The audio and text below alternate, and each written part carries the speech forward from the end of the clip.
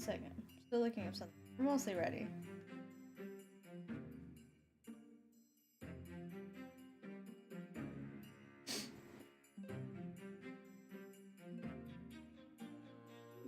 Okay. Can't believe it's been 6 months since I was last allowed to work in... Now here I am, back at the Old Bailey. Right, I remember what happened. Exploding a man. Good morning, Professor Airbrain.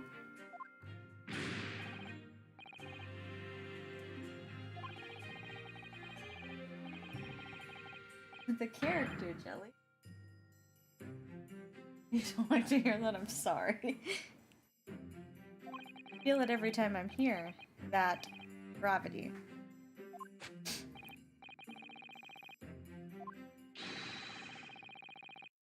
It's not. Nope, you've misunderstood what he is saying. I think it's probably all in the mind.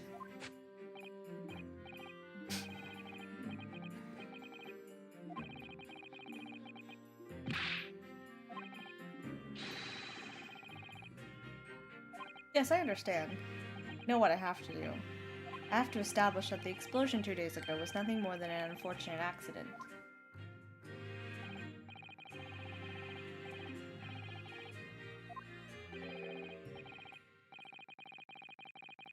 Was that what's his face?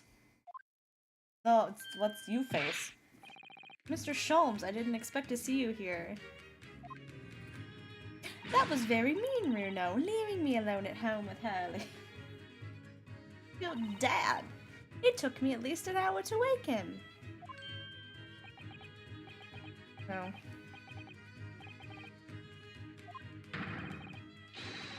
Oh, well, okay. Indeed, sir, I am he. Herlock, sure. Why are you saying it like that?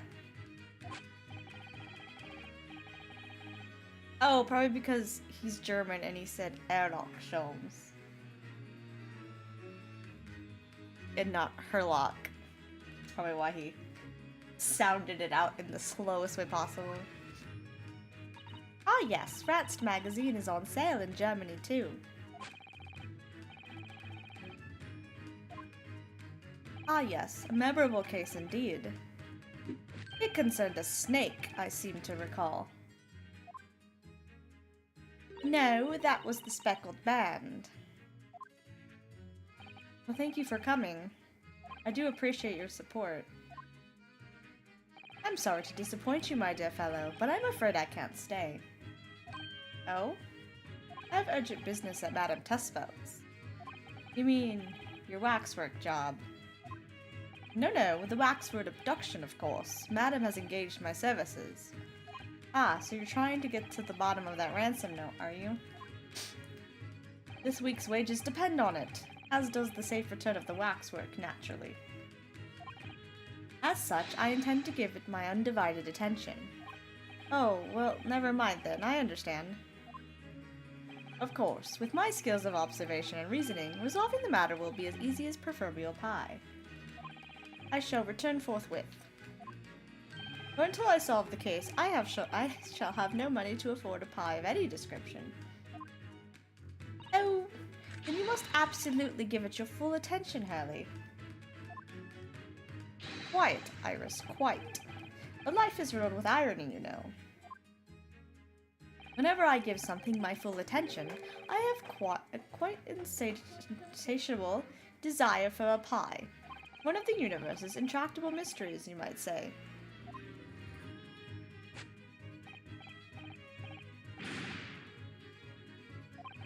I'm a little starstruck. I wish you the very best of luck, Professor Hairbrain. Before I depart, Mr. Naruto, a word in your ear, if you please. What's this about? As you have remarkably little grounding in science, I feel I ought to inform you. As compelling as the super high voltage instantaneous kinesis hypothesis may be, a practical implementation, can't do things with accents, such as was attempted by the professor at the Great Exposition, is quite impossible. But professor said the demonstration was a success. Yes, it would appear that he fervently believes it was. I've read Professor Bunnybrain's paper about it too, Runo, and I have to say, I'm sure it can't be done. It could barely be done theoretically, let alone practically. Though he's completely barking up the wrong tree? But how could an experiment that had no possibility of succeeding, in fact, succeed? That's contradictory. And it's that contradiction that will be at the heart of the trial, I have no doubt. You could use that contradiction to prove that he didn't blow up the dude because if his thing didn't work, that he didn't blow up the dude. What's that supposed to mean? Now, I must hurry along. I wish you the best of luck, my dear fellow. See you later, Hurley.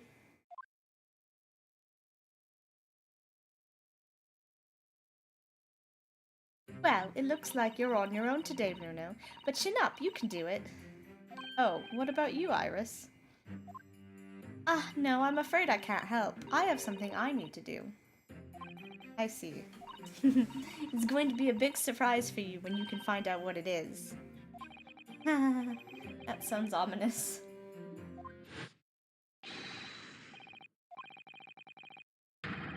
Okay. Oh, part 1. An experiment that the laws of science say can't possibly succeed. A scientist who's convinced that it did. That's the riddle you have to unlock here, Runosuke. That's the key to this case. But he's alone. He doesn't have anyone helping him. Case.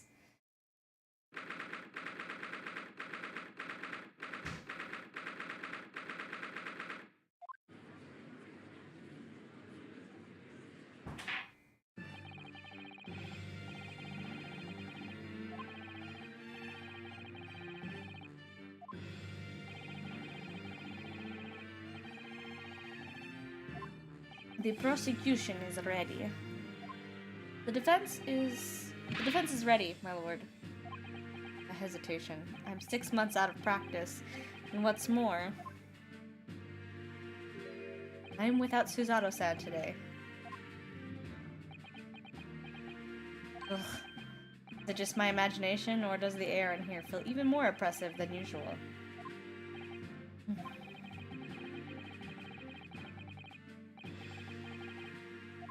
Mr. Asman was well known as a financier, though that was merely a front for his diverse criminal activities.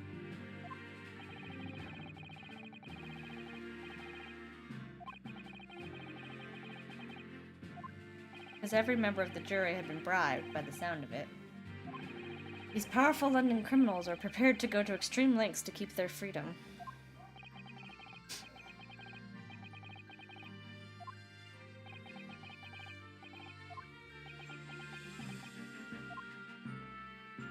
If that is how your lordship would describe divine retribution, but the fact remains that Mr. Asman's death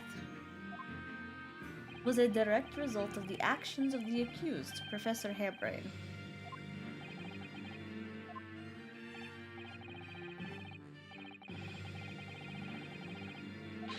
Who do we got today? Oh, you're new. Oh, did we get new people this time? Oh gosh, oh golly, I love that.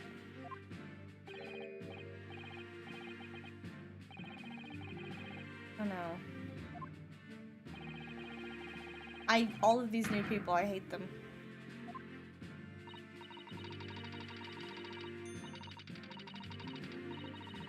Wait, are you a child? Did you bring a child into this? It is corn, hello. Your favorite. Well, I like corn, yes.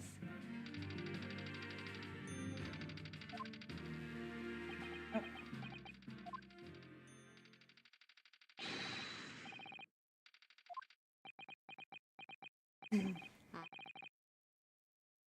Good.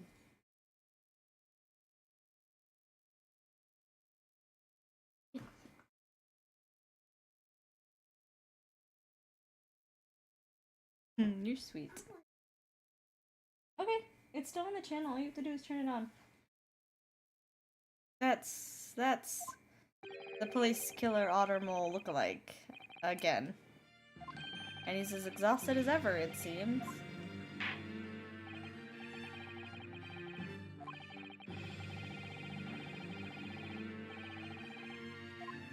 Go to the death toll. Look, the death toll could have been far worse, with the exception of the victim. No one was killed. Nevertheless, the dream of the science being exhibited rapidly turned into the nightmare of the spectators. What? Just come here. What's going on, Goose?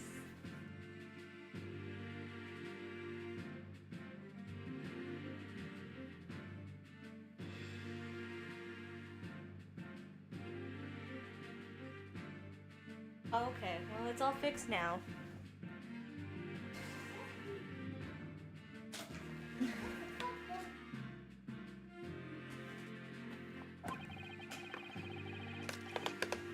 Hold on, make sure I looked at everything. I think I did.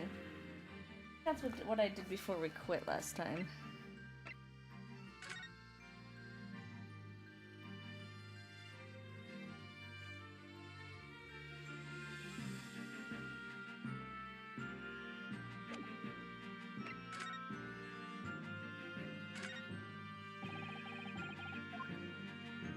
Oh, maybe I didn't. I thought I went over this.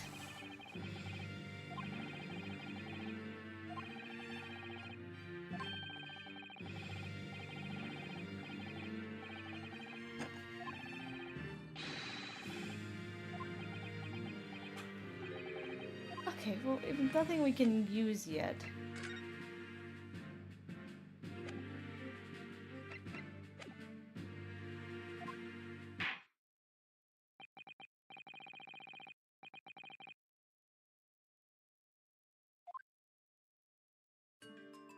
At the heart of this incident is technology never before demonstrated anywhere in the world.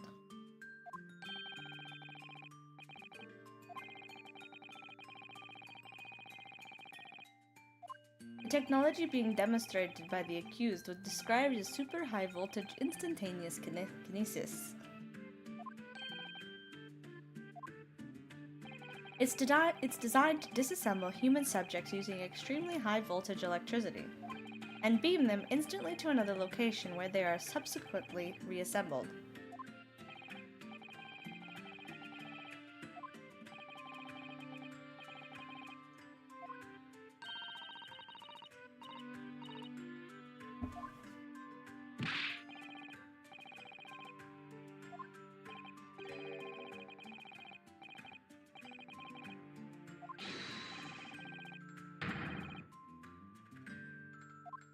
So this expert and Mr. Sholmes are in agreement. It's impossible.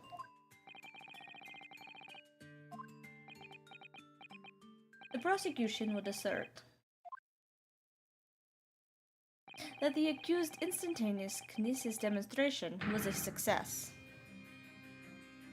It's smart of him, because for the defense, if he was killed,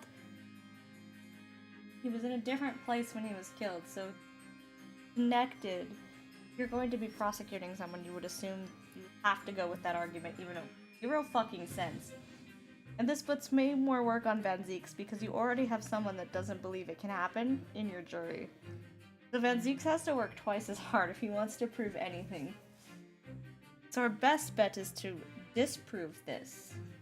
And be like, he couldn't have killed the guy because his thing didn't work, so how would he kill him from a distance? But Van Zieks we have a jury member that it's already be easy to get on our side. Knowing Van Zieks, he knows a very convincing way to get that person to believe him. What? Yeah, because that jury member, usually Van Zieks does his best to have the jury members already on his side. You already have someone that doesn't believe you.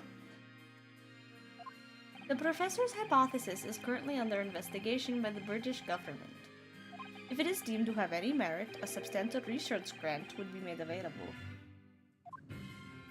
The accused made use of the invention built on his new hypothesis to take Mr. Assman's life, in order to be the sole benefactor of the grant. But...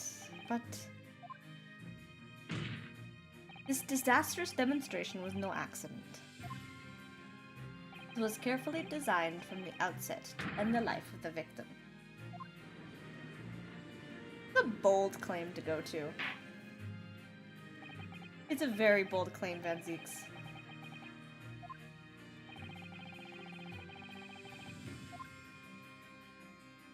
Gladly, my lord. What witnesses are going to prove that? You've got a very bold move. Like, extremely bold for even you, good sir. Bailiff, show the first witnesses to the stand.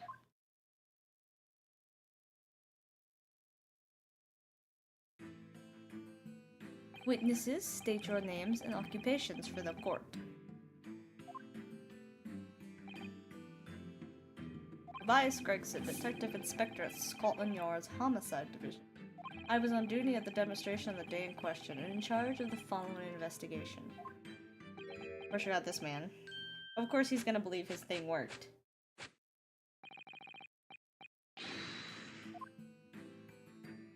You were born in England, but have been carrying out research in Germany in recent years, correct? Alright, they were also friends.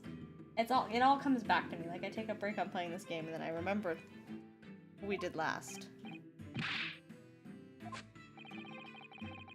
One second. Should I turn it down for you?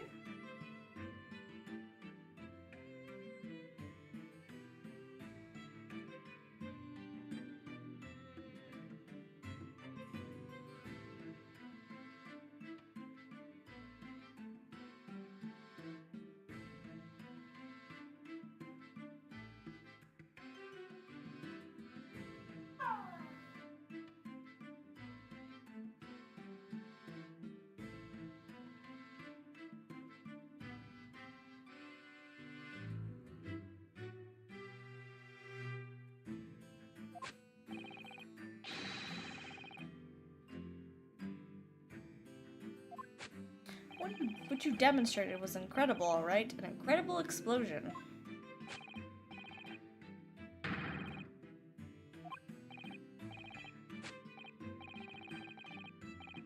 This man is digging a hole for himself! Shut up and stop talking! Oh my god. Oh, an actual defense lawyer would be looking at their client and going, shut the fuck up! Stop talking! Well, that much is undeniable, as shown in this photograph taken by the forensic investigation team. But the explosion didn't kill him, then. This looks like a stab wound. Not an instantaneous explosion wound.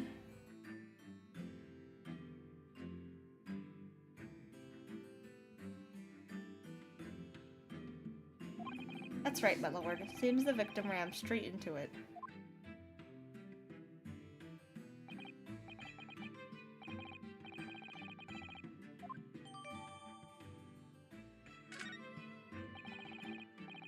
As the courts heard, the victim of the incident was Mr. Odie Assman.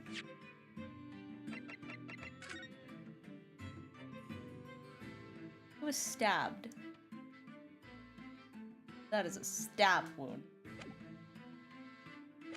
Or a harpoon, because what is that thing we had in our fucking thing? It looks like a crossbow.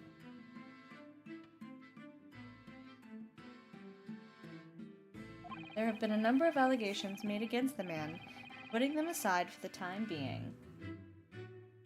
He was the man who financed the research for the experiment and the demonstration itself.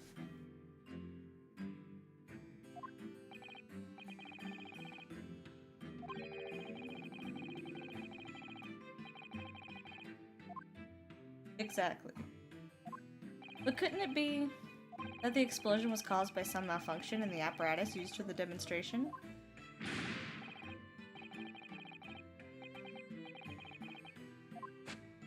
You saw it yesterday, didn't you? You can't even examine the wreckage thanks to the Special Dispensation for Scientific Equipment Act.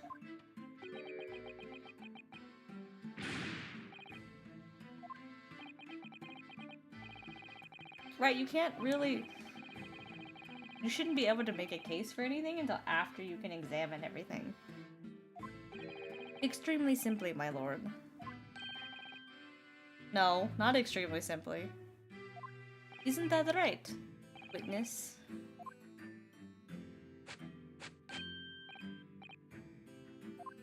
No, your neighbor. It was murder, plain and simple. Anyone could state that with complete certainty. What? How could he possibly think that?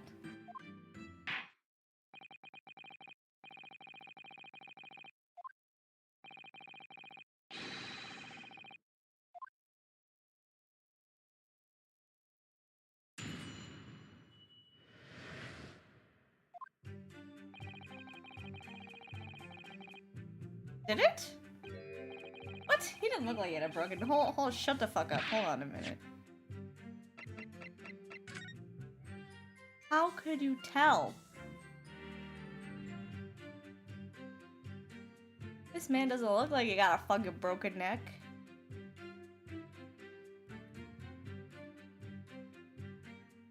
He got a fucking stab wound is what he looks like.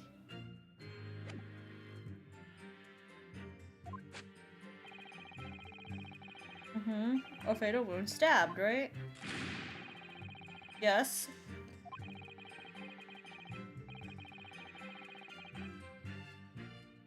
We don't know that for certain. That feels like a lot of conjecture.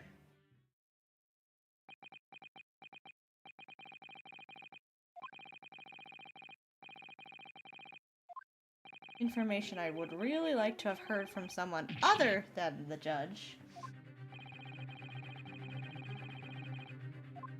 You could say, in fact, that the victim was killed twice by the accused.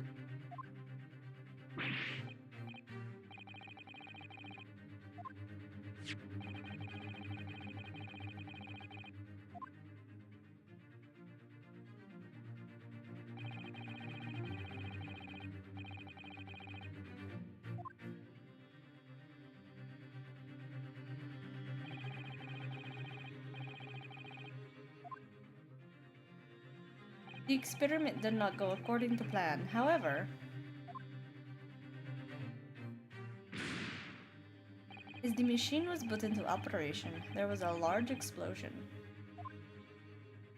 The blast caused the beam transmitter to point higher than intended. Accordingly, the kinesis resulted in the birdcage materializing in midair, from where it subsequently fell, crashing through the glass of the Crystal Tower's large round window.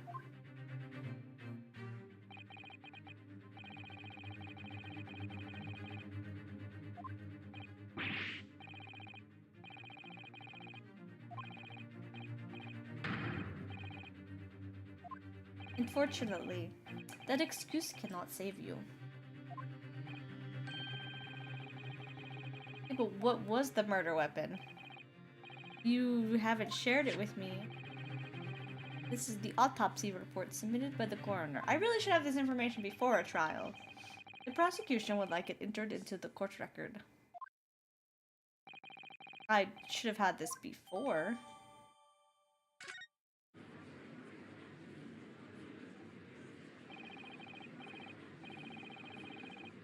Hold on, everyone shut up. I'm looking at things.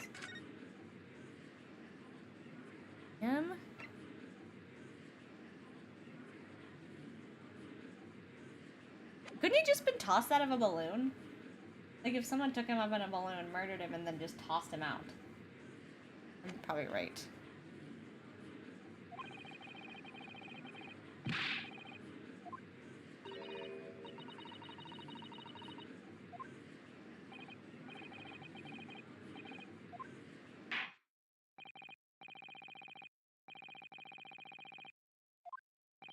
Oh yes, my lord. I need to focus here. Been a while. You got this. You got this, buddy.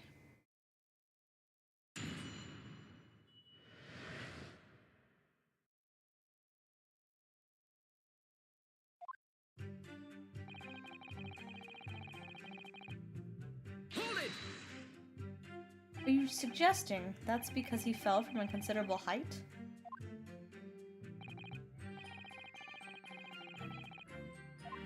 Besides that, the fact that the instantaneous kinesis itself was a success. There's air balloons everywhere. That does not make that a success. After the explosion, the cage with the fella inside suddenly appeared out of nowhere in midair. No, it did not. Remind us, Professor. What was the cause of the fatal disaster?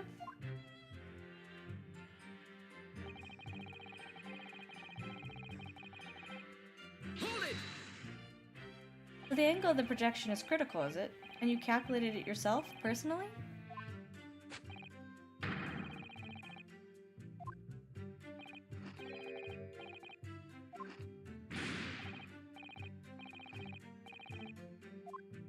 Do people fall for that brazen confidence? I should try it.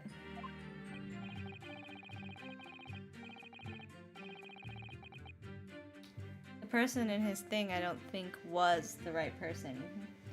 Maybe that's where the calculations were off, was height and weight. Obviously then, you had to include the weight of the clothes Mr. Aspen was wearing at the time, I suppose.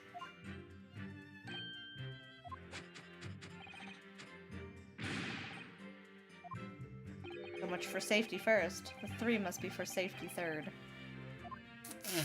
Very risque. Hold it! Another fatal injury, you say? That doesn't make any sense.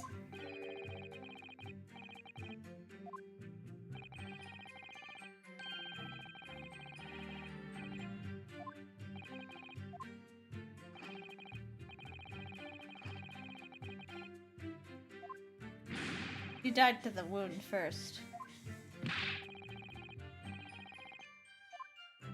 We all know that's a bottomless bag. The victim plummeted 30 feet into a glass tower. It would be reasonable to assume that as the cause of death.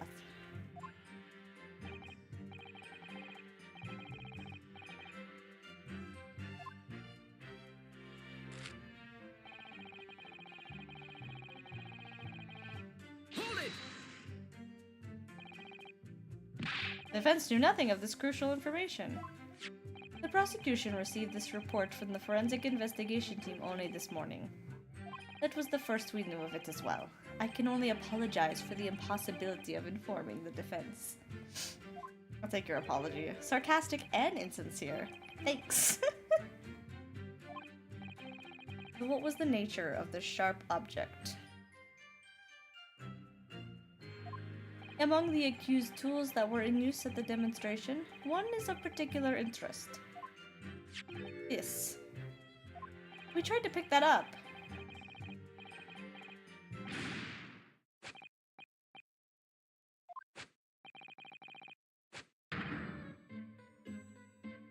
You named it. Andrew. Of course.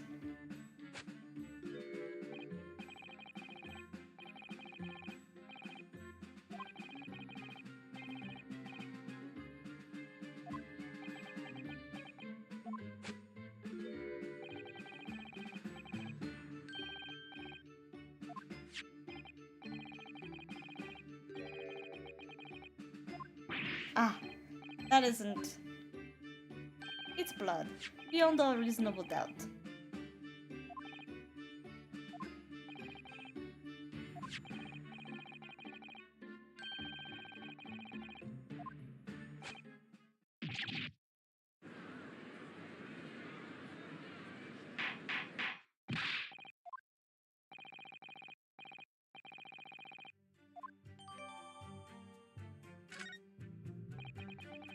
So one of Professor Harebrain's tools is the murder weapon. We tried to pick this up at the crime scene.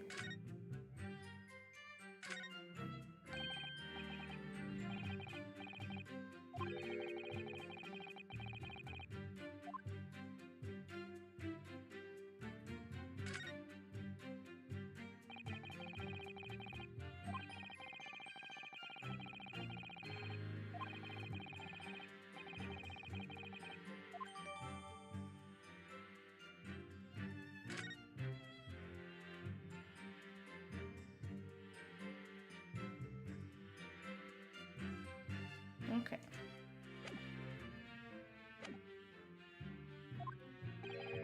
Great.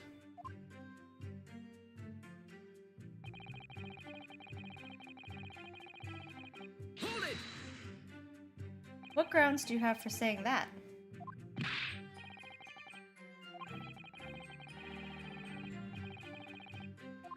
The victim, Mr. Oldie Assman, and the accused, Professor Harebrain. And we know for certain that before the experiment, the victim was alive. Furthermore, following the explosion and the kinesis, nobody went anywhere near the body. Great Scott! Excuse me. Professor Harebrain, do you have some information that may be relevant here? Professor!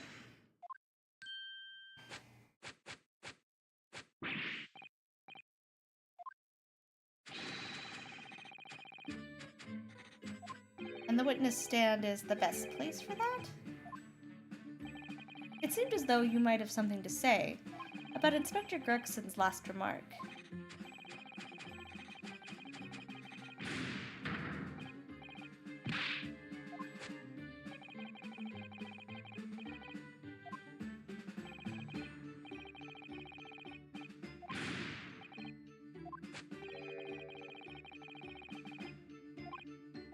Explain, please, Professor.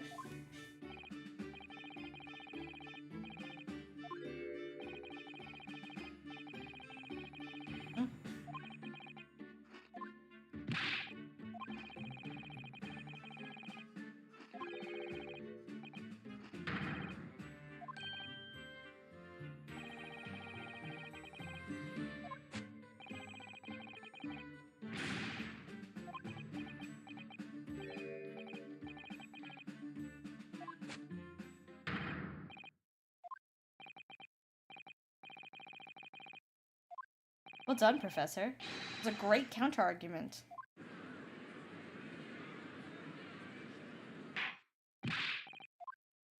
Oh, we're drinking already. God dang, sir.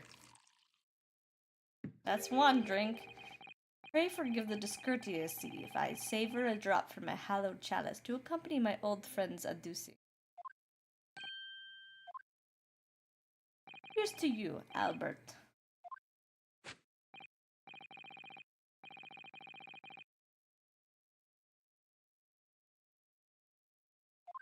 Uh-oh, it's already been thrown.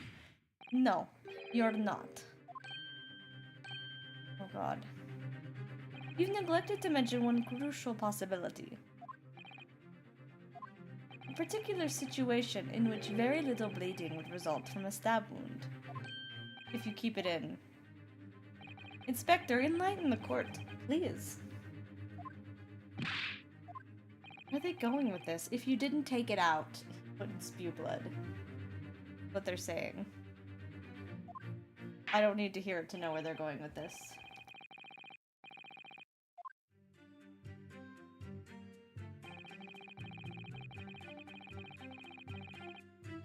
Hold it! Why would you think that, Inspector? It's only when you pull the weapon out that profuse bleeding occurs. Once it's still lodged in the body, it acts as a stopper of sorts, for want of a better word. D. You don't need a medical degree to be aware of this fact. It's common knowledge for any investigator. Ugh, where's Susanna-san when you need her?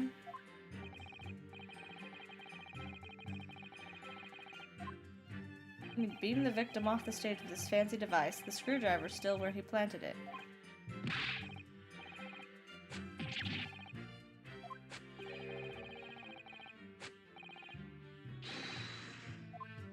The fact remains, the lack of blood at the scene can easily be explained, as the prosecution has demonstrated. That's all the testimony I have to work with. I had no idea the victim had been stabbed. That changes everything. Man Zieks keep that to himself until now on purpose? To gain the advantage? Oh well, I suppose all I could do is press these witnesses for as much new information as possible.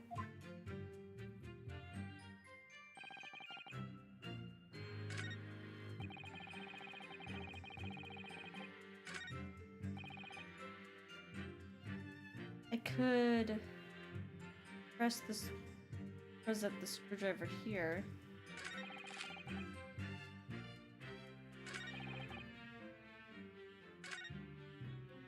I'm gonna get it.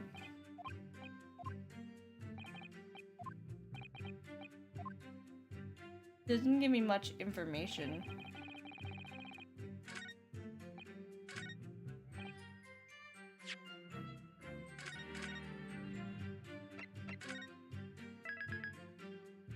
Not given much information.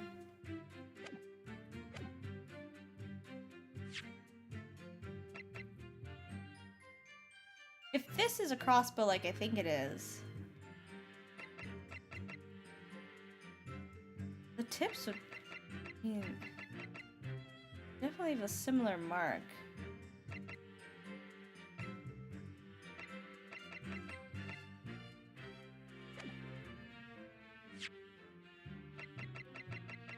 Objection!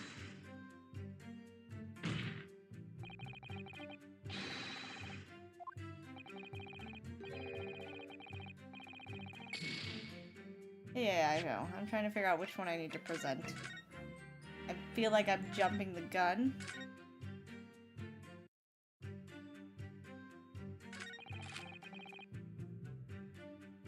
There could also be the autopsy report.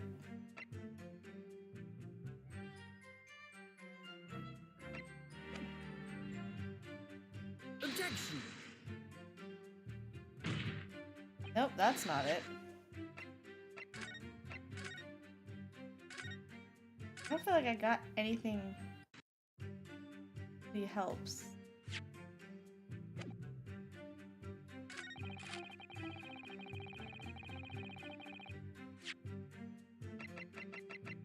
Objection!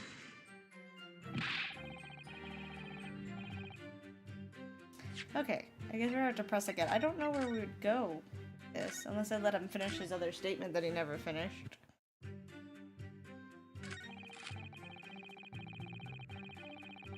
Hold it!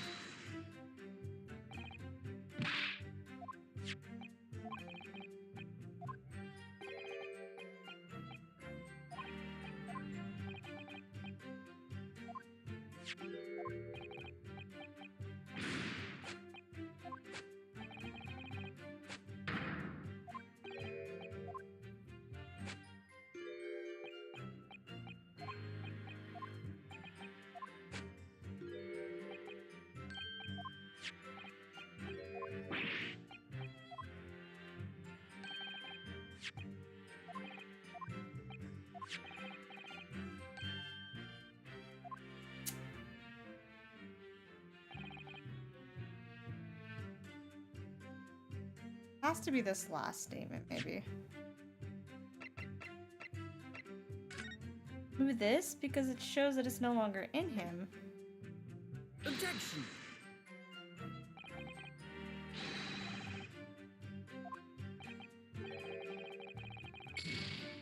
God dang it.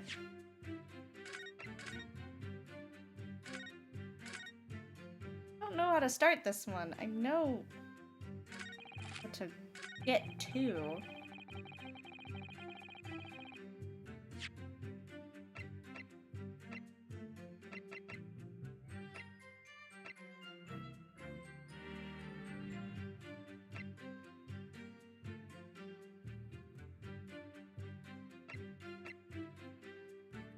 Objection! Okay, I knew we were using this for something. You say that while the weapon remains in the body, there's very little bleeding. Isn't that unequivocal? Look, there was no blood on the experimentation stage, even though that's where the fellow was stabbed. The only explanation for that is if the screwdriver was still in his body, stopping any heavy bleeding. It's common medical knowledge, my learned friend, even on your side of the world. Yes, but about this screwdriver. The thing is, we actually saw it at the scene ourselves, on the experimentation stage. Gotcha, I wasn't jumping, it was the screwdriver. I just used it for the wrong ones. It was on the floor by the wreckage of the machine, poking through a metal grill. I went to pick it up, but the detective here stopped me. Isn't that right, Inspector Gregson? Now you come to mention it, yes. Inspector, are we to understand that you permitted the defense counsel to investigate? Did you contravene the Special Dispensation for Scientific Equipment Act? I hate that word. No, not at all. I wouldn't do that. I just let him look, nothing more. It was very clear he wasn't to touch a thing. Yes, that's true. The screwdriver was in plain sight on the stage. But it shouldn't have been, should it? What are you getting at? If this tool had still been in the victim's body when the victim was beamed away by the machine, then it shouldn't have still been on the stage. That's right. It should have been beamed across to the Crystal Tower along with Mr. Assman, and been found still lodged in the victim's chest.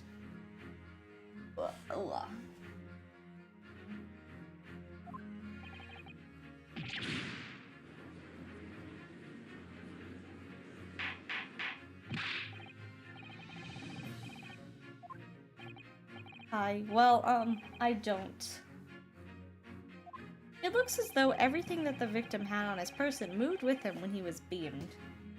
If the screwdriver was still in his chest when the instantaneous kinesis occurred, obviously that should have been beamed to the destination as well. This is a strange situation, even though people are saying that this instantaneous kinesis is a scientific impossibility. We're still basing arguments on the assumption that it did actually take place. Alright, time to tighten the screws here. My lord, if the prosecution is unable to explain this inconsistency in its argument, we can only conclude that the testimony given in support cannot be relied upon. Ooh, Renuska's confidence! Look at that! Lord Van Zieks is stumped. Oh. Why are you interrupting when I'm helping you? Fucker?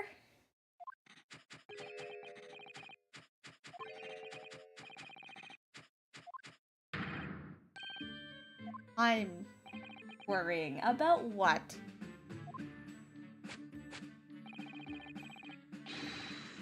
What?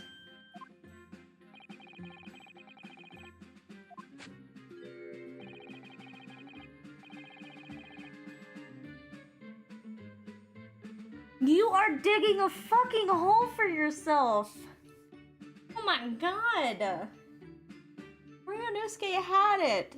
He could have gotten the whole fucking argument thrown out, and there would have been no murder weapon.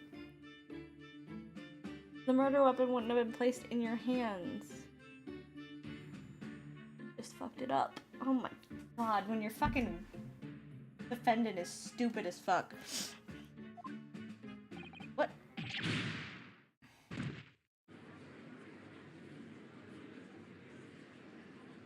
We're doing a lot of things early. It would seem your illusions have been shattered. Clearly we should hear the accused's explanation. Or should I say, this brilliant scientist's explanation? No, we shouldn't, because he's a dumbass. Just when I'd found an inconsistency in the prosecution's argument. Scientists.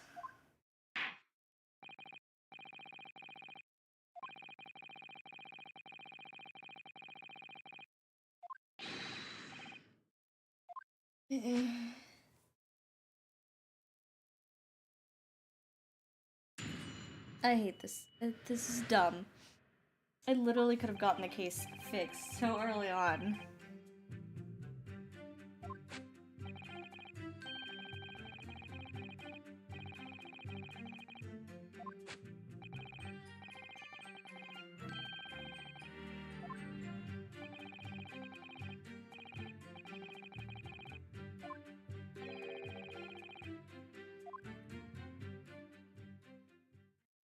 I could have won this case within like 10 minutes. I hate this man. But Zieks got very lucky that the fucking defendant can't shut his own fucking mouth.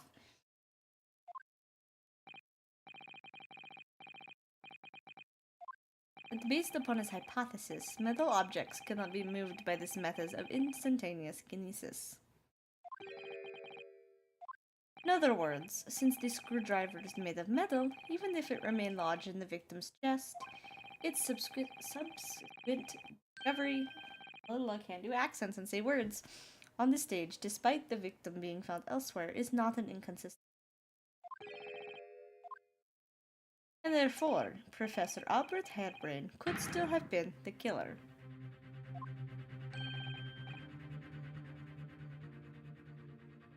You want to know what else is gonna hold? My fist in your fucking dumbass face. What the fuck is your problem? I was winning your defense.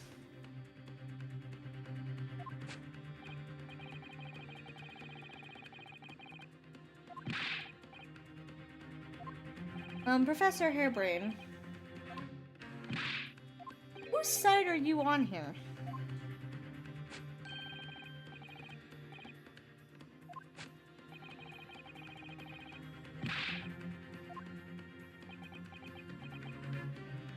Is he working for us or against us? It's very hard to tell. Let's see how you cross-examine this testimony, my Nepalese friend.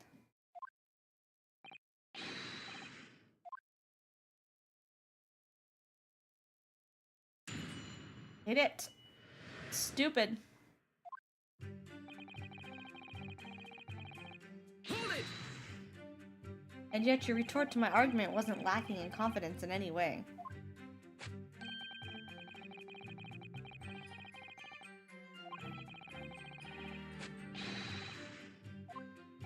But you realize that disproving my argument puts you in a very precarious position, don't you?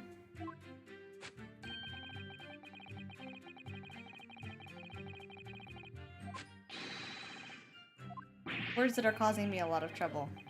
Who is the scientist?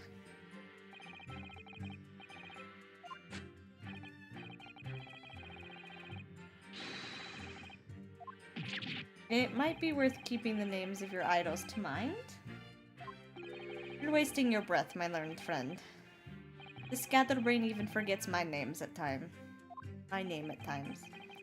Well then, Lord Van Zieks really did have a friend once, but I didn't notice hell freezing over.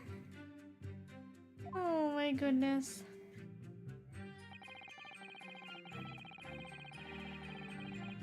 Hold it! Your hypothesis states it, so this isn't proven then.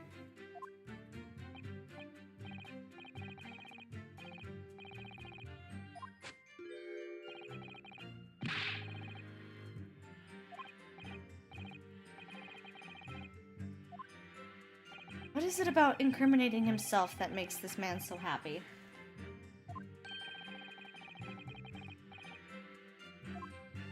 Sorry, the birdcage?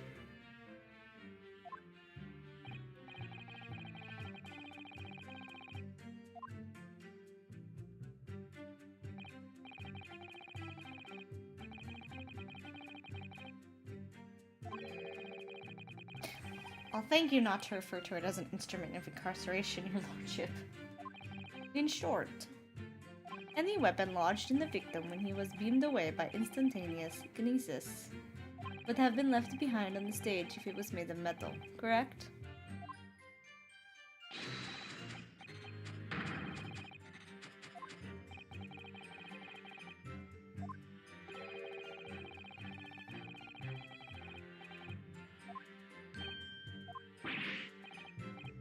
Someone beat me out of this nightmare. Oh, I love him. Hold it! You seem to be pleased by that.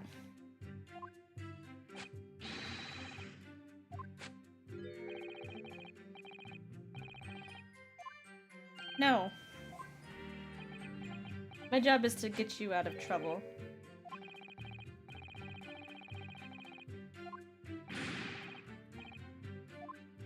No, you're quite right.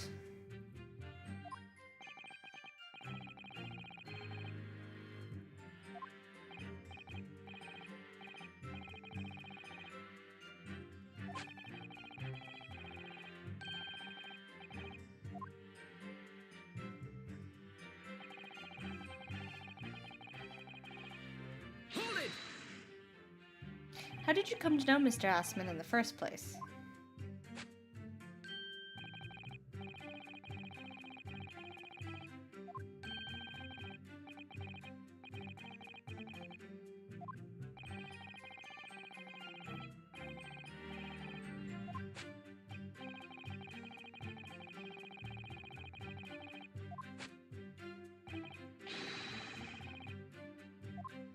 And offered you money to help fund your work?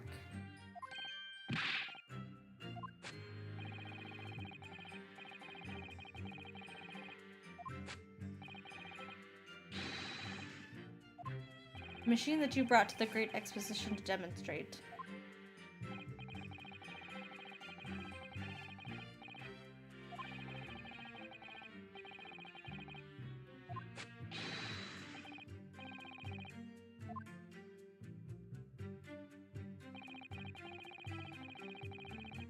Hold it! When you say that you built the machine together, does that mean you were involved in its construction?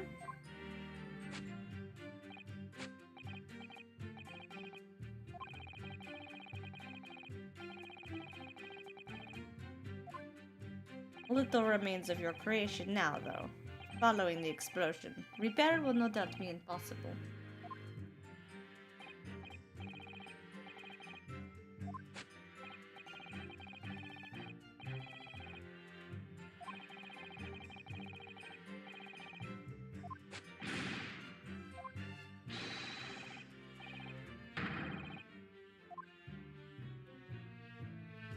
That's the extent of the testimony, then. Thank goodness for that. We don't want him doing any more damage. He's already basically proven that he could have been the culprit. But it seems as though all he really cares about is defending his hypothesis. Still, I wonder, what if his hypothesis is just fundamentally flawed? We'd have to prove that. We would have to prove that metal could be transported. Which I want to assume is in one of our pictures.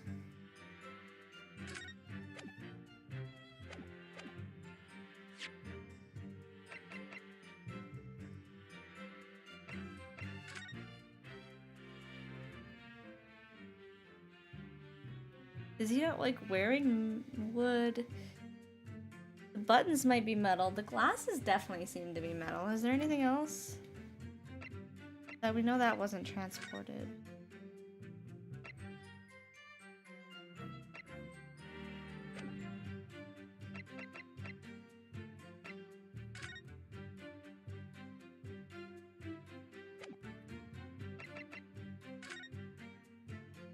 I would assume it's this picture. Objection! Professor Harebrain, you say that according to your hypothesis, nothing made of metal can be beamed by instantaneous kinesis using the machine you made. In that case, I'd ask you to have a look at this photograph that was taken at the scene. In particular, I'd like you to pay attention to the victim's face. I was right, the glasses are metal. You can clearly see that Mr. Assman is wearing a pair of spectacles with a metal rim.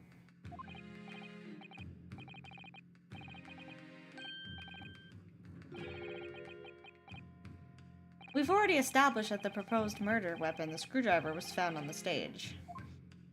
However, if your hypothesis correctly predicted that outcome, it should also have predicted that the metal-rimmed spectacles would be found in the same place. Professor Harebrain, this isn't easy for me to say, but your hypothesis is clearly flawed.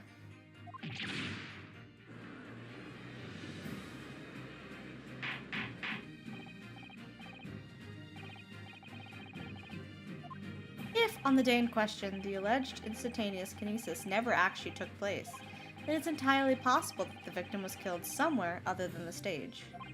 And in that case, someone other than the defendant could have been the culprit.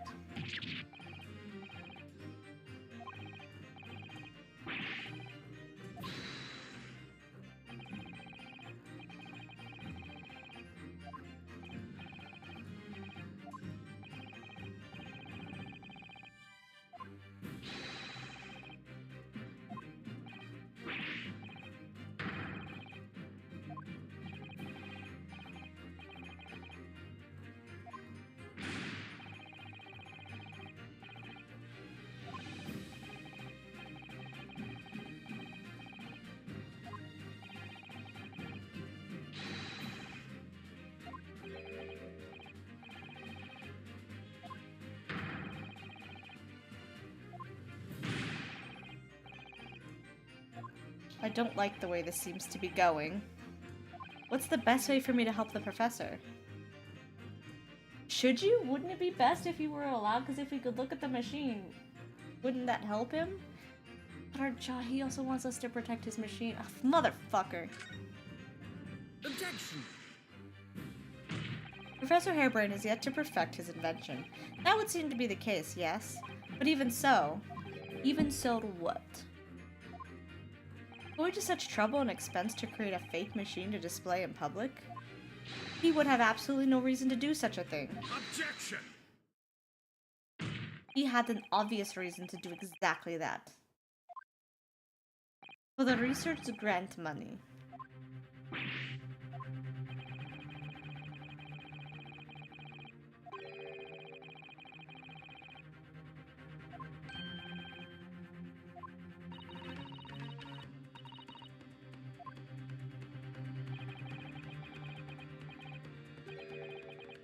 £100 a year.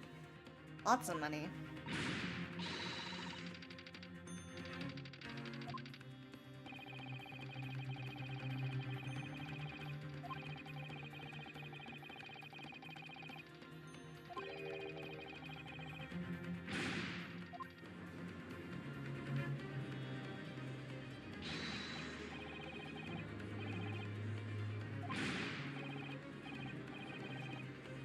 Objection! No matter how unbelievable this hypothesis may seem to you, ladies and gentlemen, the fact remains that the victim was transported instantly to the Crystal Tower. Which means that the experiment was a success. And therefore, the only person who could possibly have committed this murder is the accused. Beric. Where is this heading? I have no idea. My lord, if I may. The prosecution would like to summon new witnesses to the stand.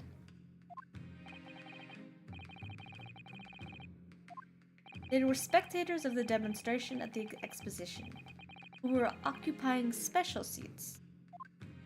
Eyewitnesses?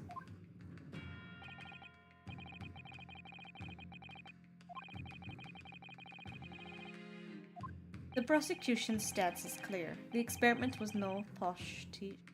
Postiche? That's a new word for me. The accused killed the financier victim there, on the public stage before the very eyes of the spectators. Now, my learned friend. Oh, yes? It's time for you to make your own stance clear. There's clearly a flaw in the professor's hypothesis. I can definitely see that. I also think that Zieks is picking the most wild statement to make his stand on. This is also his friend. You have to remember that this is one of like his only friends. And he'll do his job, but I also feel like he's making it easy for me to find ways to disprove it. But he also doesn't want to be like, no, my friend's a fraud. He doesn't really want that. He also doesn't want to put down his friend and his scientific achievements, so of course he'd stand on this end.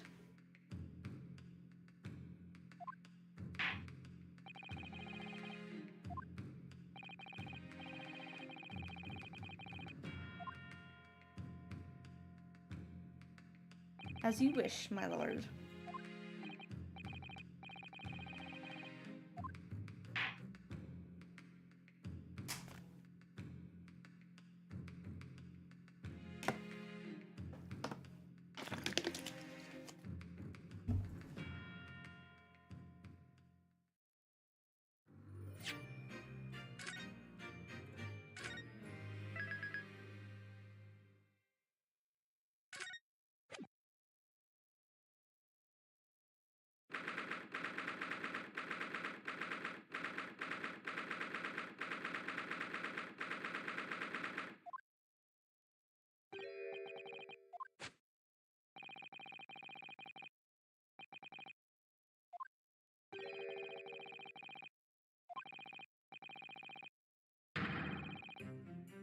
Ah, sorry about that.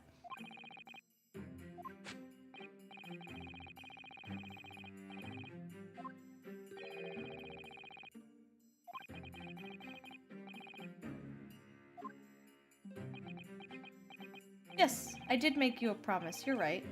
I said that I'd believe in you and fight for your freedom to the very end. But I also told you I was no scientist. I don't understand your hypothesis. The fact is, there's an undeniable flaw in your logic, isn't there?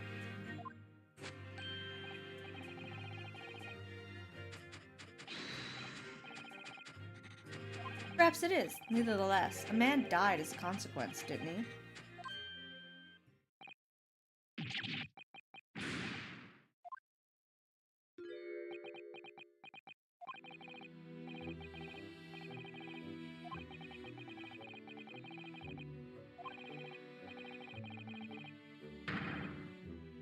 Well, that might be a little over the top.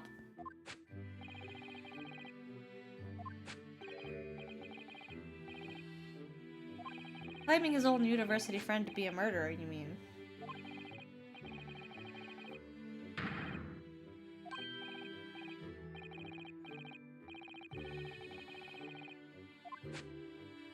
Glad that's cleared up. I mean, he is doing his job as prosecutor. I actually think he's being very lenient in comparison to, like, how we normally see Van Zieks act. I feel like he's actually been very lenient and has given me openings that he wouldn't normally. Can I double check something with you? The machine and the demonstration you prepared, they were based entirely on your hypothesis, I presume. There was no trickery involved? You pissed him off, Ryunosuke.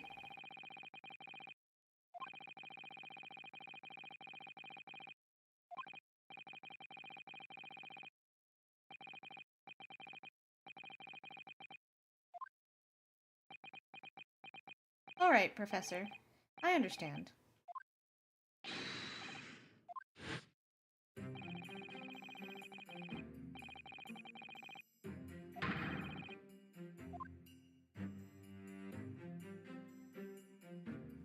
It all hinges on the demonstration. If the professor's hypothesis is sound as he claims, it leaves him as the only person who could possibly have killed the victim. But on the other hand, Mr. Sholmes was adamant.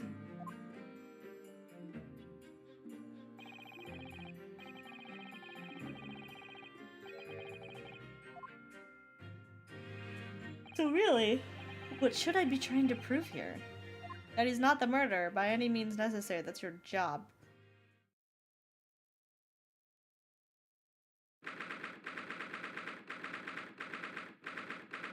And Van Zieks is right. Van Zieks gave you a big thing that you need to do. You do need to pick a stance. You have to build your whole argument around that stance.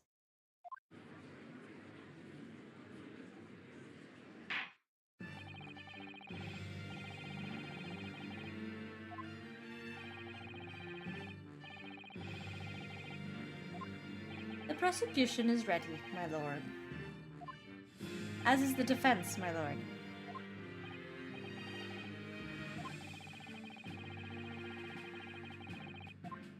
Indeed, they did. And as luck would have it, one of them is a police detective. The testimony we're about to hear can be considered highly reliable. Oh, is this what, Ginny? Perfect, a detective of all people. The prosecution's stance remains unchanged. Though it ended in tragedy, the demonstration on the day in question was scientifically sound. And consequently, the sole person with the opportunity to have committed this act of murder is the only other individual to have been present at the stage at the time, the accused.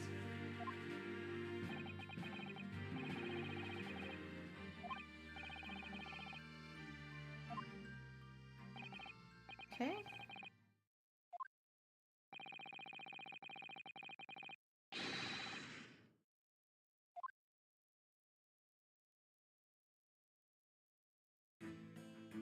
Yep, I knew it was gonna be Jenny. Witnesses, state your names and occupations for the court to hear. My name is Balthazar Loon. I am the impresario of the hot air balloons in the vicinity of the experimental stage. Are you supposed to be Italian? Or French? My name is... oh god, he's German. Wilhelm Gustris Sigismund Ormstein. That's a fucking name! I have come to seize the Great Exposition all the way from my home in Bohemia. Are you French? German? I don't know. You're getting an accent of some sort. It's not going to be correct. I'm very rich. Thanks for adding that! Inspector Ginny Lestrade, Scotland Yard. I'm a great detective. Even Sherlock Holmes agrees. I was on security duty at the exposition and I got to go up in one of them balloons. It was amazing. Gina again. But she did mention that she'd seen the disaster from up in a balloon actually, didn't she? And she clearly loved every minute of it. There were 3 balloons flying near the public experimentation stage when the incident occurred. 2 of these witnesses were in one such balloon at the time and saw events unfold from the skies above. You make it sound like they were in the clouds. It was only an altitude of circa 60 feet, very low. Well, you can't see nothing if you fly too high, can ya? 60 feet, about 18 meters then.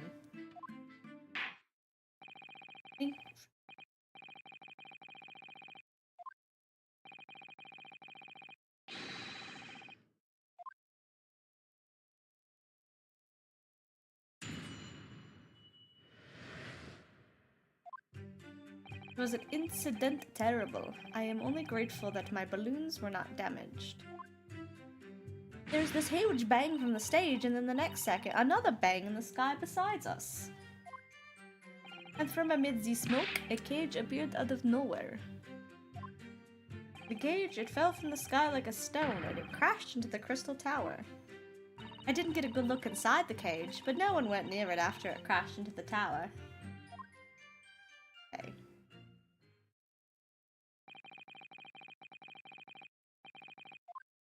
Can I just clarify something? There's a detail in the witness testimony that I've not heard any mention of until now. Specifically, that there were 2 explosions? More precisely, 2 explosions in 2 separate places. Yes. When the demonstration began, the balloon carrying the 2 witnesses was around here. There were 2 other balloons in the air nearby at the time carrying other passengers as well, to be clear. This balloon had the killer in it. Because if he fell here, then he was in that balloon. Then, as power was supplied to the machine for the demonstration, the first explosion occurred. The so-called birdcage that contained the victim disappeared from the stage, and a moment later, the second explosion occurred directly adjacent to the balloon carrying the witness. A birdcage appeared at the site of the explosion, subsequently to plummet down into the crystal tower. I was very surprised. Suddenly a cage appeared before my eyes with a person inside. The blast was so hot, but I didn't want to miss a thing, so I kept my eyes wide.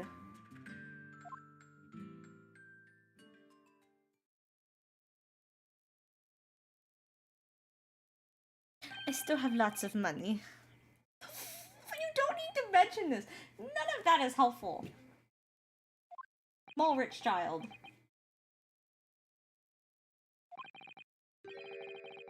This curious infant! Not even child, but infant. I'm told he is a young noble of the Bohemian royalty. Apparently, he disguised himself in order to steal unnoticed into the Great Exposition. Yeah, I am here in London on a sightseeing trip with my elementary school. We will have the benefit of child's point of view in the testimony. Oh, I couldn't even get the accent. We really need that? When I remove my mask, this is what I look like.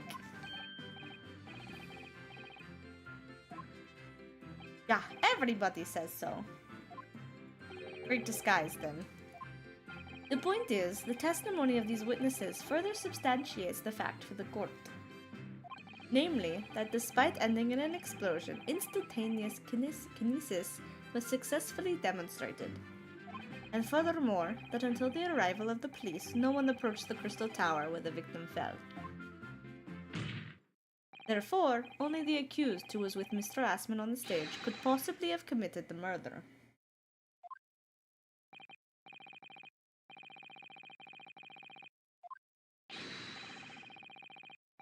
We have to pick a stance for Inosuke. Stance should be that he wasn't. The experiment did not work. What it should be. Hold it! There were 3 balloons flying above the experimentation stage at the time, I understand.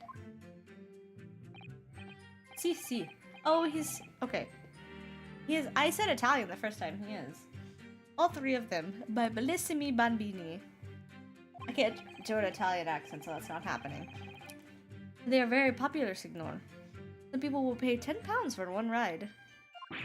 £10? That's more than my annual stipend. £20 a month, that is my pocket money. Royals have all the luck. I got up there for free, I did. Played the I work for Her Majesty's police card, you know. Detectives have all the luck. If they're so popular, why would you only be operating such a small number of balloons, though? Because if I have too many in the skies, they could crash into each other. The operators for the balloons were decided by lots, with each operator manning a particular area. See, and the zone above public experimentation stage is the most profitable. The other impresarios, they hate me.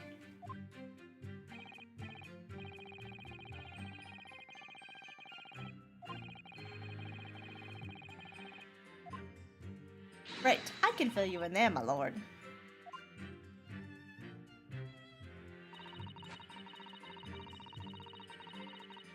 Hold it! You actually saw the accident happen from up in the air? Yup! Isn't it amazing what a detective gets to do, eh? I'm telling you, Otto, being a lawyer's a mug's game. You should join the force so we can go flying together. You know me so well. Yes, well, anyway, could you tell us exactly what you saw, do you think? Everything. We saw everything, because we were up above it all. That dodgy cove climbing into that cage, and that dodgy professor pulling on them levers. And that's when it happened. That's when there was a massive bang and the cage disappeared, just like that.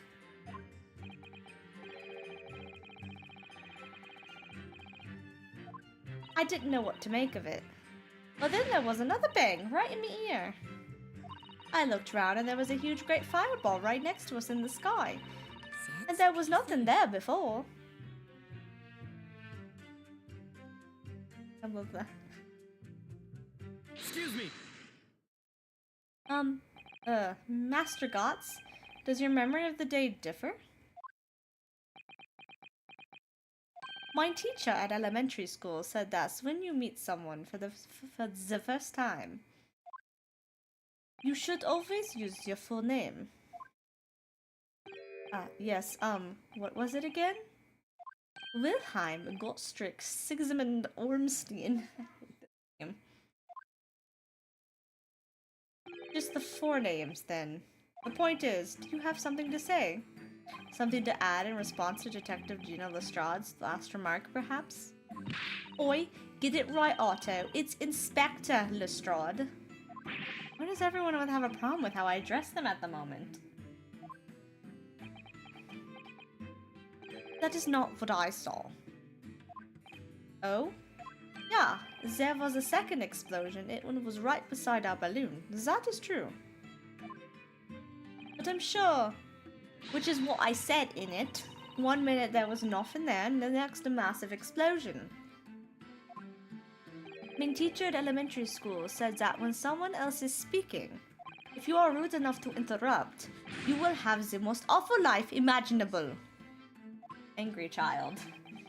Are all Bohemians brought up to be so full of joy? Oh my god. How many balloons do you have, sir? Just before the second explosion happened, next to our balloon, I clearly witnessed. A green balloon flying in the sky. A green balloon? You what? I never saw nothing like that. But I did. I saw it, and you can't say I didn't. I will complain to the council. I will cry and scream. My testimony is the truth. I am a Bohemian prince. You cannot say it is a lie. That is not allowed. Actually, this might be one of my favorite characters to voice. He's so funny. Playing the bleeding royalty card. Bleeding royalty card, are you? Typical. Says the orphan who likes to remind people she works for Her Majesty's police.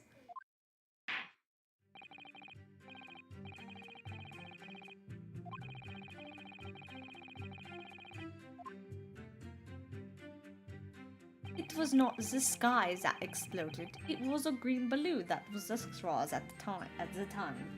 That should be his other balloon. Like I said, he fell out of the body was dropped out of the balloon where the balloon like popped. Actually, can you go back? I wanted to press that. Hold it! A green balloon, you say? Are you sure about that? Of course I am sure. I am a proud Bohemian prince. All these questions are making me boring. I think you mean bored. English is very annoying. The language of my countrymen is far superior. Ragazzo, it is very wrong to lie.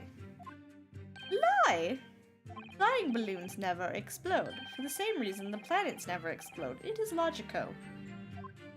Please tell me that doesn't mean logical. If you insult me, you insult all of Bohemia. Madai! I will have the army come and shoot all of your stupid balloons out of the sky. All of them.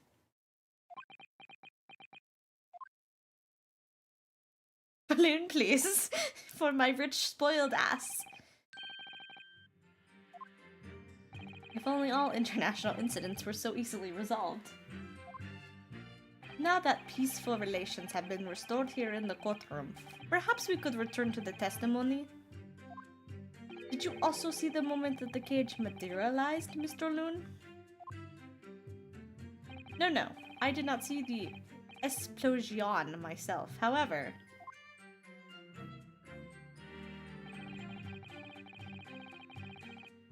Hold it! did you see that actually happen? No, in reality, I did not. I saw after it hit the tower. There was a grand confusion, yep, that word, around the stage. I ran to see what had happened. I was terrorized by the idea that one of my balloons had crashed. I suppose they are his livelihood.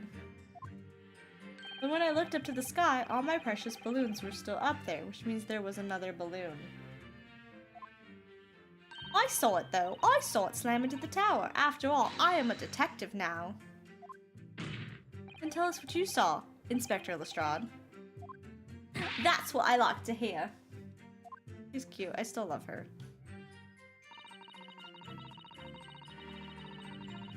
Hold it! Was it you who gave the order to keep people away?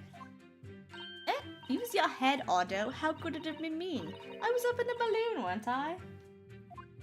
Right. So because I was available, it was the boss who had to leg it over there. He was getting shoved and kicked all over by the panicking spectators as he tried to seal off the scene. It was a real sight to behold, I can tell you. Amazing. Poor Inspector Gregson. But anyway, I couldn't see the cage well because of all the smoke. And I didn't really want to see it, to be honest. I was scared out of me wits. Keep it together, Inspector. Prosecution really is asserting that the demonstration was genuine. But what if it was actually some kind of switch-around trick instead? That would mean that the victim was never actually on the stage in the first place. He said green balloon, right? We found a green piece. I think we can use that. 2 explosions would have thrown everyone watching into panic for sure. I think I need to find out more about what exactly people saw at the time.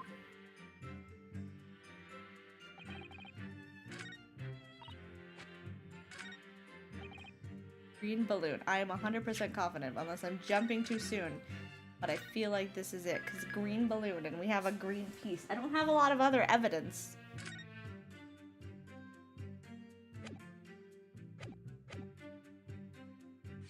We do have this. Objection.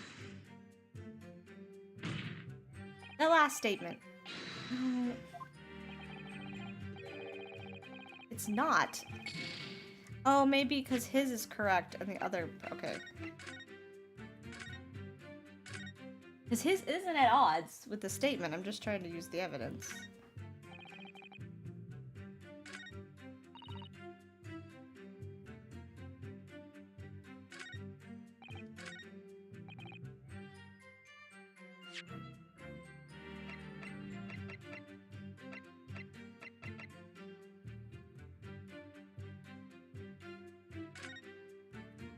I love you too.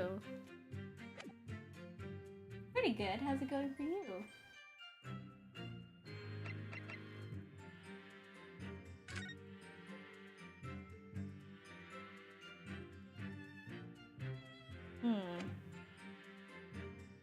Be this way? Objection. Oh, okay. Oh, fuck. It's figuring out exactly what I need to do. Because I'm ahead of the gate. I know that the balloon is an issue. I don't know what I'm missing. This one's annoying on this case.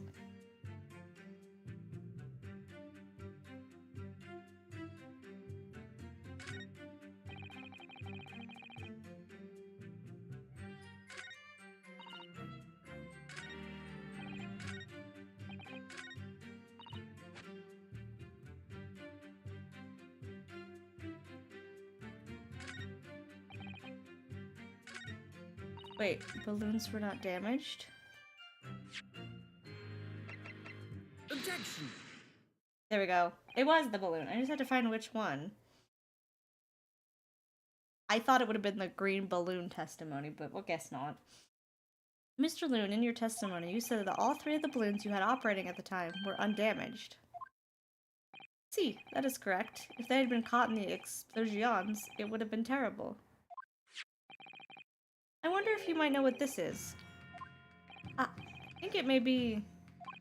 part of a balloon. A burnt piece of the fabric of the envelope. Sorry, the envelope. Pardon, that is the large round part of the balloon which becomes filled with hot air. It is made from very thick fabric lined with rubber. You do not want it to rip when you are in the sky. Just as I thought. This piece of cloth was found near the experimentation stage. In other words, as Master Gotts testified, a green balloon did indeed explode that day. Eh? If all the balloons in the sky above the experimentation stage belong to you, Mr. Loon, then your statement that they were all undamaged clearly contradicts the evidence.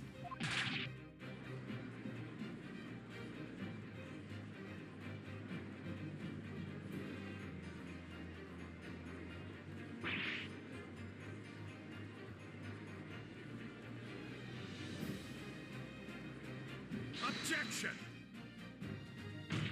The instantaneous kinesis did occur, but after the explosion on the stage. The point of materialization shifted to a location occupied by a balloon.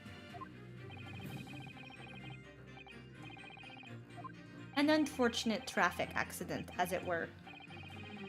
But it changes nothing about the pertinent facts.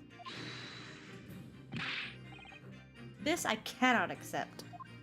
Why not, Mr. Loon?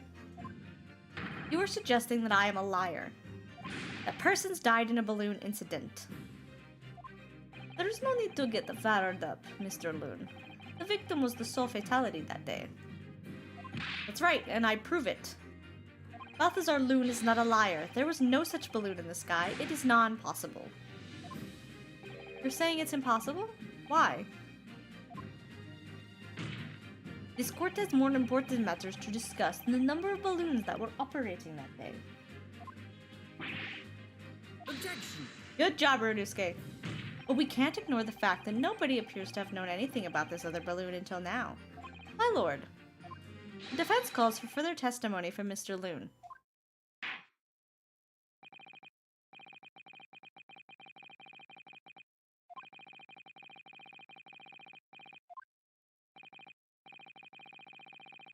I think all of his balloons look like his hat, so they're all balloon with red stripes, but there might have been another balloonist. Haze, my lord.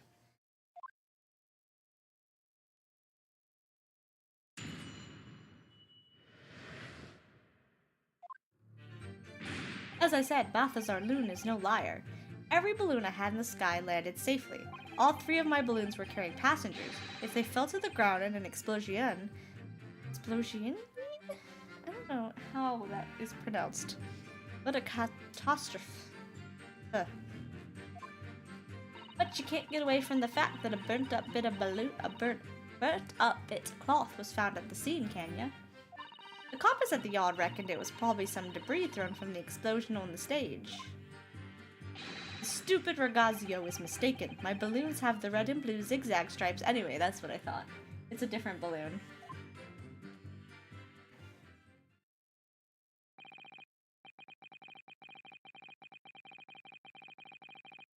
Si, exactamente. If he even saw a balloon in the first place.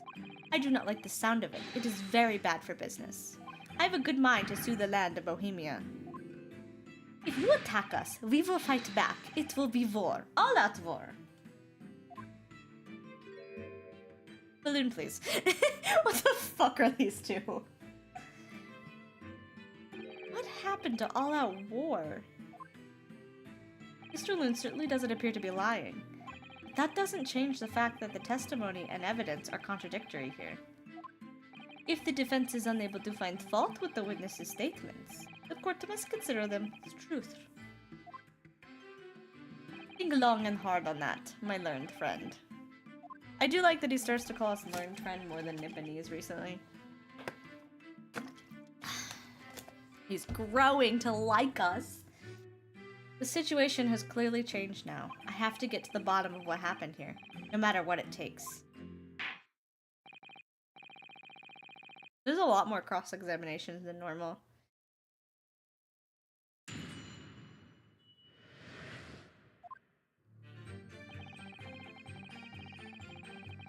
Hold it!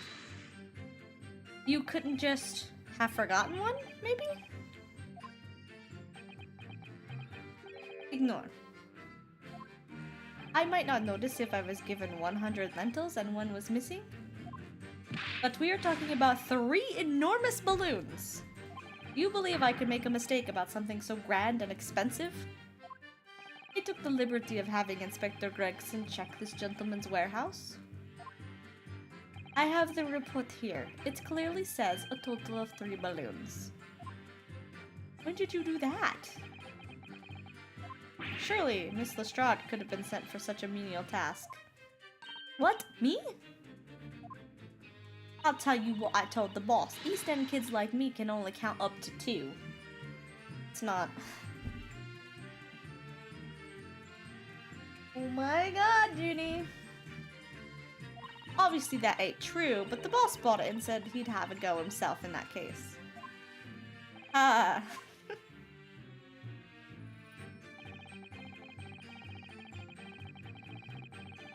Hold it! It would be quite a catastrophe if they fell to the ground for any reason, I think. On that note, Mr. Loon, tell me, what is it that keeps these balloons in the sky? Are you an idiota? Sorry?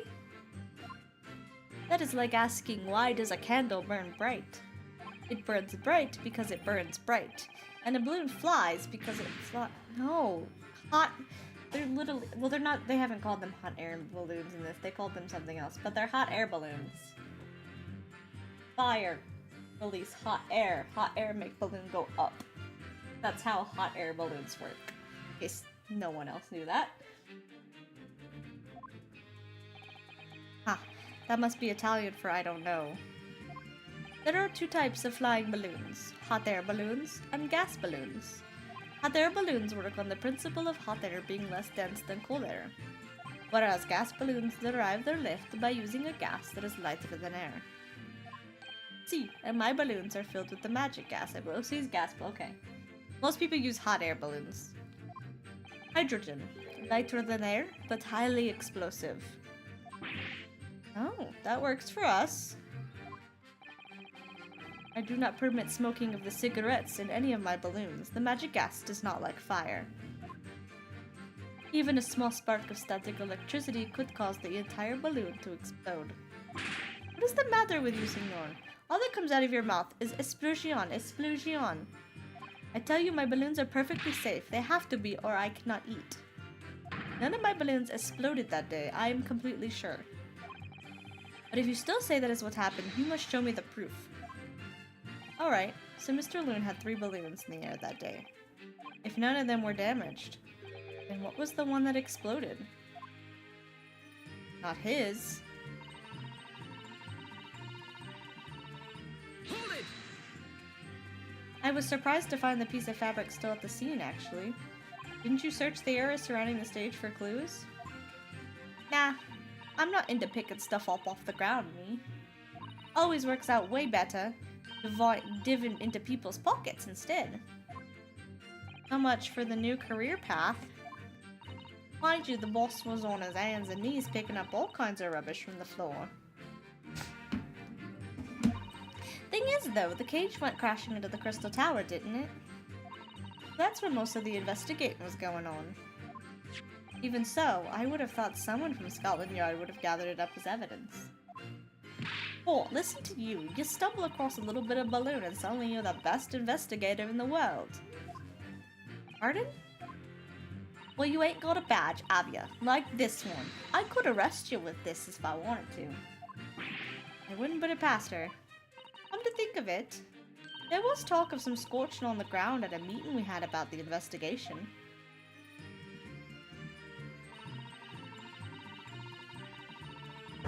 Hold it! There was considerable damage to the stage and surrounding area, wasn't there? Yeah. Some of course what were watching the experiment were caught in the blast and injured. Good job the old contraption didn't kill over, eh? And I hadn't even considered that. It seems there was a great panic after the incident occurred. Nevertheless, the police shouldn't have missed a torn piece of envelope from a balloon. Inspector Gregson can expect repercussions. Like me swiping all his fish and chips, eh? Oh no. The man's sole pleasure. None of this matters. That scrap of balloon envelope means nothing. Niente. Niente. Hold it! You mean the color is wrong? Si, senor. I do not have any green balloons in my warehouse. And yet, a piece of green cloth was found at the scene, and it's unmistakably from a balloon. Well, I do not know how that can be. For the sake of argument, let's say that the green balloon did explode above the stage. You couldn't therefore conclude that it happened on the day in question. Why not? There have been recreational balloon flights over Hyde Park operating from before the Great Exposition. One could have exploded on some earlier date, unfortunate as I'm sure you'd agree. I don't think so. Si, exactamente. As the senor says, it is not from one of my balloons. Clearly this little ragazzo from Bohemia is mistaken about what he saw. Excuse me! Is something wrong, Master Gotts? It's Master Wilhelm Gottfried Sigismund Ormstein. I hate this name.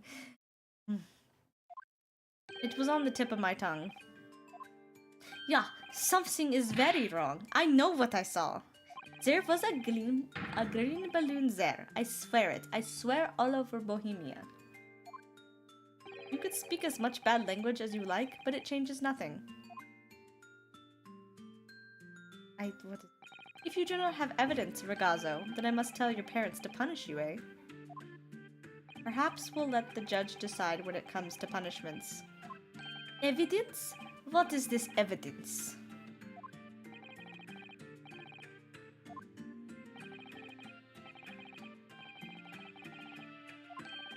Well, why didn't you say so sooner? I have the photograph here. I had not been up in the balloon for a little while, so I was very excited. I took lots and lots of photographs. Of the Crystal Tower, of the Bohemian exhibit, of the streets of London, of the hot air cellar, the balloon. And the instantaneous kinesis experiment? Did you take a picture of that? Yeah, one picture. Really, you did take one. But all I wanted was a ride in the balloon. I was not interested in boring experiments. Never mind that. Can you show us that photograph? Of course. And then you will see. You will see that I am not lying. That I really did see a green balloon.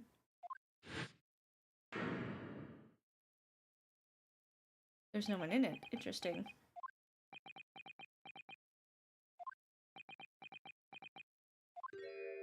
Well, I see you're all too shocked to speak.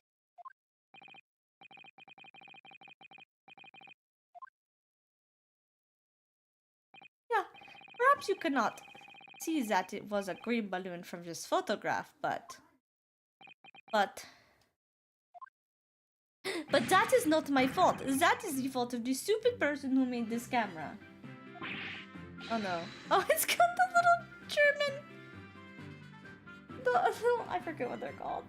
Over the A's, that's cute. That is one very bohemian sounding cry.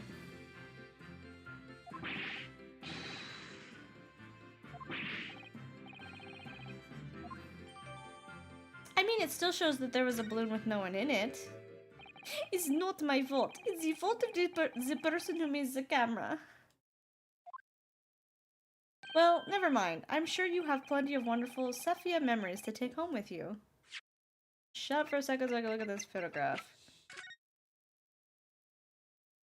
Wait, what's that? It shows something hitting this. He did a very good picture, actually.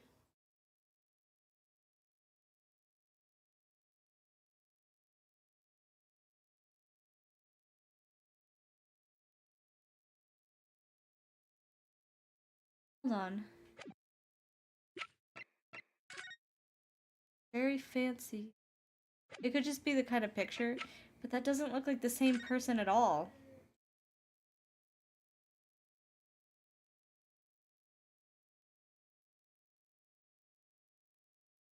You can't really see anything. But that person in the cave, and that's definitely something shooting the balloon. In any case, when exactly did you take that photograph? Well, it was on the day of the big explosion. You don't say. When I pressed the shutter release, there was this very loud bang, and the hot wind rushed over my face. That means this photograph was taken a split second before the explosion occurred. Well, if you ask me, this black and white photograph changes nothing. I could not give the flying fig. Lovely language you've picked up. As I thought, Mr. Loon's testimony just doesn't quite add up. The young bohemian boy claims to have seen another fourth balloon, but Mr. Loon vehemently denies the possibility. And it's hard to imagine the man in charge could be mistaken about the number that were in the air. Still, this inconsistency must tell us something, I'm sure.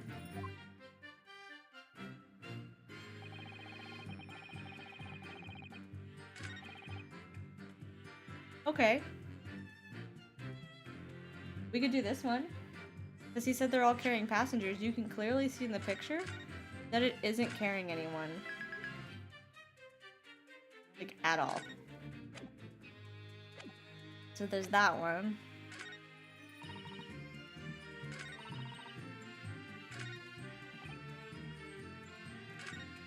Oh, my bad.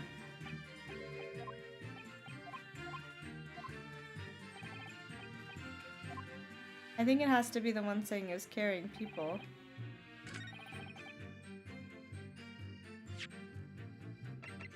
I wouldn't use it. Objection! Unfortunately, the photograph Master Gotts took can't tell us the color of the balloon. It can tell us something else, something crucially important. What? It shows that the pictured balloon wasn't carrying any passengers.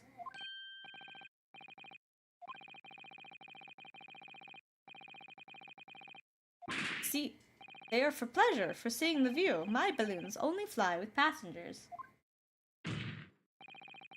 Which tells us that the pictured balloon isn't one of them. So when the incident occurred that day, there was a fourth balloon in the skies above the experimentation stage. The mysterious green balloon. I know nothing. I can only tell you one thing. If this balloon was not carrying passengers, then it was not one of mine. Objection! Of course. There are illegal tradesmen everywhere you care to look. Clearly one such entrepreneur decided to capitalize on the opportunity presented by the Great Exposition, and managed to operate balloon flights on Mr. Loon's patch without him realizing. See, the competition trying to steal my profits. I did not notice because of the experimento that went wrong on the stage. This fourth balloon exploded at the very same moment Mr. Assman was beamed from the stage below. Right, so them scraps that fell to the ground after and left them scorch marks, they didn't come from the stage at all. It was bits of the balloon raining down. Because no one was in it, it didn't get no attention. Mysterious fourth balloon carrying no passengers, silently floating over the experimentation stage. Objection! This photograph shows us nothing more. A stray balloon carrying no one and operated by some rogue traitor. Clearly it has nothing to do with the case.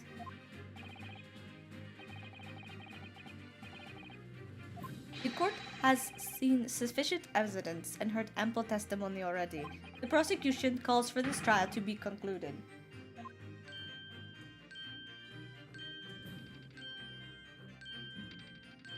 Really? Have we really got to the truth yet? No, I can't let this opportunity slip away. The jurors' minds are made up, and not in our favor. What else can this photograph tell us? Is there nothing more we can learn from it? There is! Like, you can see the person inside of it doesn't look the same. It also looks like it was shot down. I've got two chances. Both my things, one of them has to be right. Ladies and gentlemen of the jury, wait. Please don't give your decisions yet. The photographer Master Gotts may well be hiding one more vital clue. Objection! Oh, stop it. We're well past the point of mere possibilities. It's time for definites now, so tell the court. What exactly does this alleged clue in the photograph prove? Cause of the explosion. We can reasonably assume that the pictured balloon was destroyed in the searing heat of the explosion. Yeah, that's right, yeah, it was not my fault. Evidently. Because the birdcage from the kinesis machine materialized in the sky where it had been flying. And the balloon, being filled with flammable hydrogen, instantly and explosively ignited. Objection! No, that's not what happened. What?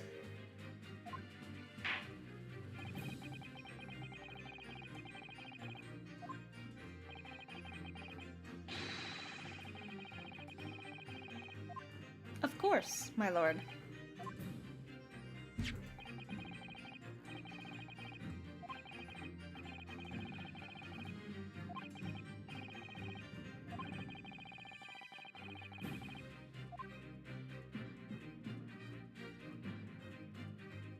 Take that! The timing of this photograph can only be described as miraculous. If you look, you'll notice there's a bright white line that appears to point directly at the balloon. Most likely a ray of light caught incidentally on the film. If you look with a magnifying glass, my lord, it becomes clear what the nature of this bright line it really is.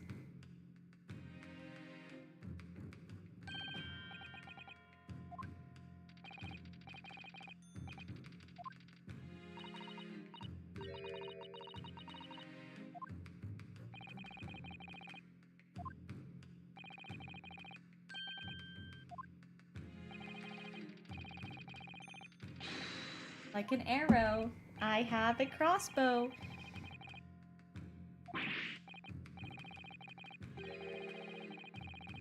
Objection! That's absurd. The balloon would have been 60 feet above the ground at the time. No flame could possibly have reached such a height. Objection! Actually, it's my opinion that a particular piece of evidence found at the scene reveals that it's exactly what did happen. What evidence?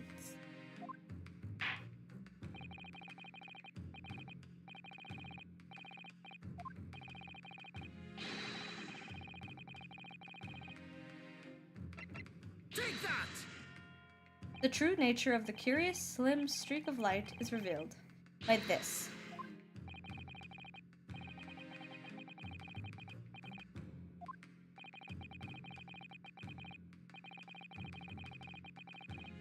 Oh, isn't that right? What? I was so confident. Oh, well, maybe we have to...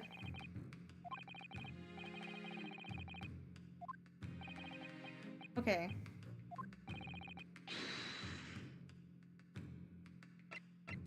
I mean... we could do this piece of evidence. I mean... that's a scorch mark. This is what shot. I'm ahead of myself. What's happening is I'm getting ahead of what the actual evidence is. We don't know it's a crossbow yet. This one? Take that! Not that. I can already tell by the fact that music didn't stop. What proves it? If not the crossbow. You can't... This is definitely a crossbow, by the way.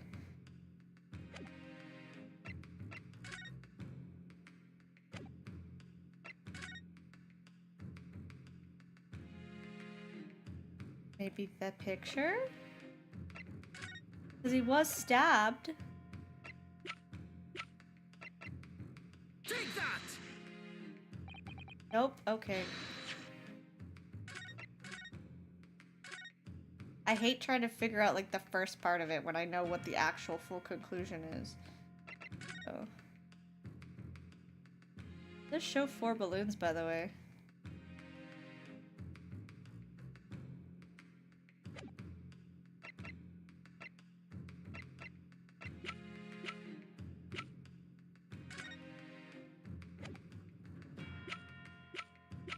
The autopsy report? Take that! What is it? What?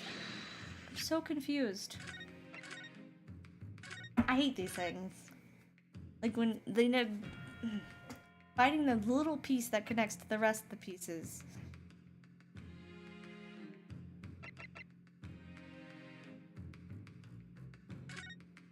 I mean... Take that! I feel like I've picked up everything. It's gonna be something stupid that makes 0 sense. We don't have an arrow or anything. Take that! What?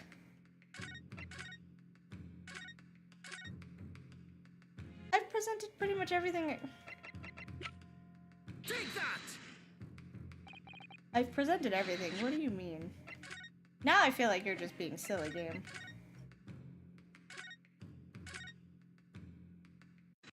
Do I not have it?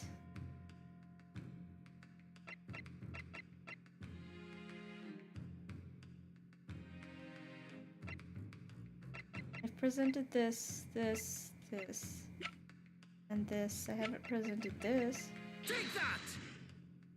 Okay, I've presented, unless I hit the wrong button with the crossbow, I've presented everything.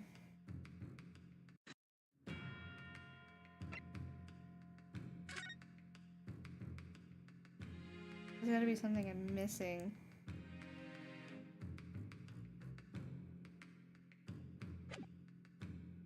Take that!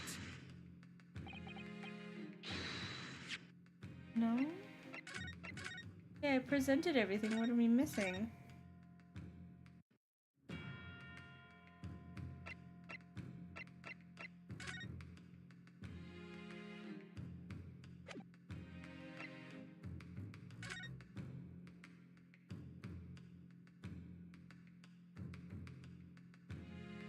I mean, I feel like this would also be it.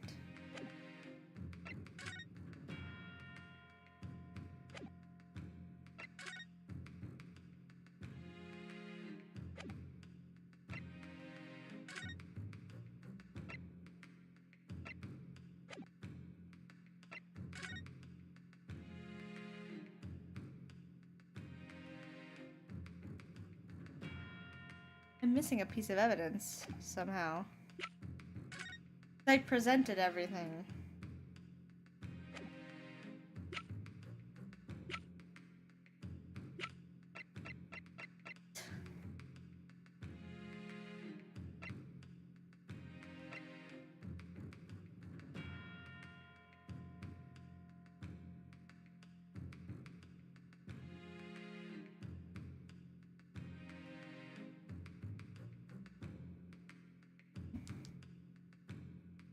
I'm missing something, and I don't know what I'm missing because I presented every piece of evidence and it's not right.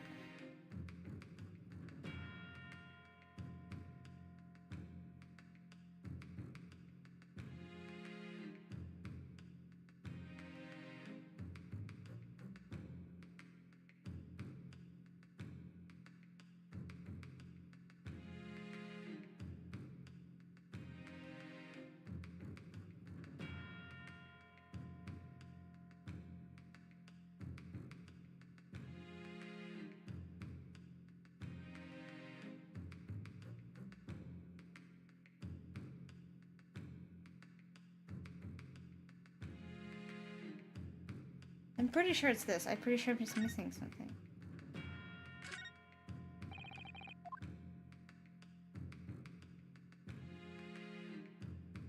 I am missing something. There we go.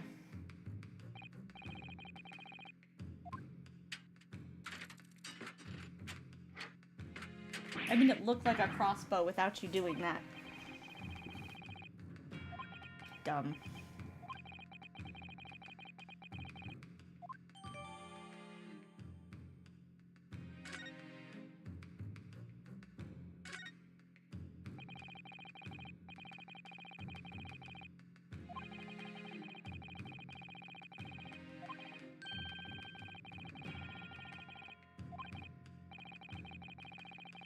I mean, it was pretty obvious that this was a crossbow without having to open this, by the way. And also, the thing should have been bigger because I ran this over everything and it still didn't, like, hit it.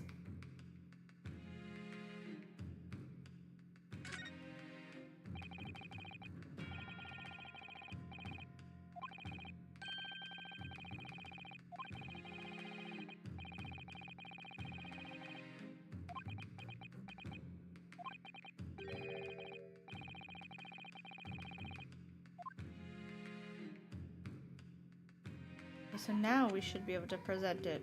Take that! Thought it was this. I hate when there's just like one little thing. This was found hidden at the foot of a small ornamental tree near the scene. An arrow dipped in oil and set alight could have been shot from this weapon, sending a flaming arrow straight into the hydrogen-filled balloon. Are you suggesting that the crossbow was used to deliberately? Blimey, you're right. That streak of light in the photo looks just like an arrow, doesn't it? Then the explosion of the balloon, it was very likely the result of a flaming arrow from this crossbow, igniting the hydrogen gas inside it. Oh, he doesn't do that very often.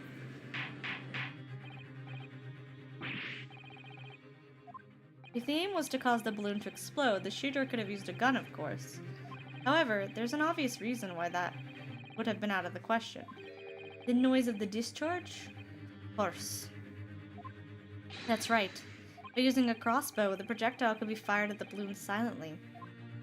Well, yeah, if someone had shot a gun off at the exposition grounds, it would have caused a real panic. But with the big explosion, there was a very big panic anyway, no? I don't like this.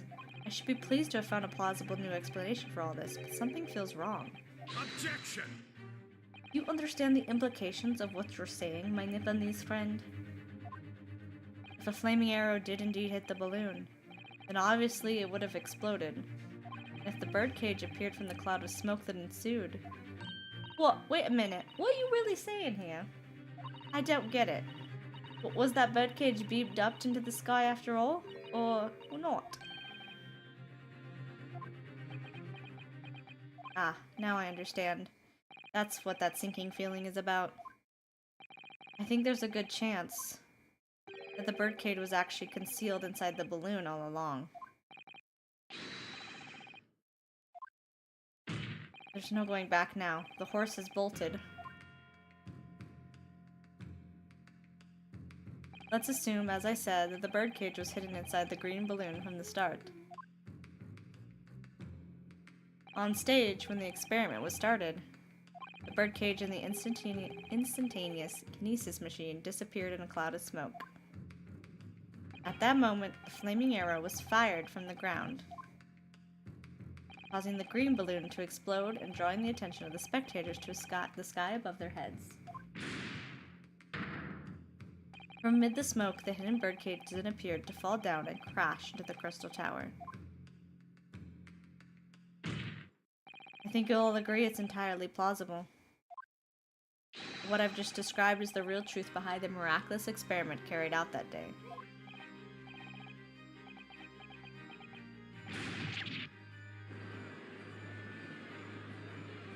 Objection! This is ludicrous. What you've described is no science experiment. It's child's play, a contemptible display of stage magic. Both Mr. Sholmes and Iris said the experiment was a scientific impossibility, in which case, this is the only way to explain what happened that day. And in any case, the victim's body was found inside the birdcage in the crystal tower. If the instantaneous kinesis didn't take place, how do you explain that?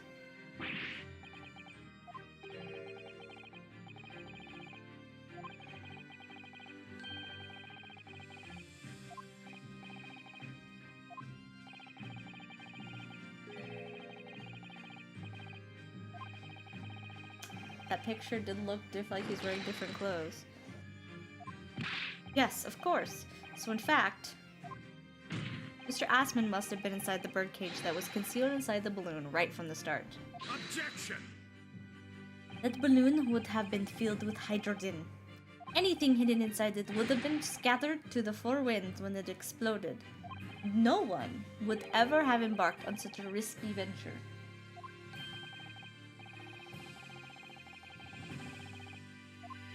The jurors are helping me.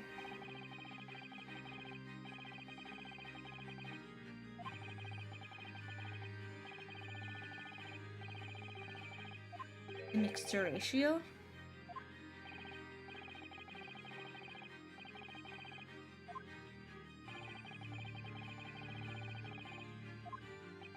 It's not looking good, Zieks. I'm sorry, buddy. Everything that happened can be explained logically and scientifically. The explosion that engulfed the stage at the start of the experiment was no accident. It was all part of an elaborate deception to make it appear that instantaneous kinesis had occurred. And if we accept that this is what happened, it means that the victim, Mr. Assman, was never present on the public experimentation stage to begin with. In short, he couldn't have been killed by the defendant, who was on stage in full view the entire time.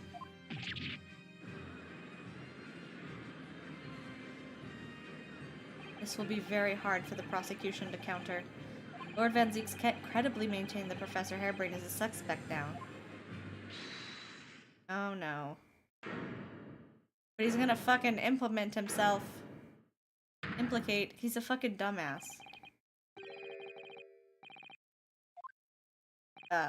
Professor?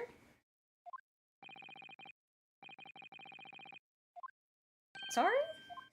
What's all this about, Mr. Harebrained?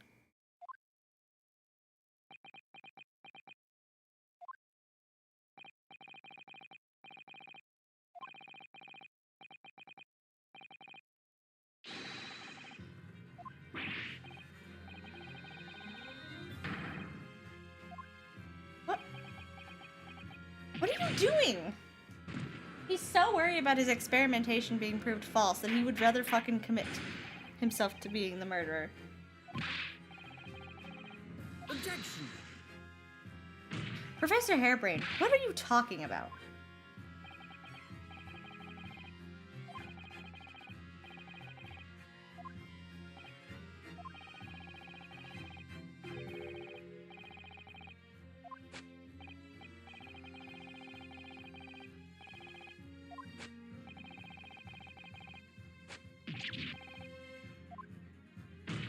It's clear that you drew the plans for the experiment, but you didn't actually build it. It's quite conceivable that you were duped, Professor. If you'll just let me, I can prove. Yes.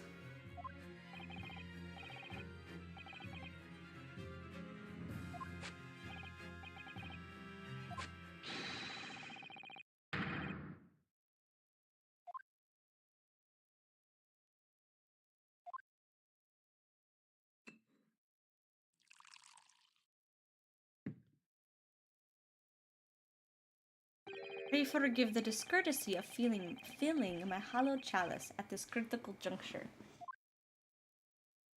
Here's to my learned Nipponese friend. God. In his upcoming attempt to clarify the defense's position in light of the accused's confession. You intend to formally assert that the experiment was nothing more than a conjuring trick? Because the moment you do, the Special Dispensation for Scientific Equipment Act that protects the professor's invention will cease to apply. The prosecution will then demand a rigorous examination of the machinery involved in order to establish the truth. We have to, Ryunosuke. Your job is to prove his innocence, not to prove his hypothesis. However, if you acknowledge that the machine is genuine and instrumental in the victim's murder, any chance of investigating will be crushed, and the confidentiality of the professor's hypothesis preserved.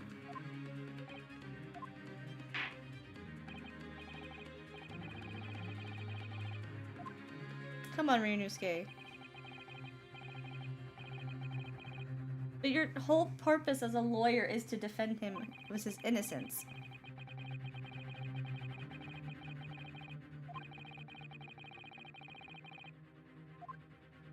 Do I protect my client's life by asserting his innocence, or do I uphold my client's request but see him condemned? Either way, I can't avoid betraying his trust. You've been silent long enough. Isn't talking your trade, my learned friend? Or has all knowledge of English escaped your confused Nipponese mind? Now we're being insulting. There's no escape here. I have to make a choice. But it's an impossible one. I have to give up on something. But what? The defendant's instantaneous kinesis machine was in fact... Oh no. The truth would be that it was a conjuring trick. Not that he made it a conjuring trick, but...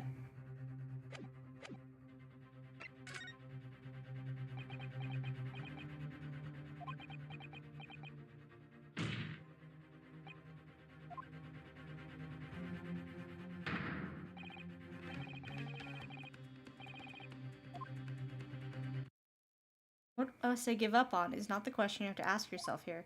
It's what can I protect? Hello again, Mr. Naruto. It's been far too long. Susato-san! But what are you? Oh. My first Susato takedown in 6 months. There'll be time to talk later, Mr. Naruto. For now, we must concentrate on the task at hand. Which is working out not what I have to give up on, but what can I protect. Miss Professor Hairbrain. Yesterday you told me that science is the pursuit of truth. Well, my job is to pursue the truth too. And personally, I believe that you didn't stab Mr. Assman. I think you've come to realize something yourself too, haven't you?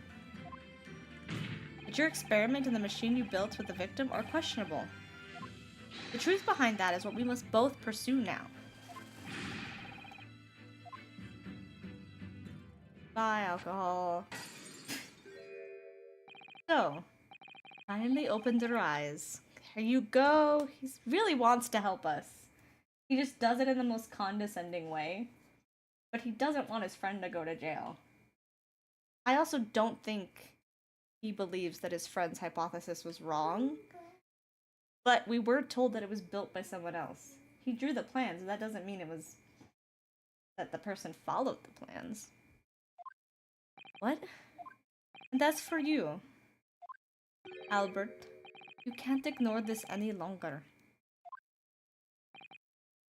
Having heard my learned friend's assertion, not assertion, don't you have something to say?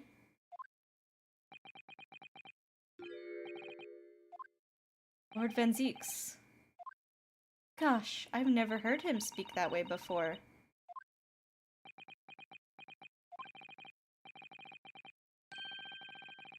Oh. What?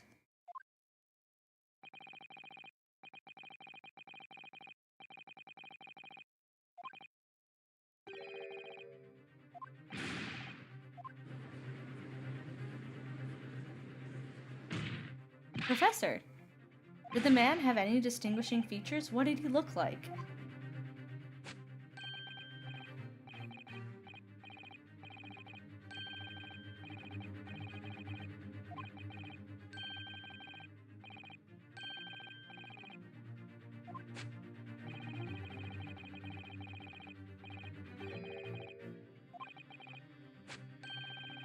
Okay.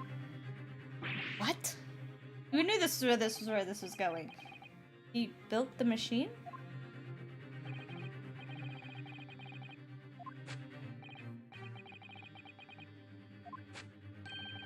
Enoch Drubber. Interesting name. They know who he is.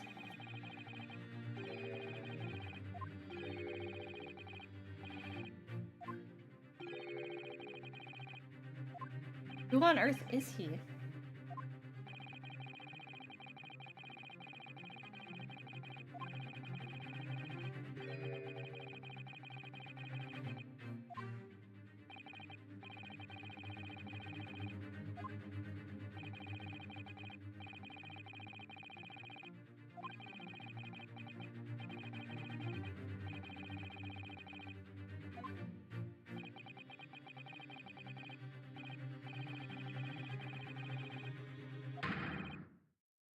Alright, so we have to pull him in to question him. I love that actually if you look at his portrait, he also looks concerned. He doesn't look as like angry about decisions like this. He does look like more concerned.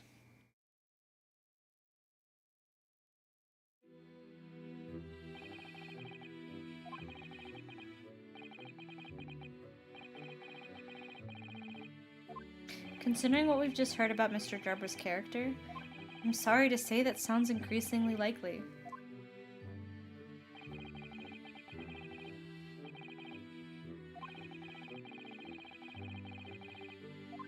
Which is why you were so opposed to it being investigated, I presume.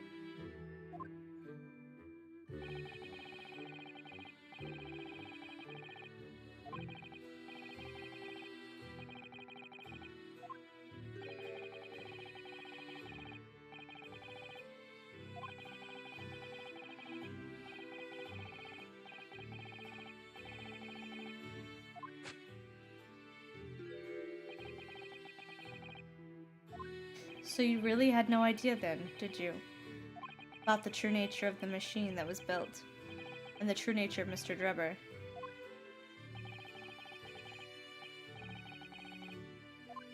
It's entirely possible that Mr. Assman and Mr. Drubber were working together to use you as a means of fraudulently acquiring the research grant money.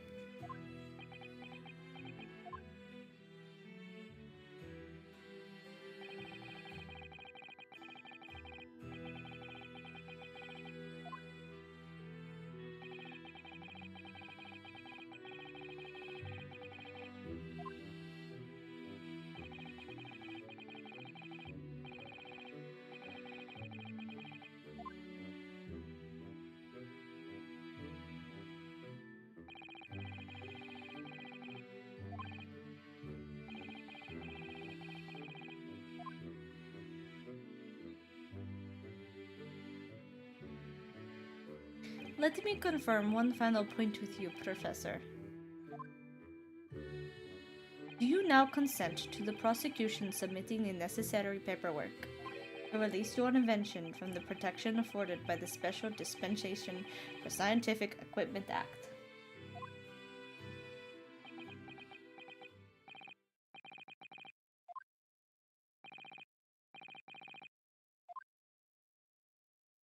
I mean, doesn't this kind of prove his innocence? Wouldn't it be over for me defending him?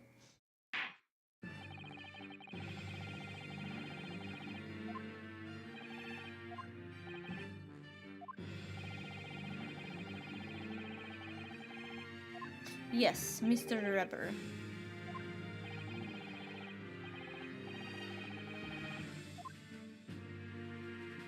With pleasure, my lord.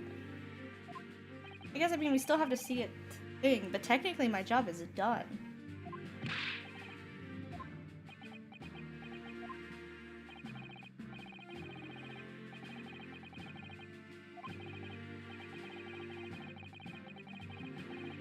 I mean, I guess they could still blame it on him, but technically he is innocent.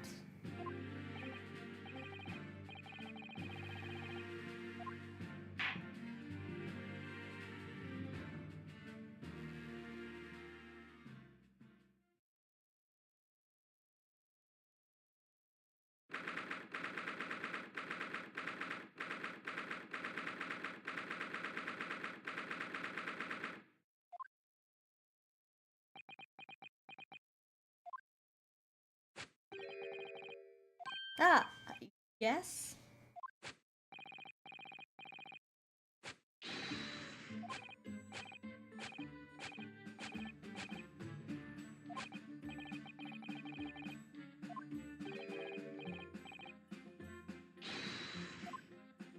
Did you really have no idea, Professor? About what Mr. Drebber was really up to, I mean. About what he was really constructing.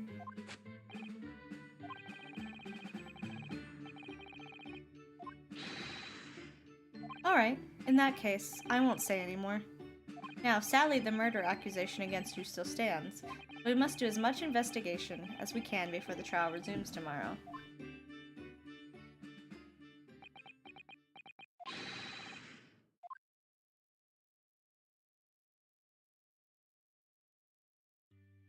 I'm so sorry for arriving late this morning, Mr. Naruto.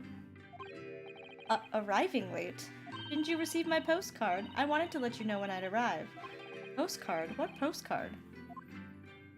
I hid it from Naruto so it would be a surprise. That's not helpful. Well, did it work? I was surprised, alright, especially when she threw me to the ground. Oh dear, I'm so sorry. I was just so happy to see you again that it sort of slipped out. Maybe we could stick to more traditional displays of emotion in the future? Susie's train was late into London Victoria this morning, you see. We made the coachman really whip the horses hard so she didn't miss the whole trial. I was watching from the gallery for a while, but in the end, I'm afraid I couldn't contain myself. Well, I'm glad you didn't. Having you at my side in court gives me the strength I need to win. So, I'm, delighted to see you back in London. Oh, you're too kind, Mr. Naruto. I'm delighted to be here. Girl, he has the biggest crush on you. I hope I can continue to be of service to you. Of course. So, what's brought you back? Did Professor Mikotoba not protest? Let's save all that conversation for when we're back at home, shall we? You know, I've made one of my most special blends ever for this special occasion. Oh, Iris, how wonderful. I can't wait.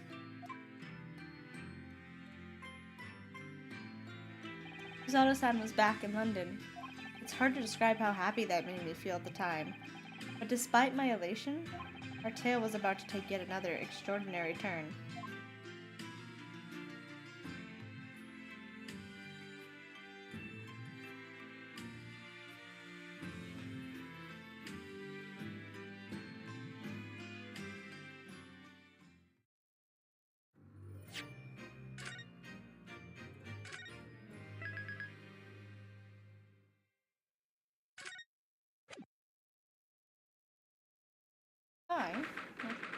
food while we do this. Hold on.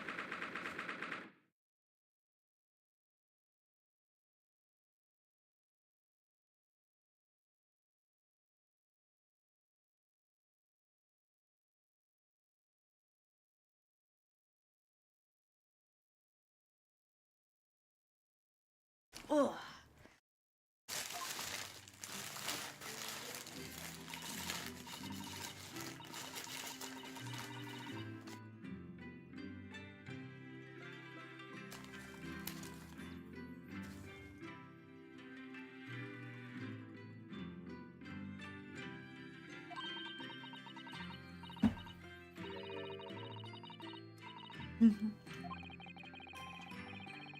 Uh-huh.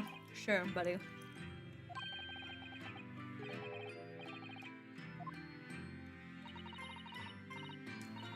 And so is your father alright, Susie? What happened? My father? Yes, Professor Mikotoba. I mean, it was half a year ago. But that's why you went back to Japan. Because of the telegram you received saying he'd fallen ill with a very high fever for some unknown reason. That's right. So I was surprised to learn you'd be coming back so soon. Surprised, but happy. I think I wrote about it in my letter to you. That was all a trick. My father is in fine health, and I'm obviously very relieved about that. Well, we're all delighted to have you back. It was quite by accident that I've been able to return to Europe, actually. It's because of a very grand conference called the International Forensic Science Symposium. International Forensic... That's the same symposium Lord Strongheart mentioned. Anyway, I've arrived safe and sound, and all that matters is that I'm here now. After all, I haven't yet fulfilled my promise to you, Iris. Oh! You must tell us everything that happened while you were back in Japan. Yes, of course, I shall. And there's one other thing. Something you wrote in your letter that particularly grabbed my attention. About you-know-who. About Kazuma. I know. I'll tell you all that I can.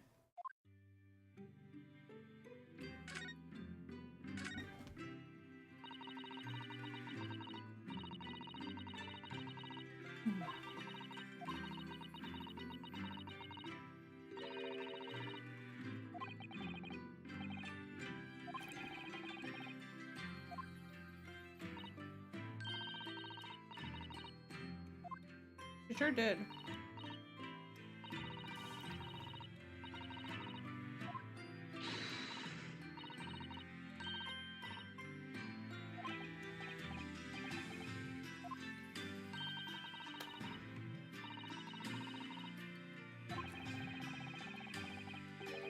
Right. Child.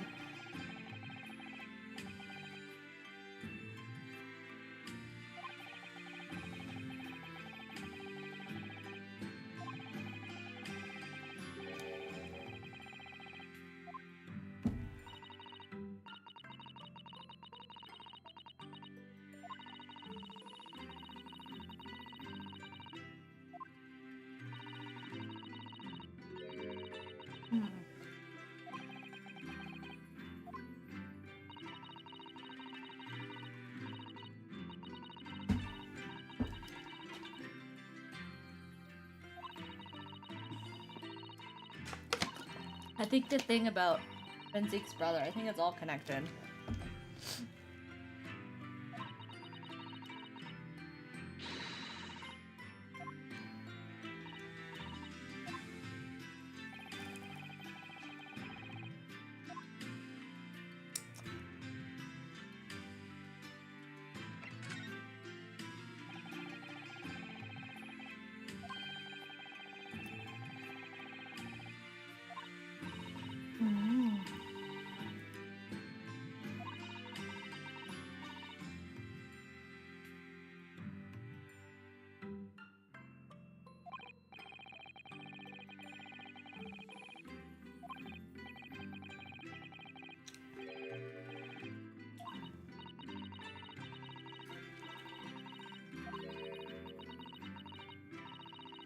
The one with the top knot. Right. Oh no, the judge, not the other person. The judge is a different person.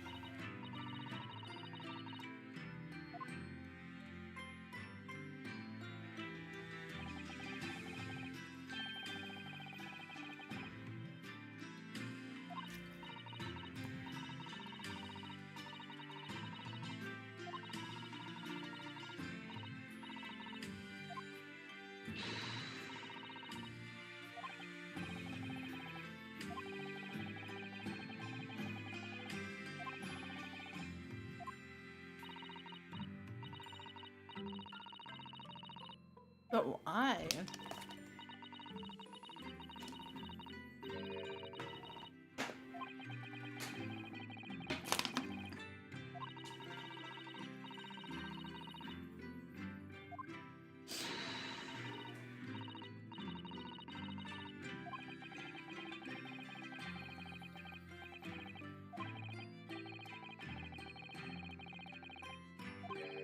I sort of lost the will to live early on and didn't really listen much.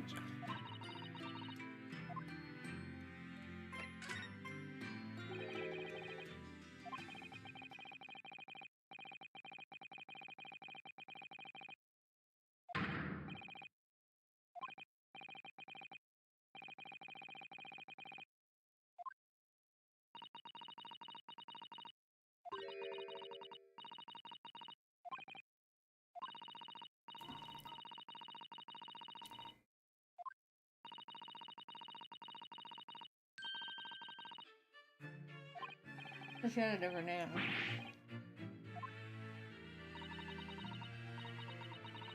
It was Shin.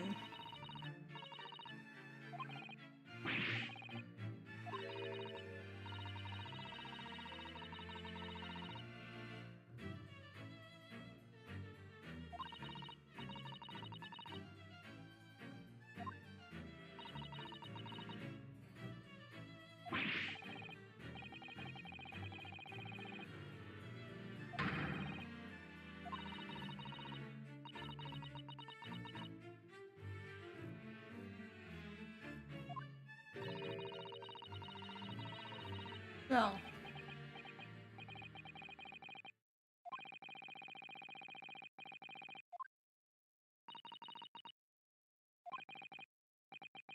Asian.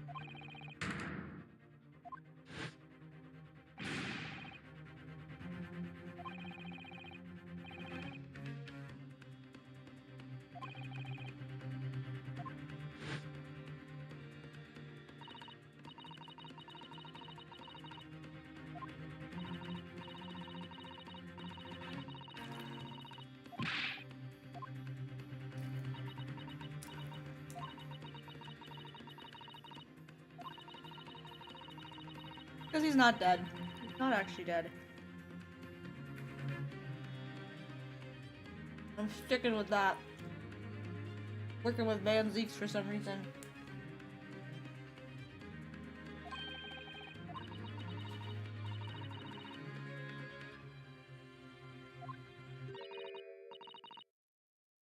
That's because he ain't dead.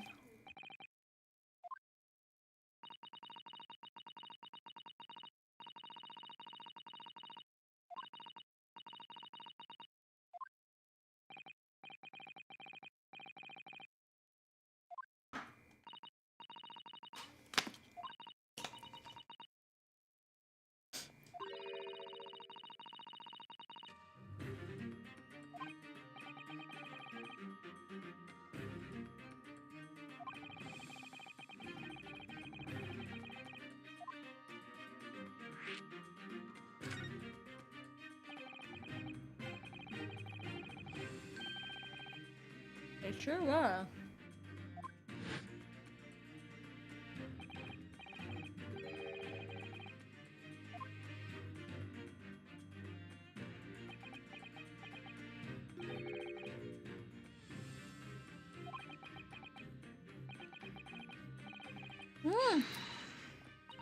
Too much to bear. I mean, but he's not wrong. He's pretty smart. He got it. I think he knows exactly who it is. He just... a lot to think about.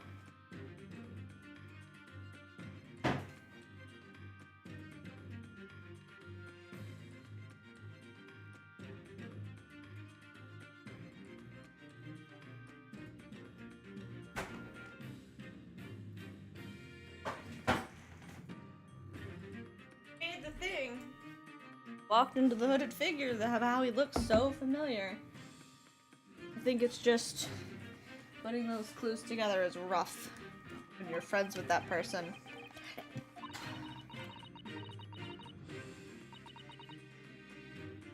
Oh, it's very possible.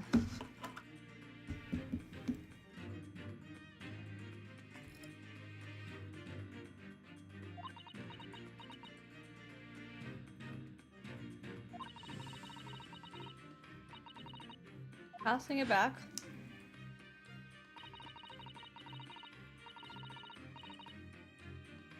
Yeah, but I'm pretty sure Mr. Sholmes is in on it. I'm sorry. Can't tell me he's not. Mr. Sholmes knew Van Zieks' family too.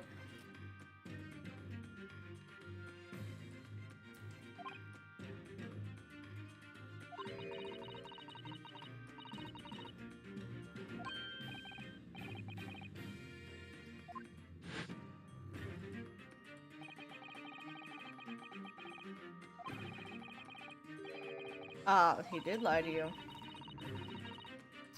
There's a reason. Just because you don't know it yet doesn't mean there's not a reason.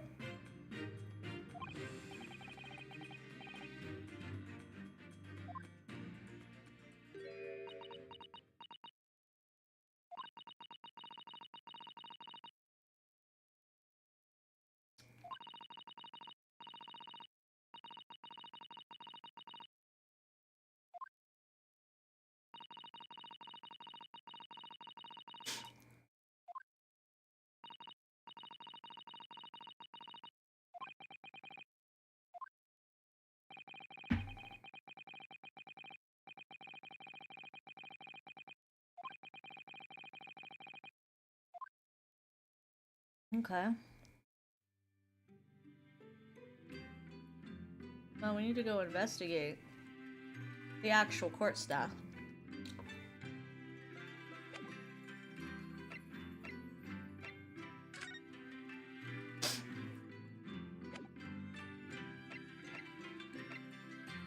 I would like to leave.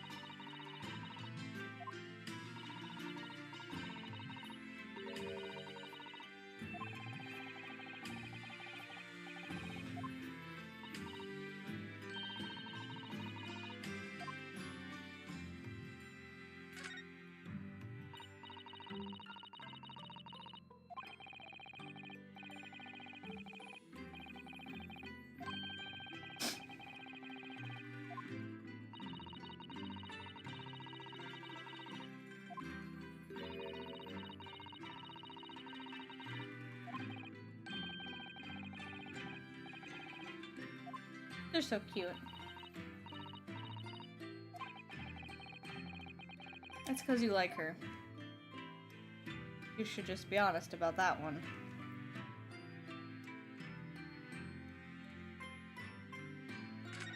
There we go. I knew there was someone else.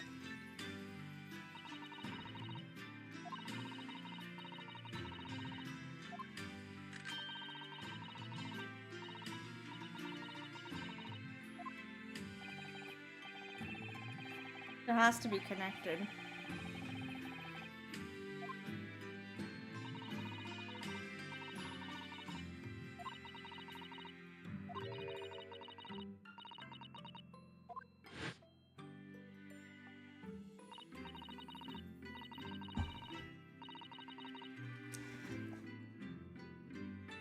I am also one.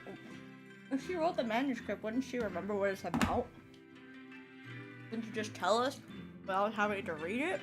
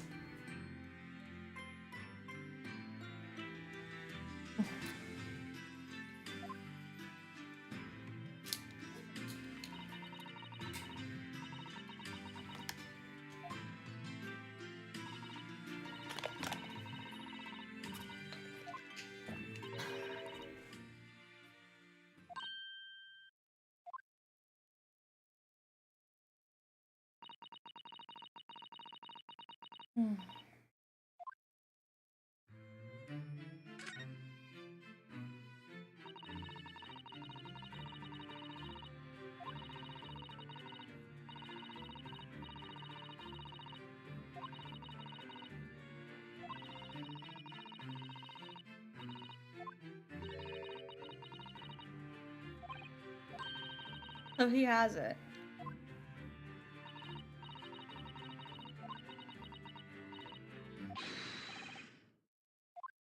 Okay.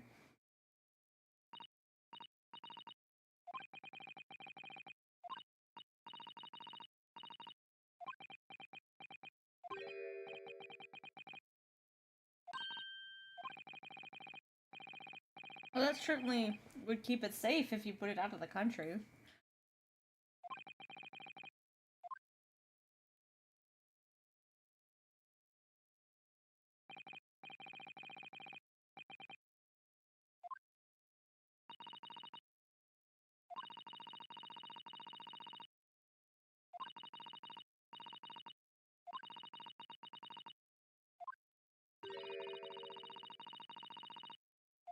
Did she just tell us what it's about? What she wrote?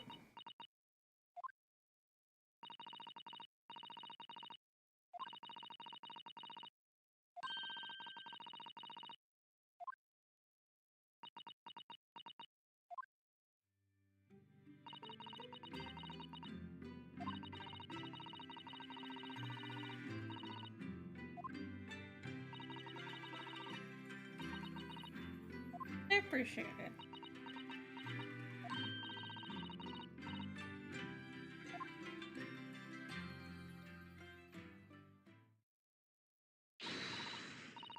I am definitely ready to start investigating.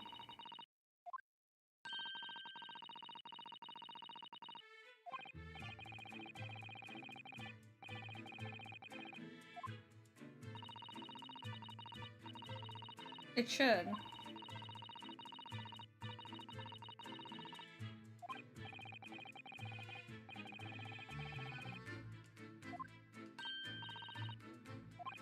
That's not our job, though. I'm pretty sure the prosecution's already on that.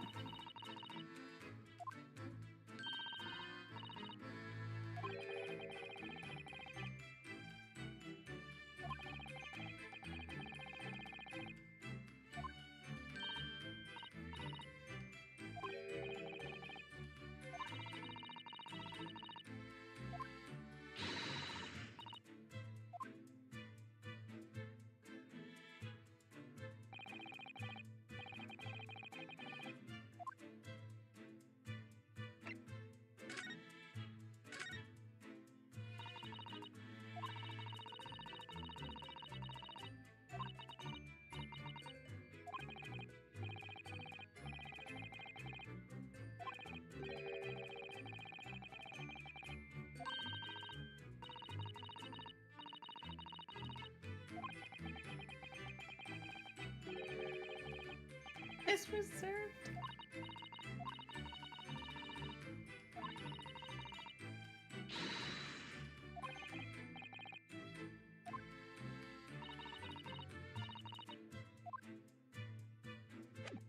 Time to leave?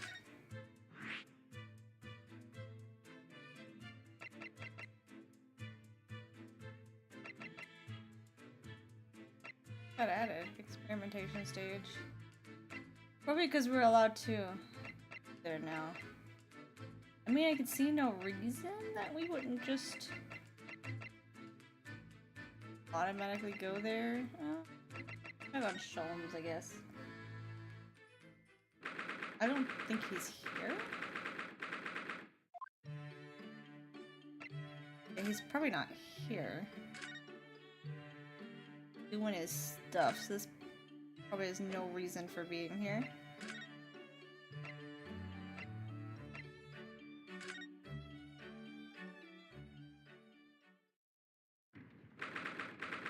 Look, a new character.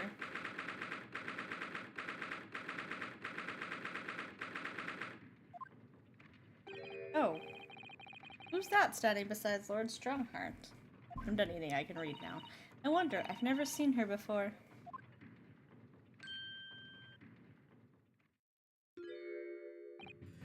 Ah, the young champion of the court. You had some success this morning, I understand. You've thrown the entire government into disarray as a result. Oh. You mean because of Professor Harebrain's experiment? Sham science being demonstrated at London's greatest exposition. The country's been made to look foolish, and now politicians are scrambling to respond. Lord Van Zieks is in Whitehall as we speak, giving an emergency briefing. Oh dear, I didn't mean to cause any trouble. None of this is your responsibility. The government is entirely to blame for having been taken in. Special dispensation that prevents investigation at the scene will be annulled later today. Once that happens, my forensic investigation team will move in and deal with that scrap metal in no time. It's scrap metal now, is it? Until later then, Lord Strongheart. Here's a nice design. Yes, thank you.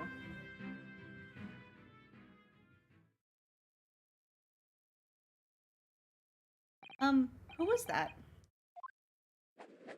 That was Dr. Courtney Sith. Okay, wait. Scythe? I would assume Sith. Not a great name. Scotland Yard's esteemed chief coroner. She's leading the forensic investigations team handling of this case. She was just delivering her report about the victim, in fact. Oh, I see. About Mr. Assman. Following the outcome of the trial earlier, I asked the coroner's office to reevaluate its findings. I don't have the time to tell you what she concluded. If you want to know, you'll have to ask her directly. You can find her in the forensics laboratory. Right. Now, what were you here to see me about? We weren't really here to see you. I can give you 7 minutes and 39 seconds of my time. Though he's not running quite so spectacularly late anymore. Have anything to say?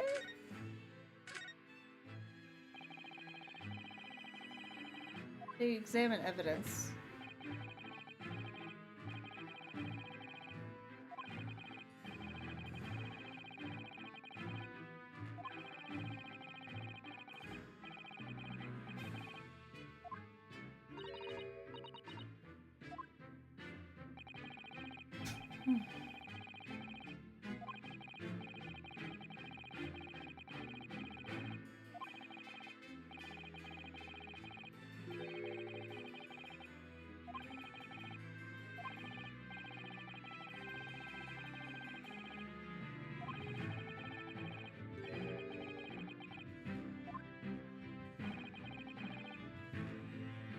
We're all in agreement that this man is the Reaper, right?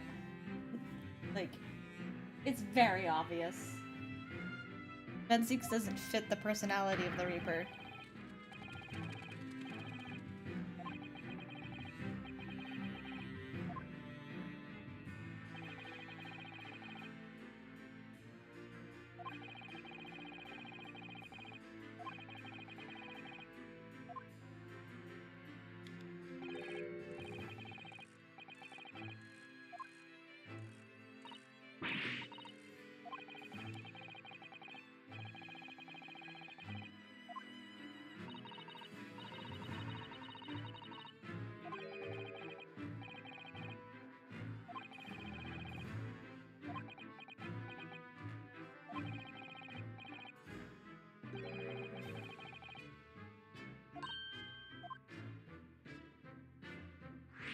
Dr. Mikatoba.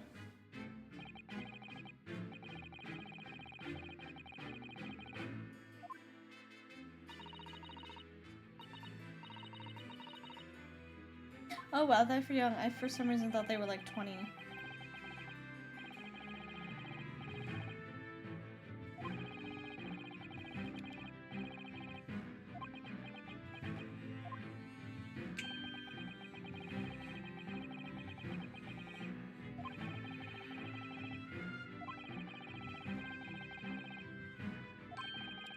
Minors.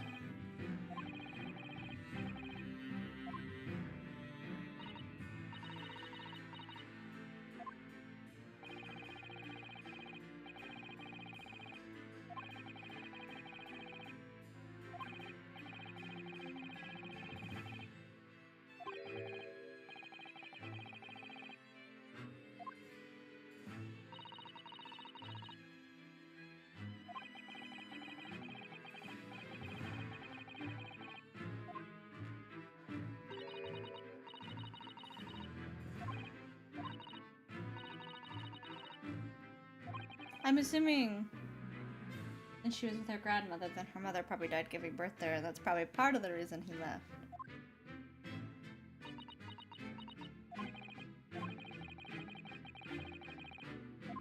Her mother probably passed away. Read the cues in the room, buddy. I wanted to ask you about Lord Van Zieks, actually. I heard that his older brother was killed some years ago by a mass murderer known as the Professor, who targeted nobles and royalty. Is that right? You Japanese are a thorough lot. You've done your research well. And you could say it was the very incident that gave rise to the Reaper. What? Why? When his brother, Clint Van Zieks, was murdered, it was just after young Barrack had graduated from the University of London and become a prosecutor. When obvious criminals who managed to evade conviction in court started disappearing, rumors quickly spread throughout the capital. Londoners started to say that wherever Barrack Von Zieks went, the ghost of his dead brother wasn't far behind. Oh my word! The Lord Van Zieks isn't the Reaper. It's the ghost of his brother? Ever since that time, he became a very aloof figure in London's legal circles. Oh, yes, Lord Strongheart. Go ahead. It's about Professor Harebrain's experimental machine. We'd like your permission to examine the remains, if possible. Are you well versed in science, then? Not in the slightest. In fact, you could say I was barely aware of the subject at all until recently. Well, the special dispensation legally preventing investigation of the machine is currently being annulled. Within a few hours, Dr. Sys' team of forensic experts will begin their own investigation, but I suppose until then, there's no harm in you looking at the wreckage, as long as you touch nothing. Thank you. Being able to look is better than nothing. And I'll be able to see it too. Your time is up. You'll have to excuse me now, I'm afraid. My next engagement calls. We are extremely sorry to have troubled you when you were so busy, my lord. I have important matters to attend to in preparation for the symposium, you understand.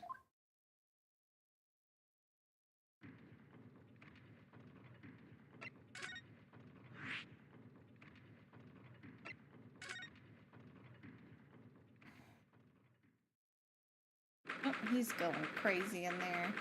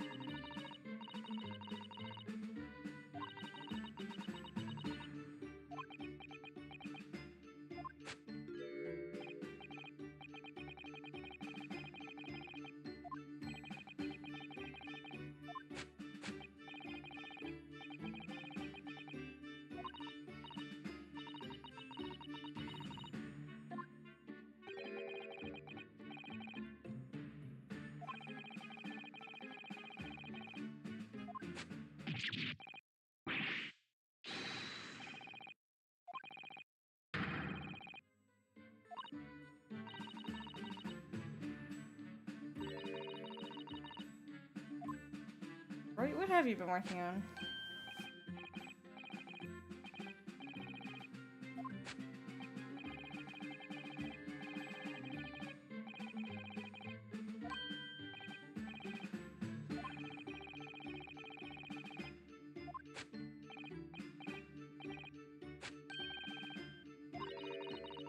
Why are you writing it in formulas?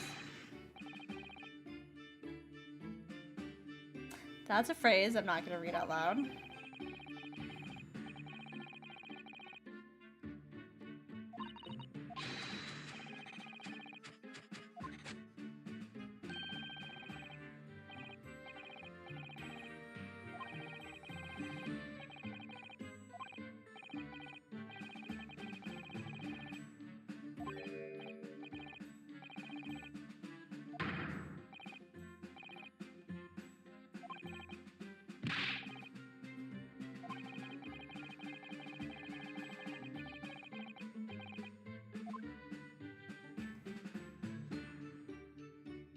Nope, no one wanted to talk to you.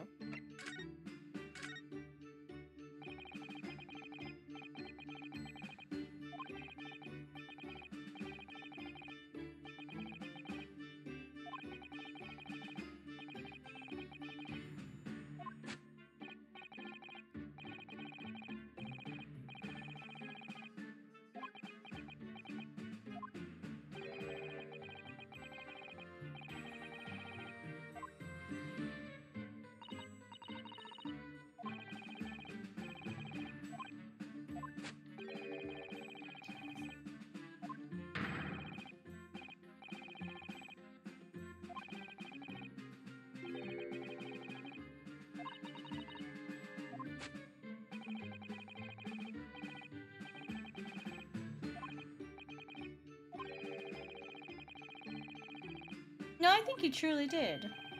I do think he truly wanted to believe that because it's his friend.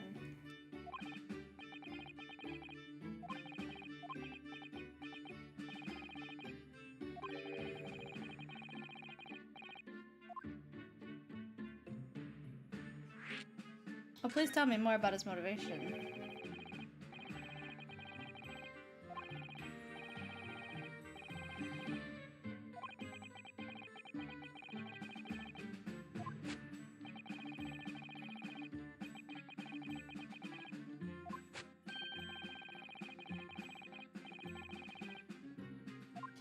I mean, I don't know if that's true. But that would have proved his innocence. I mean, Zieks, while also believing in his friend, also was a good point to take.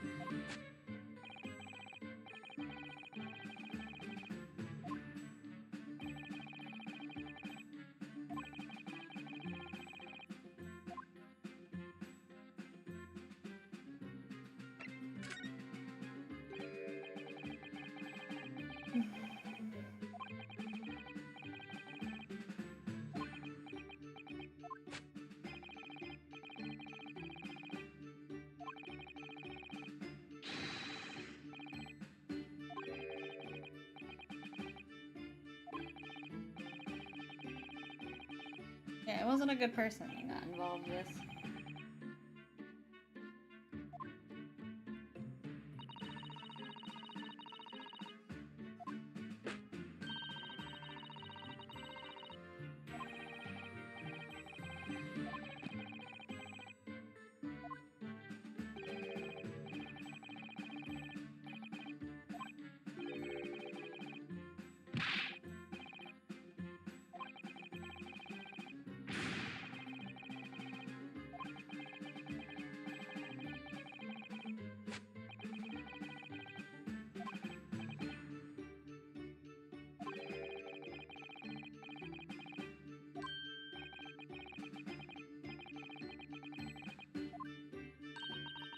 Enoch Trevor. Enoch Trevor. Very interesting name.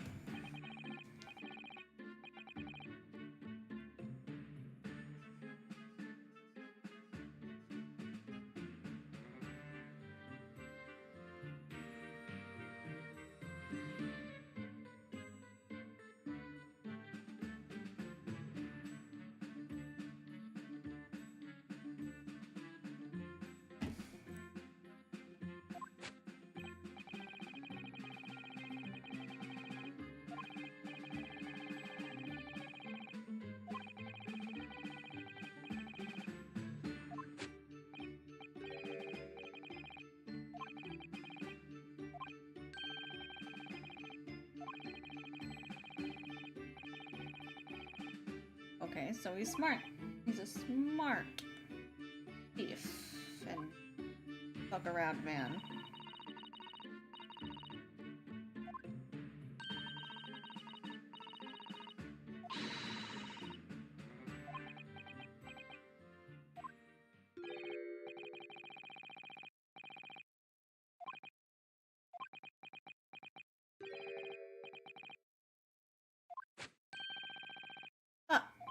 Who could tell us about that?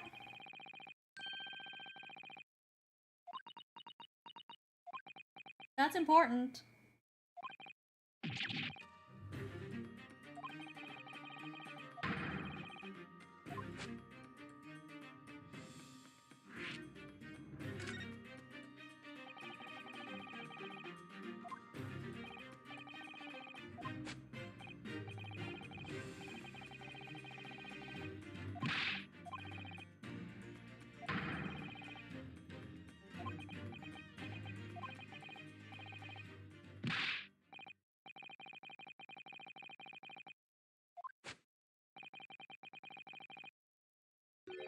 Oh.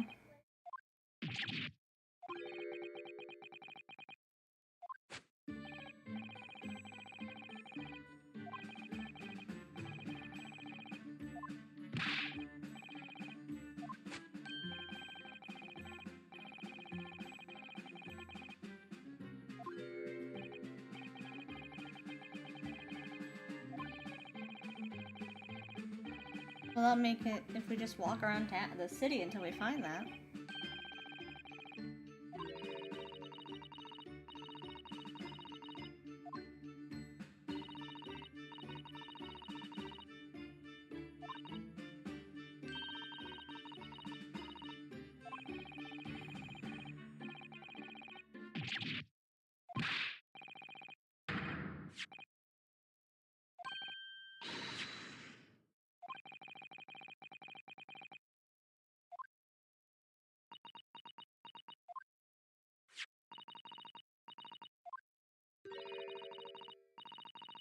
There's no address.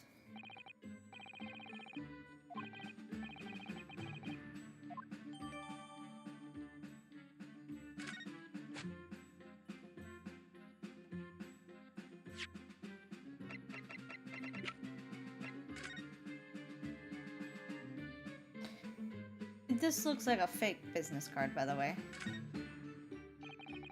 Probably the oil.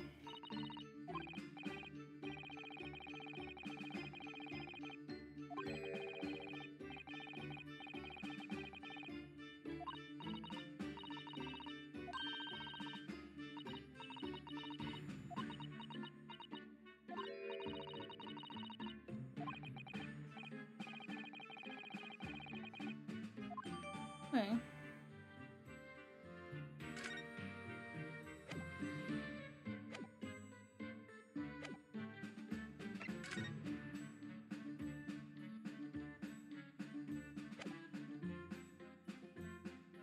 Can I present the card?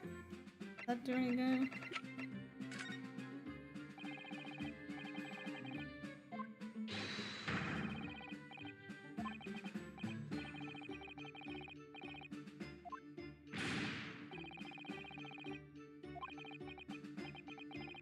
Keep your abundant hair on. Oh my god, Ryunosuke.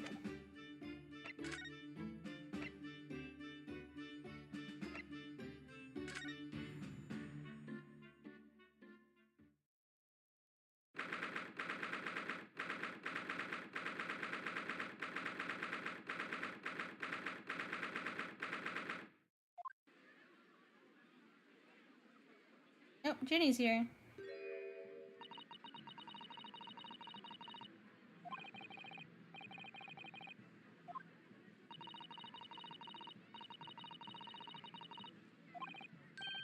I shut my brain down. Oh my god, Ryunosuke.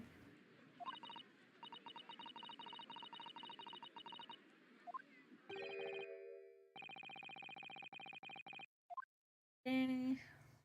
Well, also Inspector Gregson.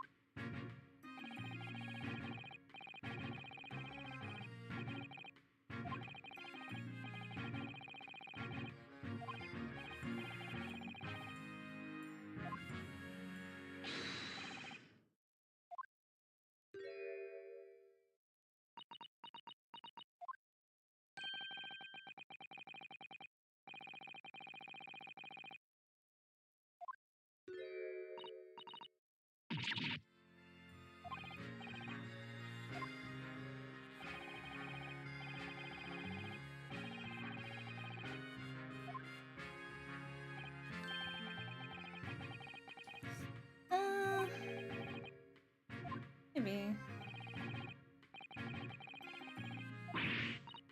Was that his punishment for letting us explore earlier in the game?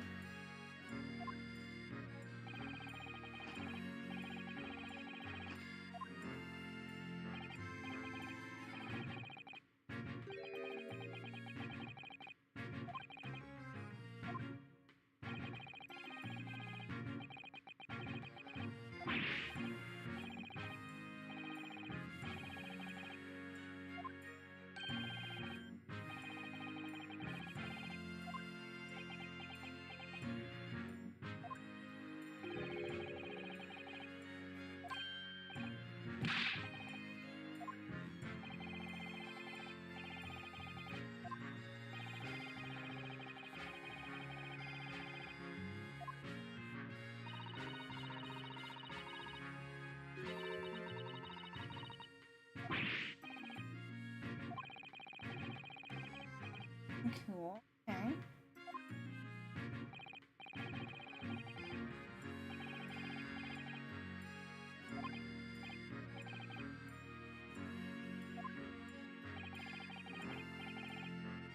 Aww.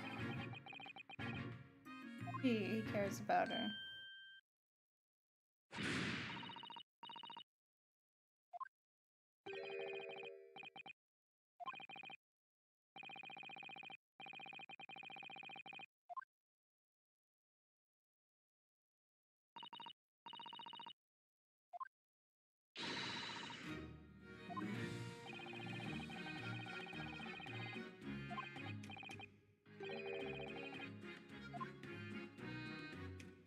Oh, look at the little terrier. Toby.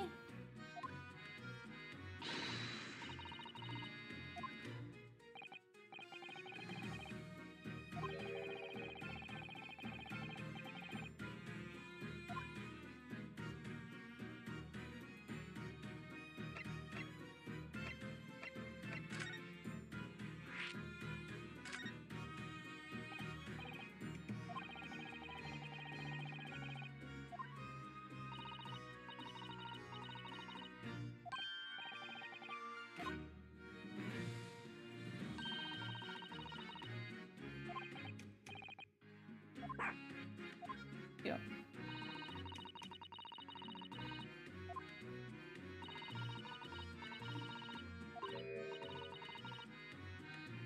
Okay, so we can explore down here, but not up there.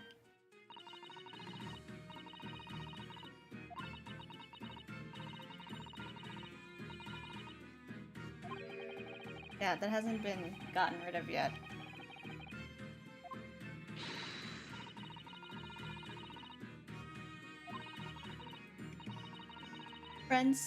Forensic.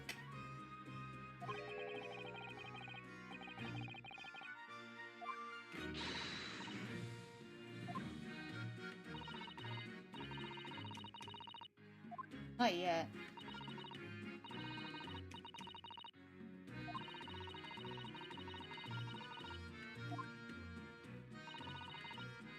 I think we did get permission from Strongheart.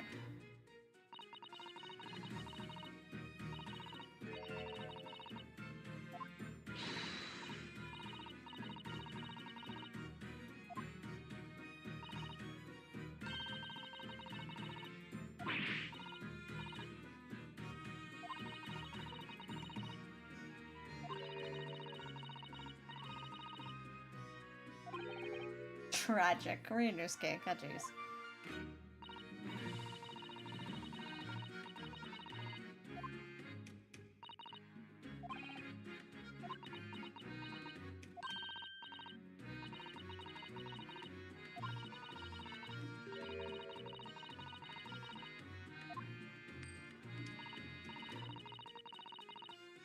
Yeah, we did get permission. It's actually something that happened.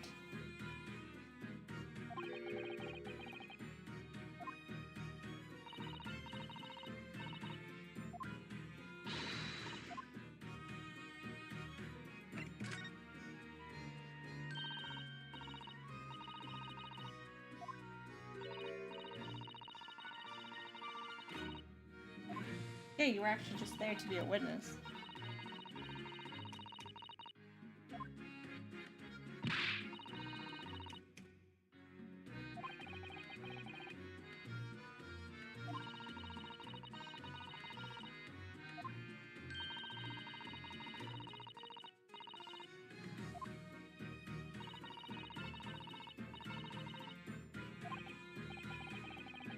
I'm starting to wish he wasn't, though.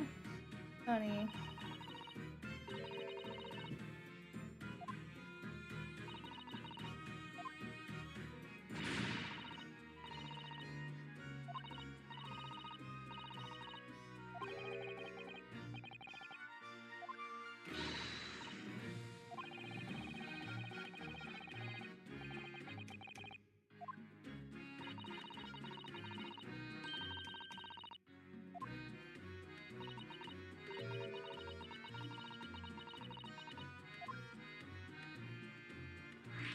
We don't really know his whereabouts.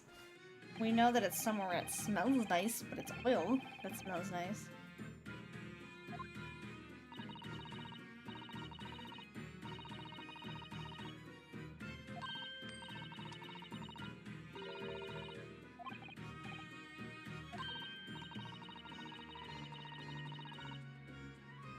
Oh, he's got a picture of what he looks like. Probably because the prosecution is in charge of bringing in witnesses. So, it's his job also to make sure they catch him.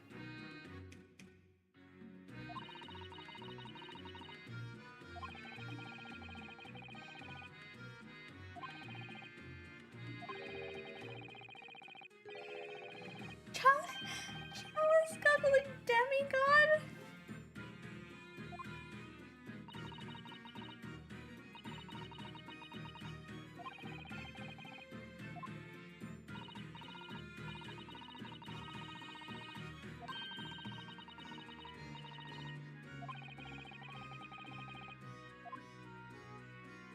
I mean... The dog! The dog could.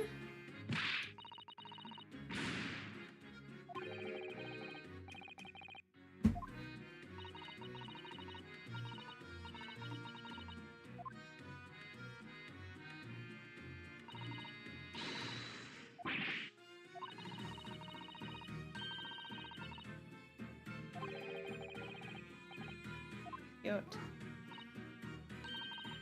Which means we can give him the card.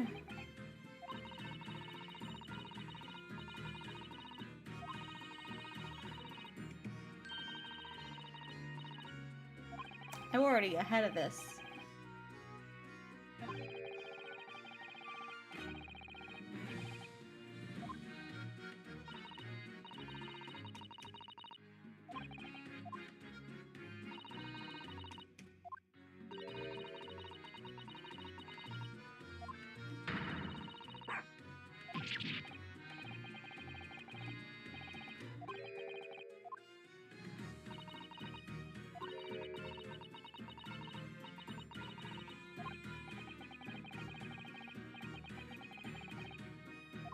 Give him the card.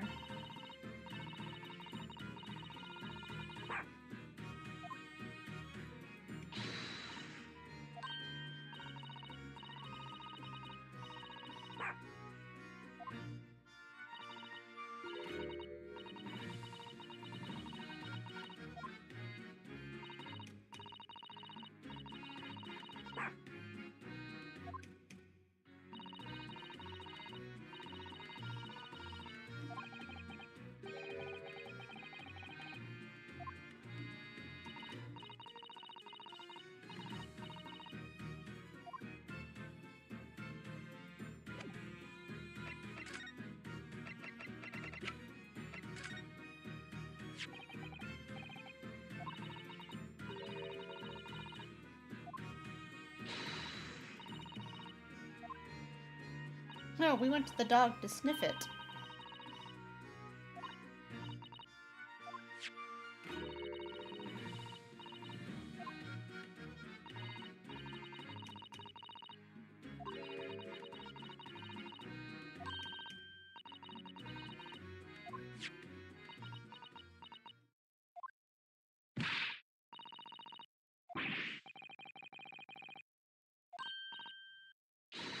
You mean Toby?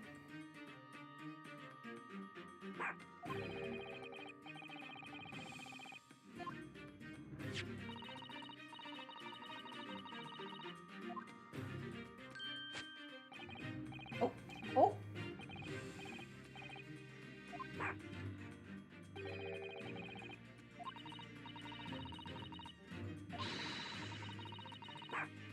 He could.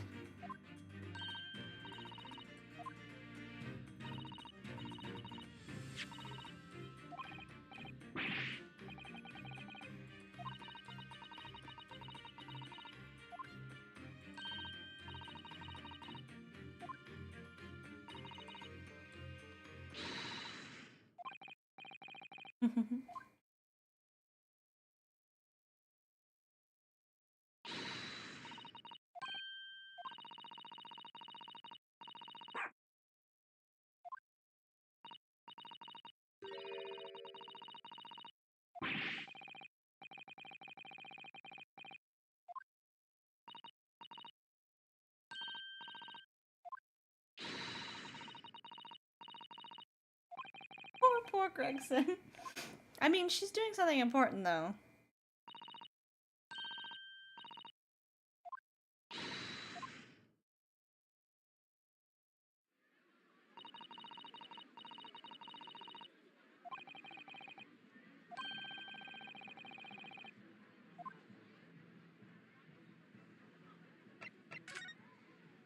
I don't know if there's anything new. There's more pieces on the ground.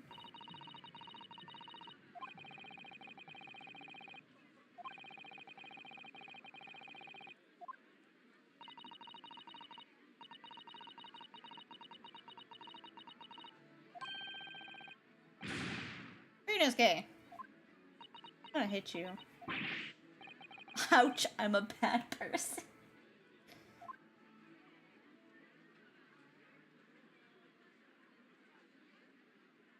I really think there's gonna be more evidence here.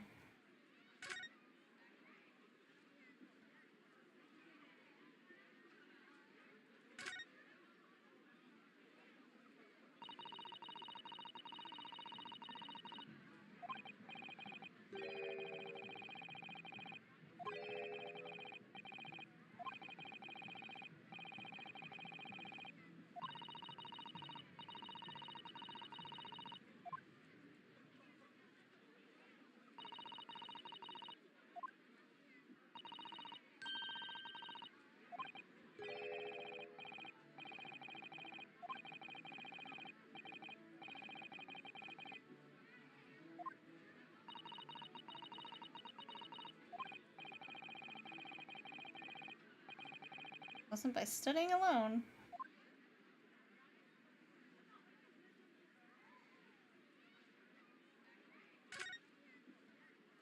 Anything on the ground here that we already found what was important.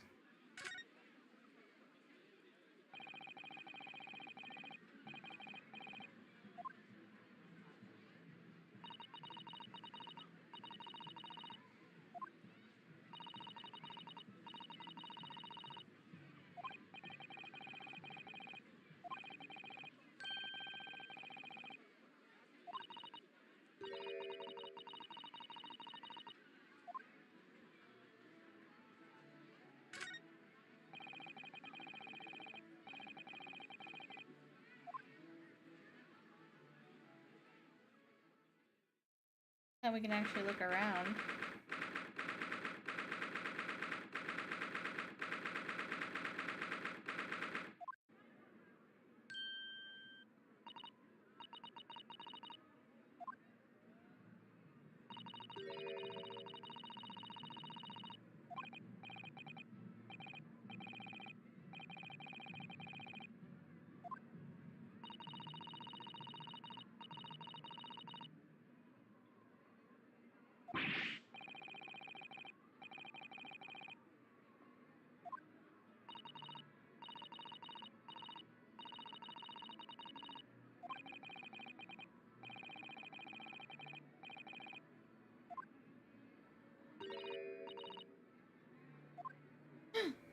Zieks!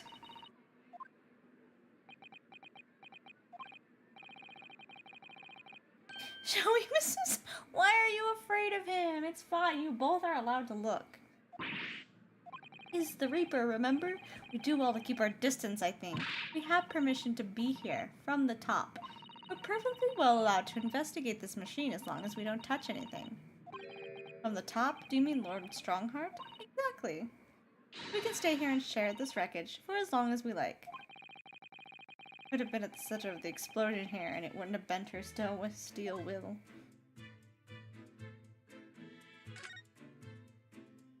I think we're gonna find much.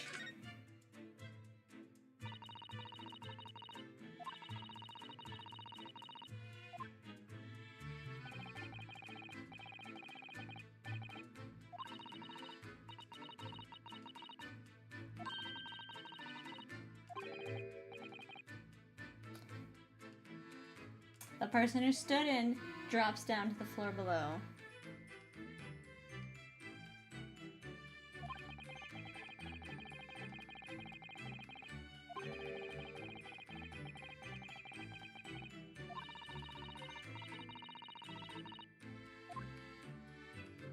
Now we're able to look at it and it makes way more sense.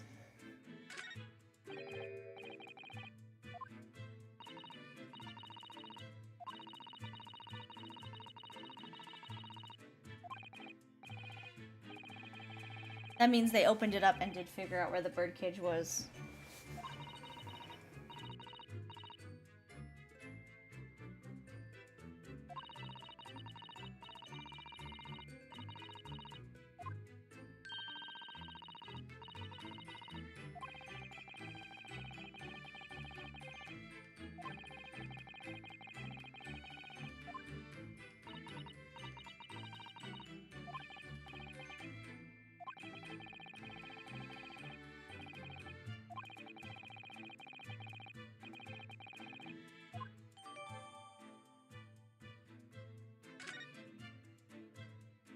I mean, you don't need to touch it.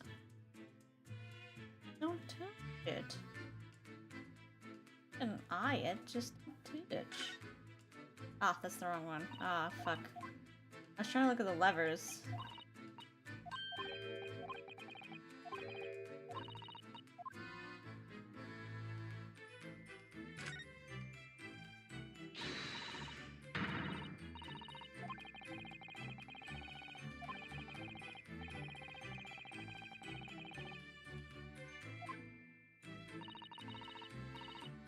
Well, thank you.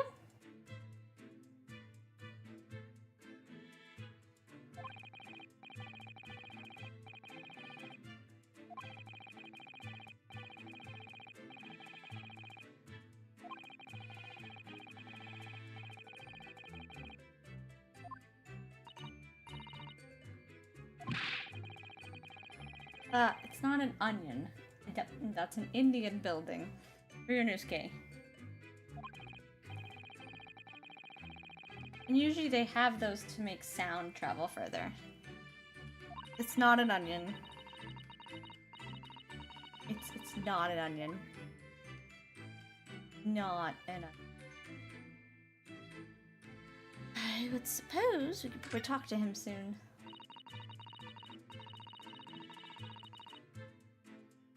I hate Ferris wheels. So. Yeah, me. I will not get on Ferris wheels, I don't like them.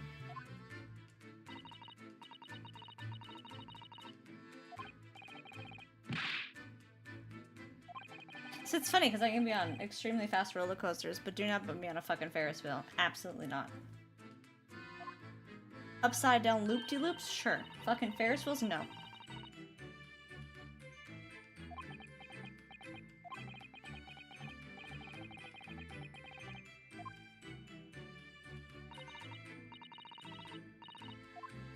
Because you like her, so you want to give it a shot.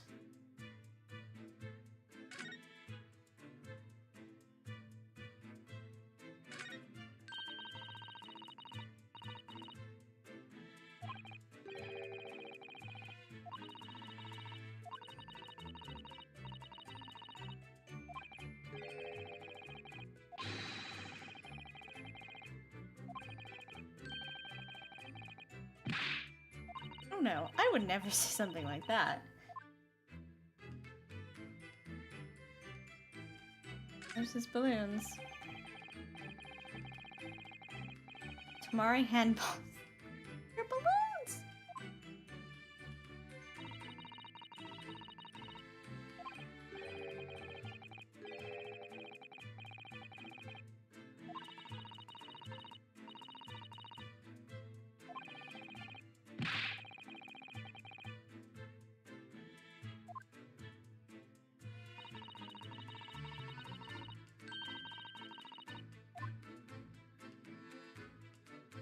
Okay, let's talk to him.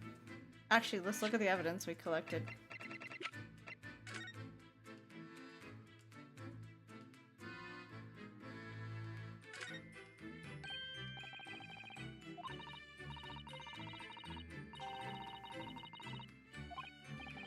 You don't have to touch it to see it's broken.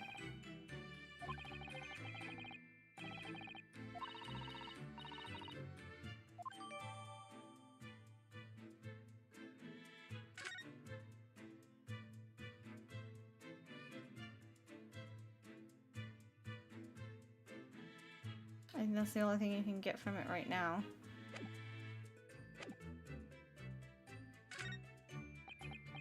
Just talk to him, Rinosuke. Least approachable man in the world winner 10 years in a row.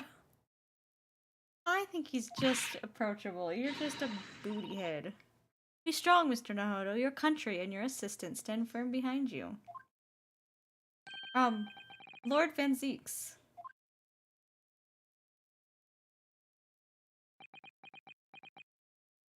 What? Well... Beautiful weather we're having, isn't it? Oh my God. Making this worse. I thought I was making it quite clear that I didn't want to be disturbed. Apparently you Nipponese are unequipped to read the signs. Oh, I read them. So, what are you doing here? Entry to this area is prohibited. Well, the thing is... Lord Chief Justice Strongheart granted us permission to investigate, on the condition that we didn't disturb anything. And yet you've managed to disturb me. I love him. Never mind. State your business then. Come to think of it, there are quite a few things I'd like to ask Lord Van Zieks about. Not least of which is that awful case, even though it's nothing to do with this. Ask away, Mr. Naruto. You won't know unless you try. So, Clint was the name of your older brother, I understand, Lord Van Zieks. Nipponese, I always have to be on guard whenever you're around. So you've been investigating me, have you? Oh, no, it's not like that. Well, alright, it is a bit like that. My older brother was also a prosecutor. He was the pride of the Van Zieks family. But tragically, a vicious killer took him from us. The professor, you mean? The man's laughing. Why is he laughing? Is something funny? That's the extent of what you've discovered, is it? Shouldn't be surprised. Sorry? There's more to it then? Black Luster work is very much your trademark, isn't it? Ugh, you're too kind. Are you going to tar all Nipponese with the same brush next? So tell me, what's your interest in that historic incident? As it happens, Lord Van Zieks, there's a rather curious case that's come to our attention. Are you aware of the Madame Tespel's Museum of Waxwork by any chance? I am, naturally. I believe that since last month I featured one of the displays there, for public scorn. Of course the infamous Reaper of the Bailey would have to be exhibited, wouldn't he? Well, a particular waxwork has been stolen from the place and held for ransom. A particular waxwork? Which you mean? Yes, it's the professor. Mr. Sholmes is investigating the case as we speak. I was unaware of that. He's turned as white as a sheet.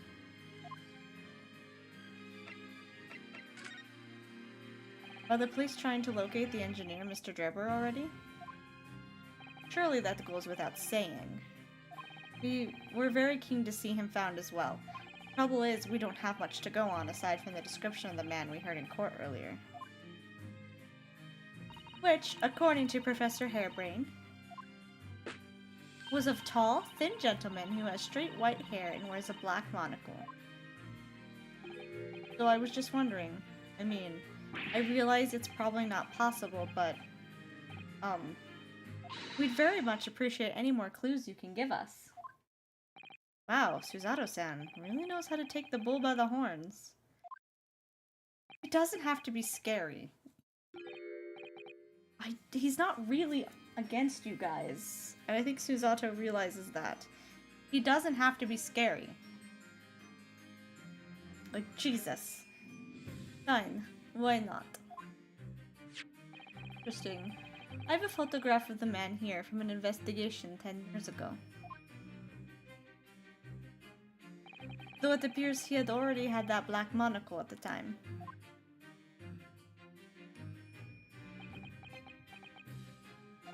What? Oh, no, nothing. I was just surprised that you shared that with us. We all need the man's testimony in court tomorrow.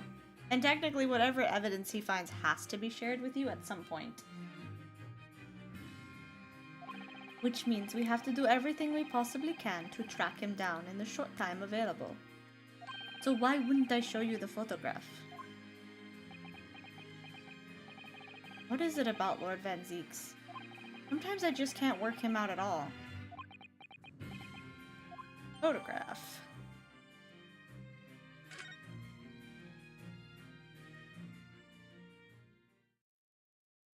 Hello. Kazuma. You can't tell me that's not Kazuma. Hi, Kazuma. Hold on. I feel like I've seen this man somewhere before.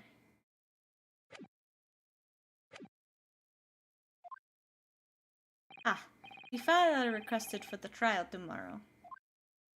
Thank you.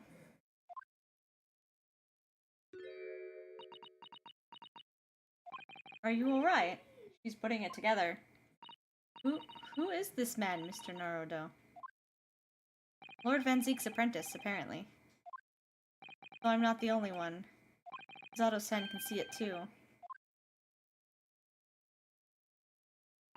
Lord Van Zieks, may we speak with your apprentice for a moment?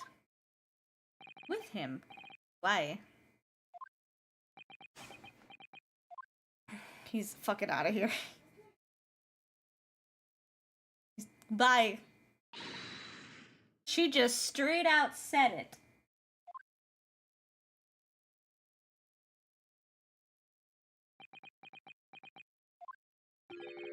Azuma? I don't believe it. Your posture, your presence, can only be... It's you, isn't it, Kazuma-sama? I felt something strange the very first time I encountered this cloaked figure. As if I knew him somehow. Can it really be you, Kazuma?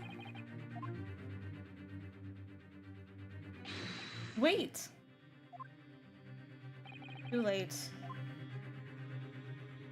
What's going on here? I guess maybe he doesn't know who he is. What is your interest in my apprentice, exactly? You act as if you know the man or something. Well, since when has he been in your care? I don't recall you having an apprentice before I left Britain 6 months ago. Lord Strongheart introduced me to him about 3 months ago now, with instructions to mentor him as a prosecutor. But he didn't tell you why, did he? The man appears to be suffering from amnesia. He's forgotten every last detail about himself. He has amnesia. Tomorrow he will appear in court at my side. What? He's to serve as my judicial assistant, on Lord Strongheart's orders. He'll be in court with us? Now then, unless I'm much mistaken, I believe this conversation has run its course. Oh, yes, thank you. I definitely saw a reaction there. When Suzato called out like that, it really seemed to hit a nerve. When she called out Kazuma-sama.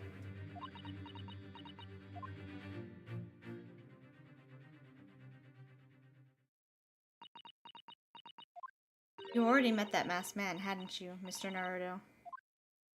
Yes, yesterday, in fact, at Lord Van Ziek's office. I see. And if Kazuma-sama really is still alive, it means that Mr. Sholmes lied to us. I know. We're going to need to speak to him about that. You're going to have to leave now. The forensic investigation team are due to arrive shortly. If they find you here, it will cause problems. What sort of problems? He's trying to help you, Rinosuke. Just go. Foreign affair problems. Well, we could do without that. Alright, we'll be on our way. Let's go, Miss Suzato. He gave you warning, so that helped.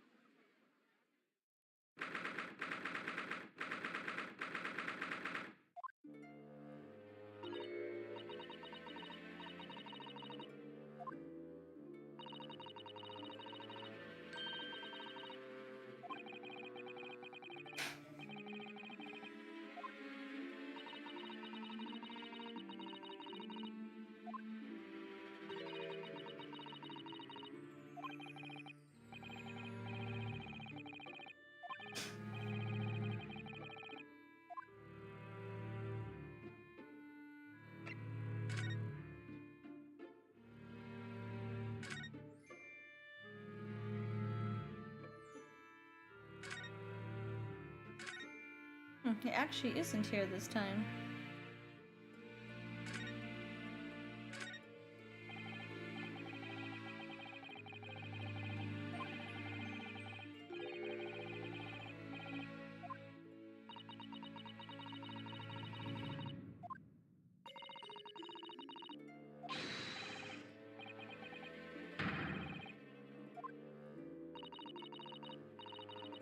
Don't yell at her, dude.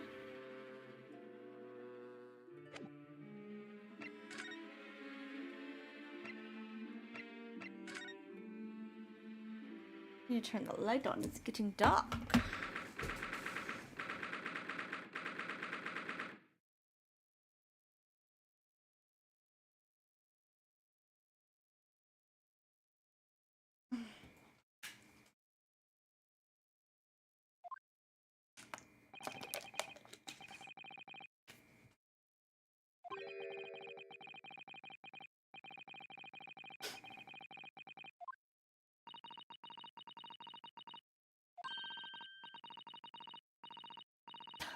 This is just sightseeing in the fucking forensic office.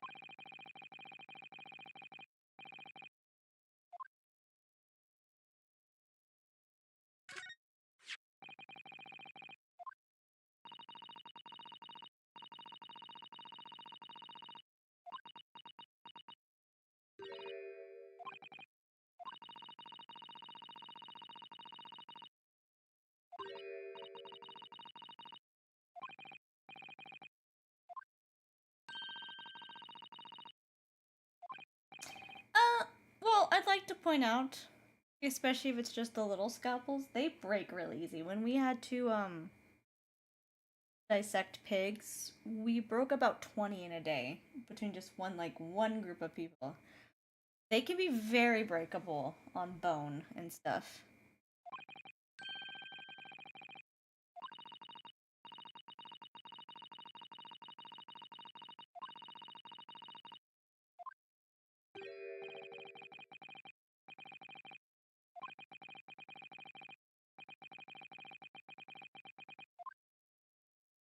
To be fair, it could be suspicious.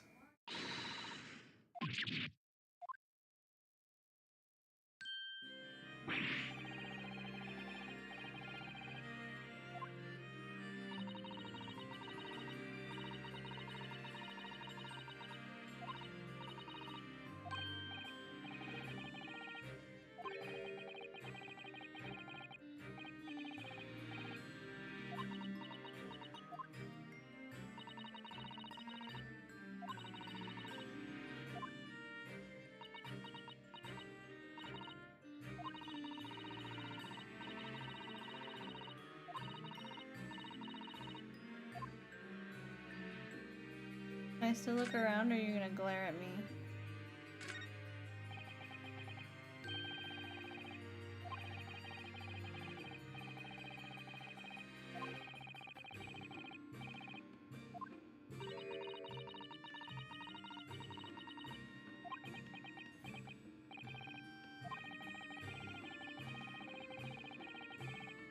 It's how I cope.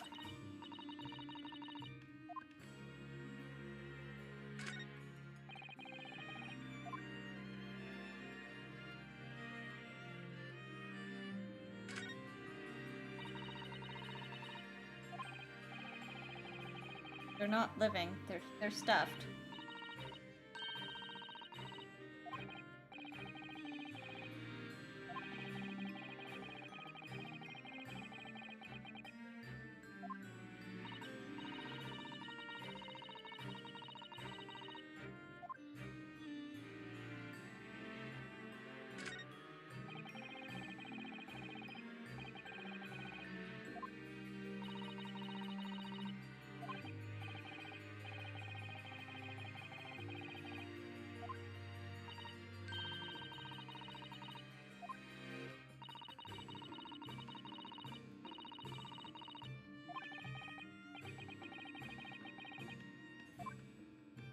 When you work with death so much, you get kind of the effects of it.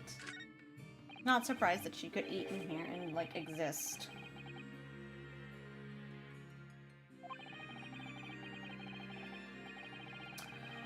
Those are organs.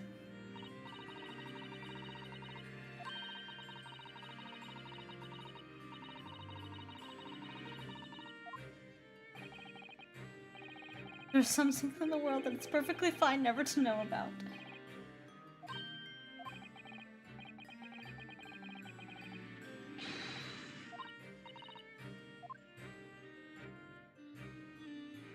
You should probably get used to this kind of stuff. When forensic becomes normal, it's gonna be used in stuff a lot.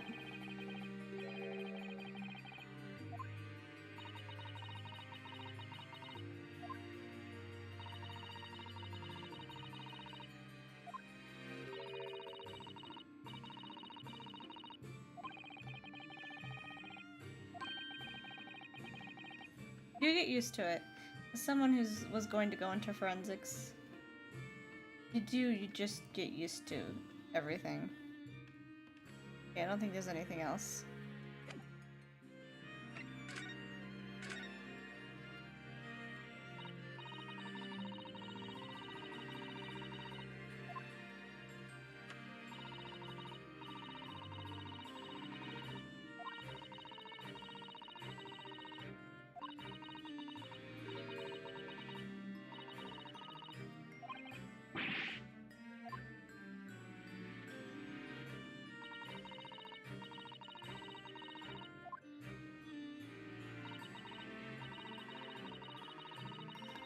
He probably has a brother. We're twins.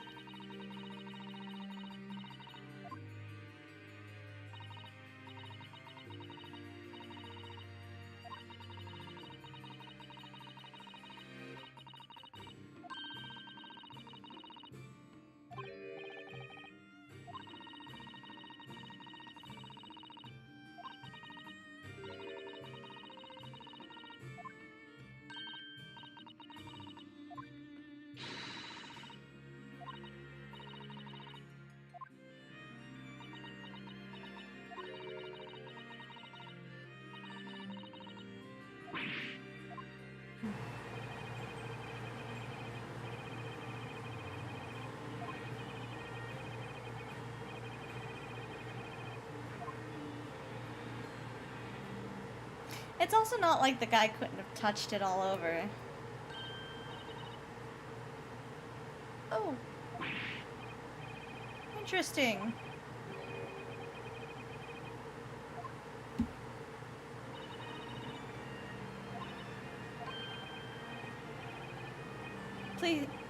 Pleased to meet you.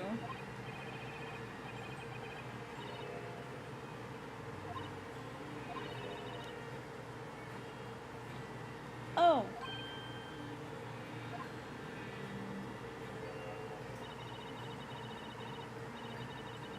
The same as it looks inside you.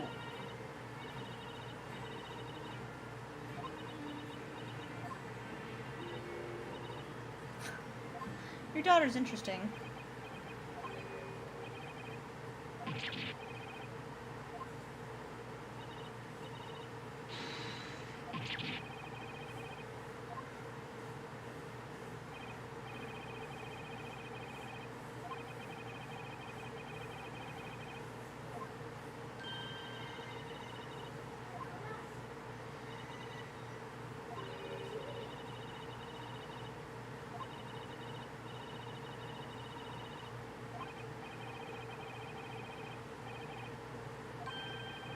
I was just there.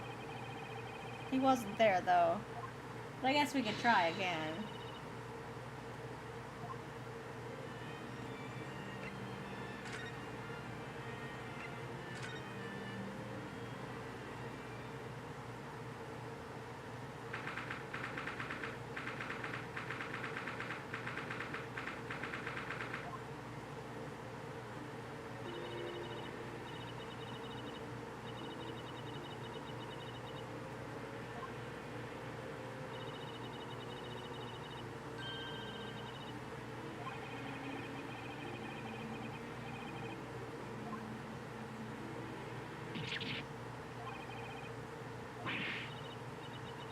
It's not a waxwork.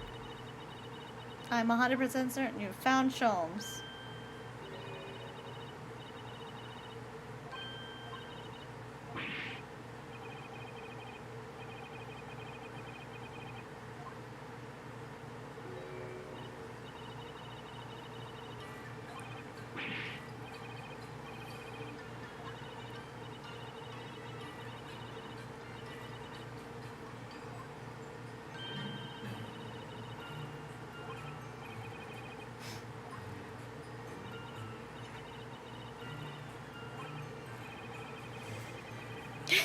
You really engage his brain when he's hungry enough.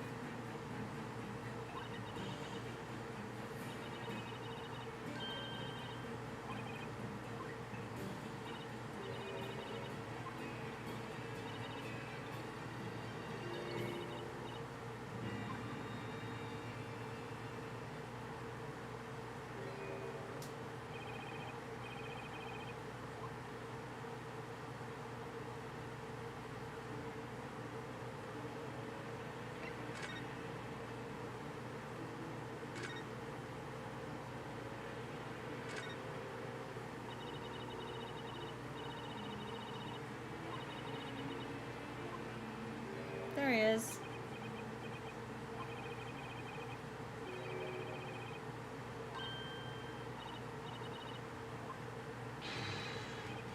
You're gonna give her a heart attack.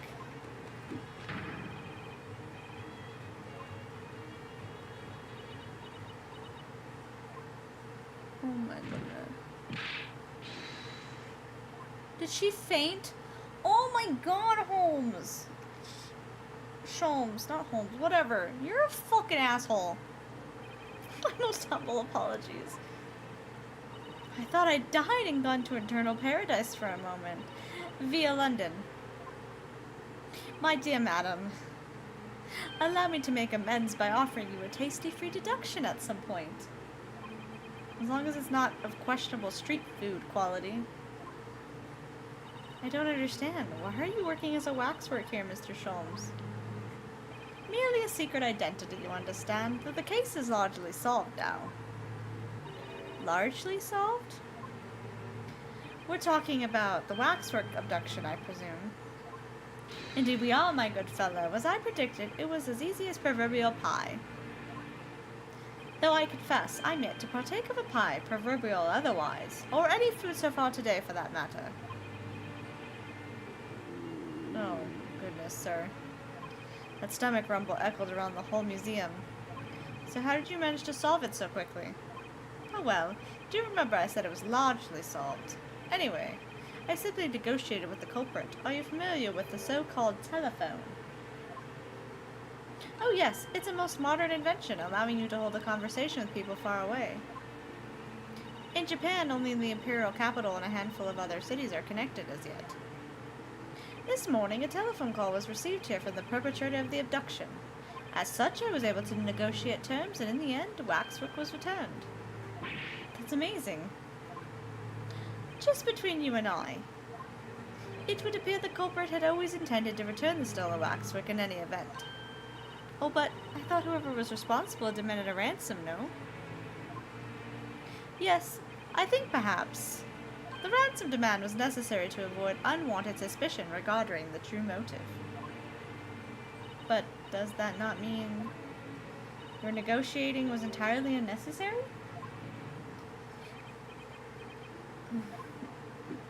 A fact that I must ask you to keep from Madame Tuspel's at all costs. A hungry young Iris awaits my return to Baker Street after all. Poor Iris. Now then, do I sense that you have some business with this great waxwork? I sure do.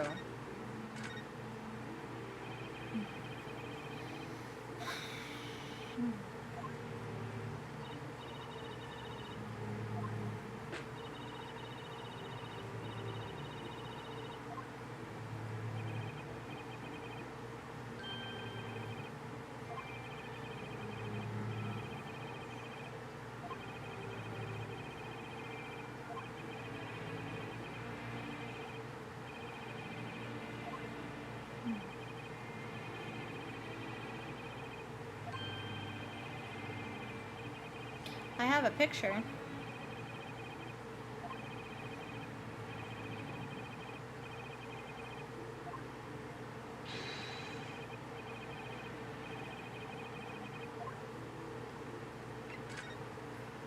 He's probably not going to tell us about this.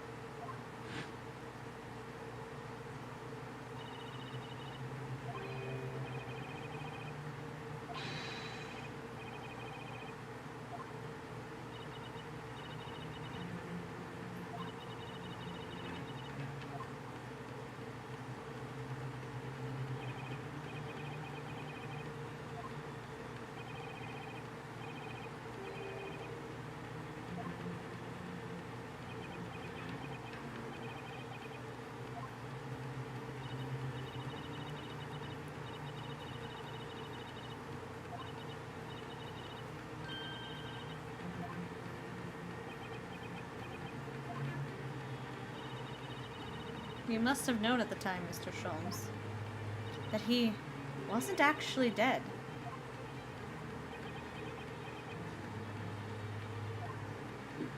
Well, I can only assume I was swept up in the murderous atmosphere of the moment. But the fellow wasn't dead at all. He knows. He's covering for something. I don't suppose that performance would pass muster, would it, Mr. Naruto? I could believe that the crewmen present at the time made a mistake. But not you, Mr. Sholmes. I will now tell you something of the first importance, my dear fellow. Great detectives are wont to lie. It will serve you well to remember that. Please, Mr. Sholmes. Tomorrow in court, you will find yourself on the threshold of a very great mystery. For now, I'm afraid that's all I can say. We do have evidence for you, though.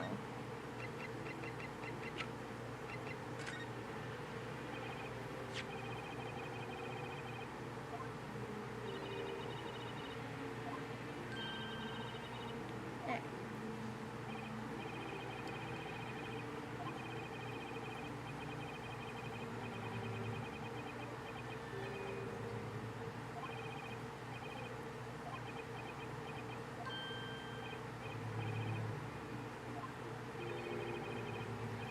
Huh. You know him, then.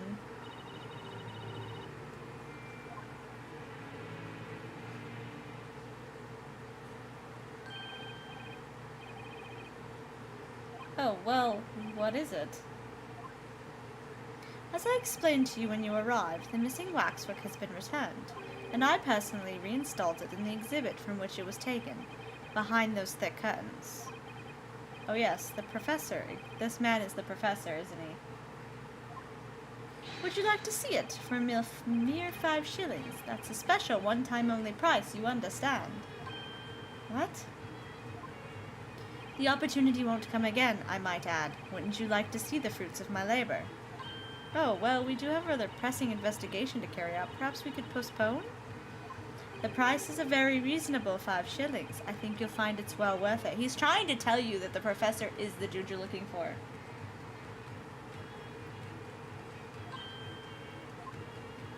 Are you being quite serious, Mr. Sholmes? Surely you need only look at my expression to ascertain if this is seriousness or silliness. I can never tell with you. That's the point. Very well, it couldn't hurt. Here's your 5 shillings. Gratefully received. So the special exhibit awaits beyond the curtain. I invite you to peruse it at your leisure.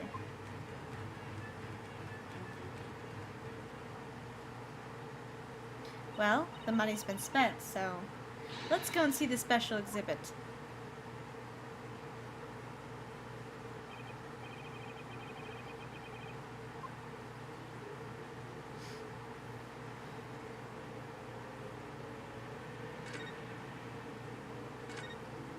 $5 shillings we've had to pay. It doesn't seem right somehow that Mr. Sholmes slipped the money into his own pocket, does it? No. Ah, we could ask Gina to retrieve it for us, using her special skills. Pickpocketing police officers and diddling detectives. Is this what makes Britain great? Not to mention demigod prosecutors taking the law into their own hands or chip-loving inspectors. I love that you call him a demigod. Inspector Gregson comes off rather well in that list, I think.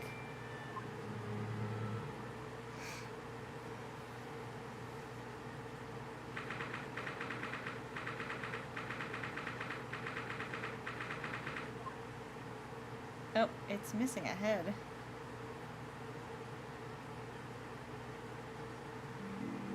Oh dear, I felt a shiver run down my spine as soon as we walked in here.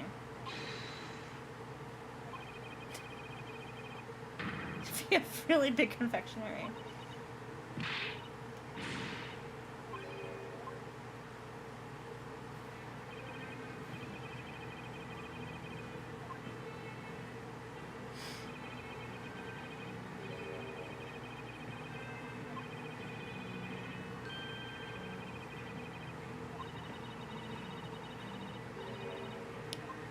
I'm missing the head.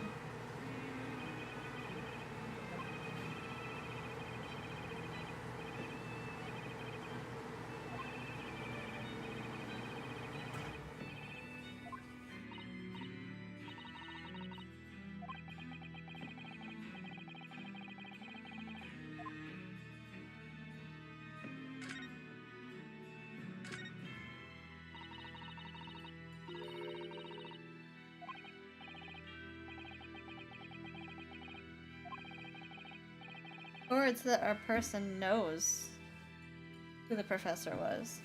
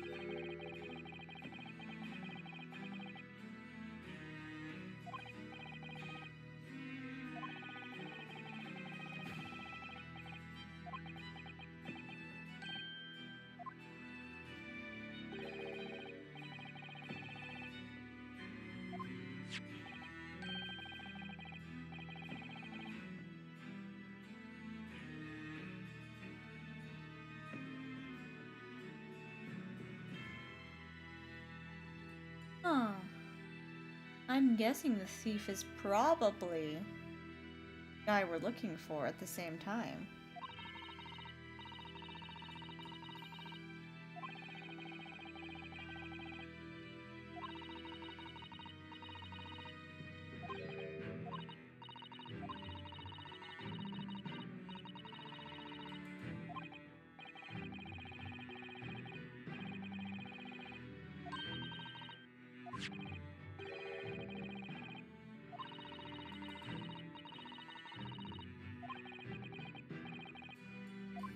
Because then the real person could have touched his fingerprints on the cage that drops beneath the stage, and then put the puppet in.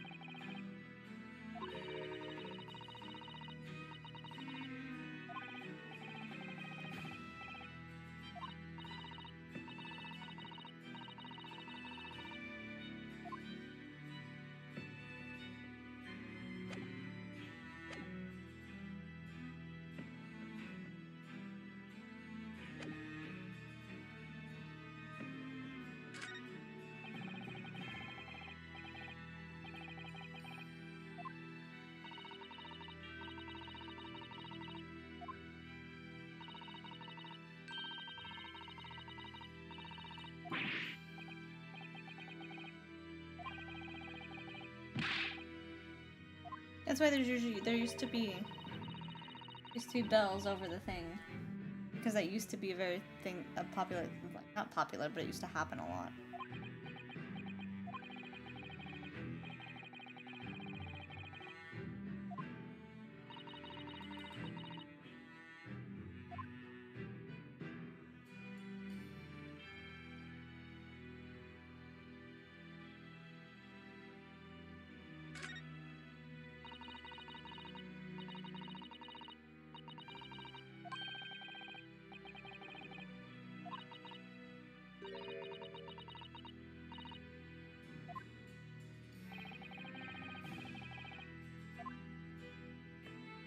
Did you turn away?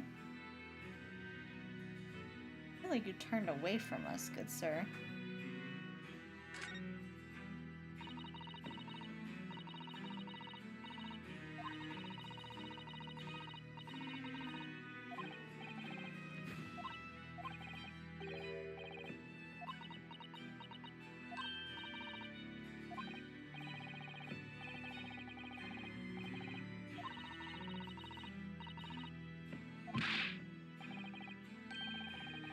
Oh my god, buddy, it's not a trowel for sure.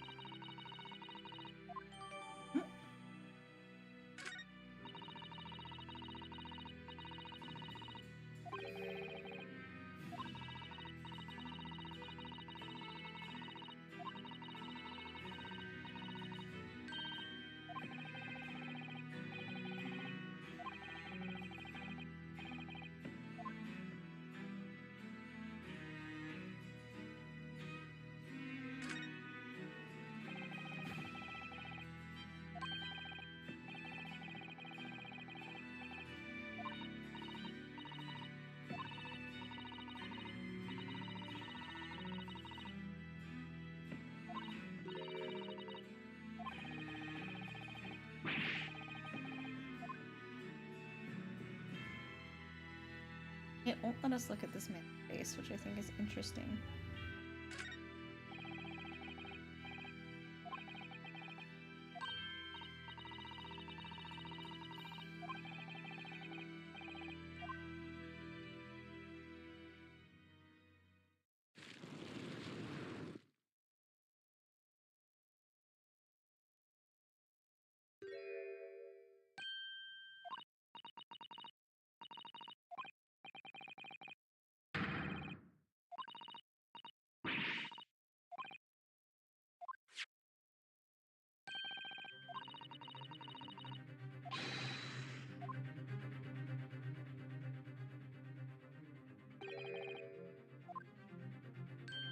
Well, hold on, let me look at this camera first before we step on to the next step.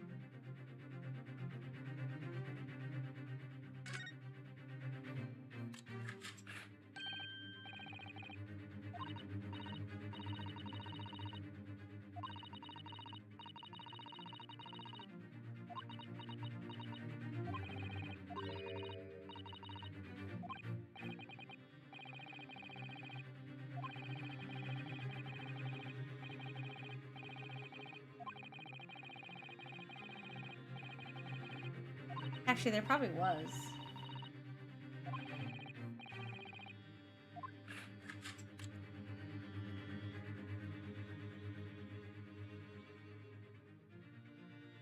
For now.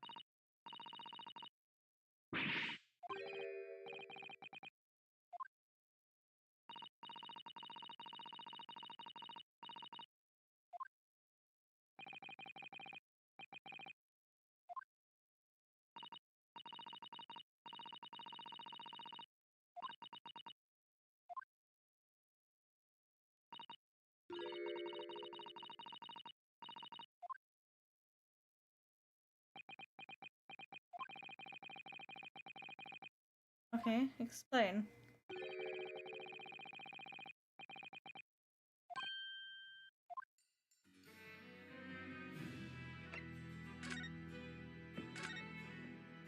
I believe I told you a little bit about the professor yesterday, did I not? He took the lives of 5 victims, every one being either a member of the aristocracy or royalty. All were attacked by an enormous hunting hound and had their throats ripped from their bodies. Well, that's how it's the Hound of Baskerville, I get it. Oh gosh, an enormous hound, how awful. After taking the life of his 5th victim, the killer was apprehended. It was a case of unprecedented magnitude in Britain, you understand. Accordingly, the professor was tried in a closed court. No members of the public were permitted. Closed court? Do you mean the professor's identity? As you've surmised, my dear fellow, his identity was never made public. Naturally, he was found guilty, so it could be this dude that's killing more people, maybe. He was buried in a grave at Lowgate Cemetery, which adjoins the rear of the prison where he had been held. However, that was not the end of the affair. This is actually 2 Sherlock Holmes cases if you've ever read the books. The Hound of Baskerville and then the one where he like breaks out of a coffin, that's a different case. The very night that he was buried, the convicted man came back to life.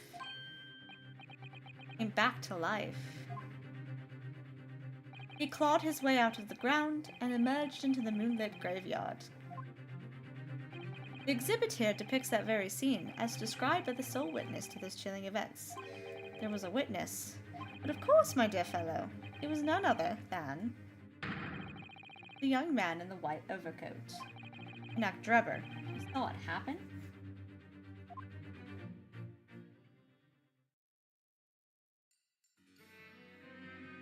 He's not a young witness anymore. This is a waxwork model of Enoch Drebber. 10 years ago, a convicted professor, having been gibbeted and buried, emerged from his grave in the dead of night. No witness to that unimaginable scene was this young man. From appearances, I would say he was about 20 years old. So horrifying. Scared out of his wits, the young Drebber ran to a nearby police station to report the incident. And the sheer terror of what he'd seen is said to have turned his hair white overnight. As is shown in the photograph that we have him, his hair is completely white. For the following few days, the story of what he'd seen was on every front page in the capital. The public was frantic for every last detail about the killer who'd come back to life. As you've seen, an exhibit was even created here at Madame Tespel's. I can quite understand why the man's hair turned white, certainly. What I don't understand is what Mr. Drebber was doing in the first place, in a lonely graveyard in the middle of the night. He was stealing from graves. Yes, what was he up to? He was grave robbing.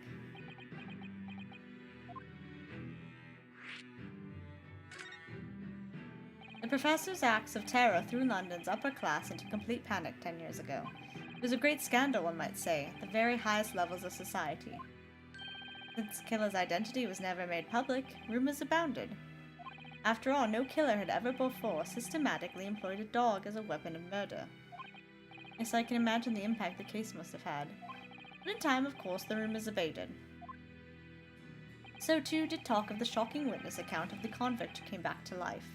It was forgotten, dismissed as a dubious ghost story, as a preposterous parlor tale. But why did people stop believing it? Why? Simply because there was no resurrection to speak of, as was established in fact. What do you mean by no resurrection? The police investigated the grave in Lowgate Cemetery and published their findings. The convict's body was found to be buried exactly where it had been following the execution. That would mean Mr. Drebber must have lied to the police and the newspapers. That would appear to be the only logical explanation, yes. The young man subsequently vanished from society and nothing has been heard of him since. It's rather striking, then, that he should resurface now, don't you think? Of course, the convicted murderer could have really come back to life. That's not possible. Drebber's hair is unusually white, and that really did happen overnight as a result of shock. It's hard to believe the incident was an out-and-out lie.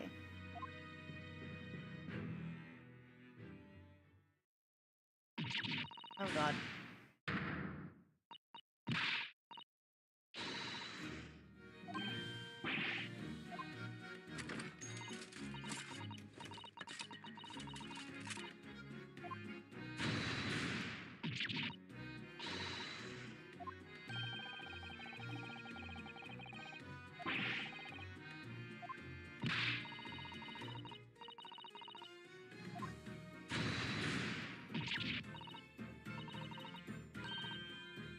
Early.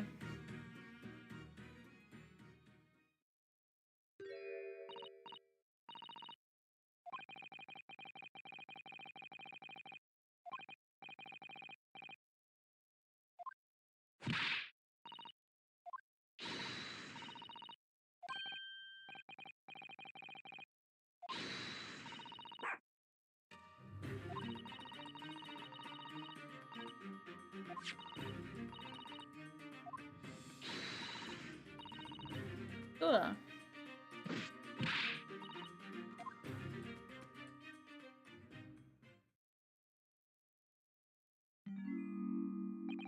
You go.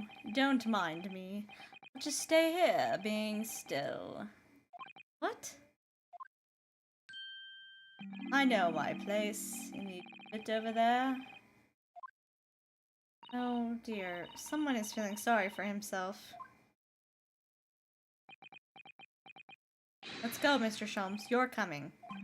Your words hearten me, I must say, but if I were to shrink my duties here, Adam would have me pay monetary recompense, and Iris's dinner plate would be empty once more. Forget that, I'll pay for everything.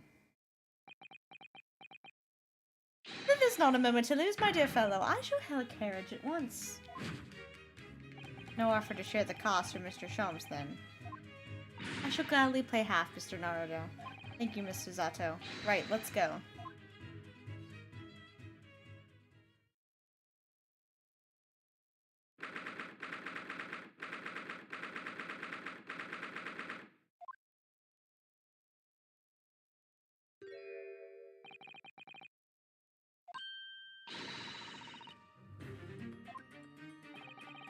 It's probably a model. Yeah, a prototype.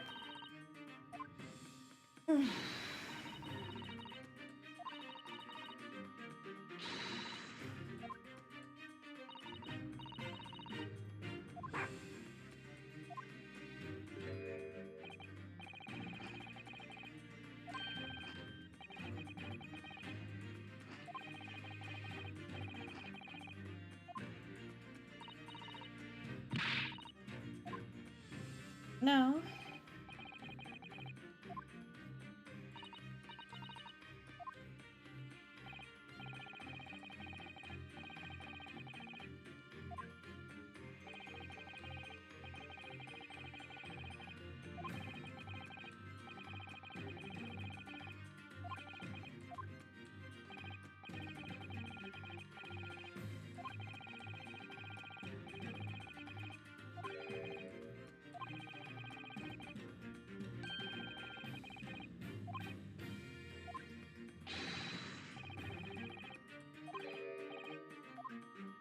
Pardon?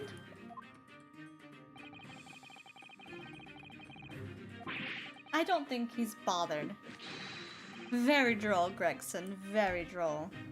You may consider me nothing more than an inconspicuous waxwork model.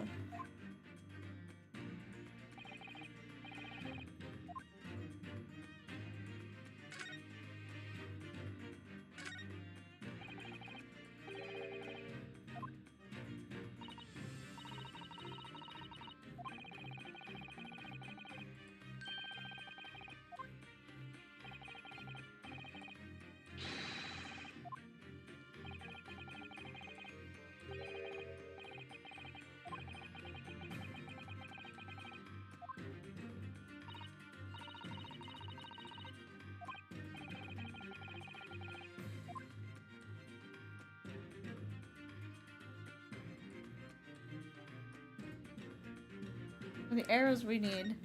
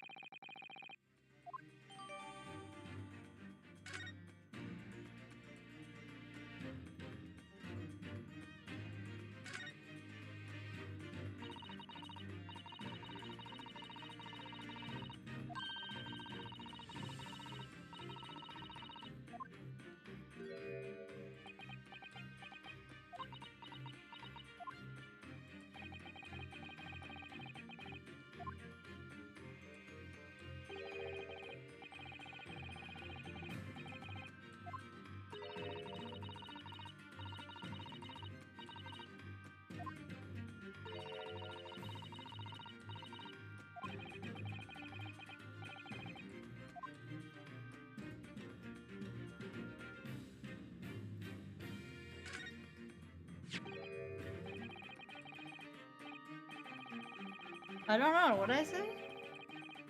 That's not a back massage, that's a trophy. That's...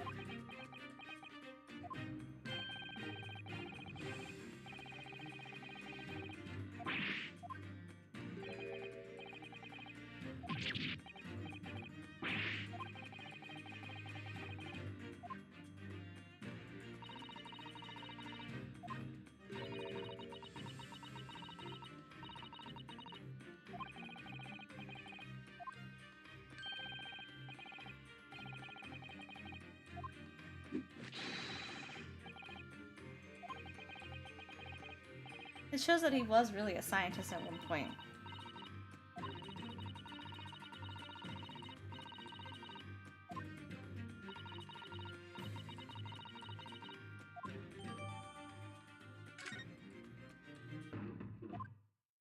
Oh.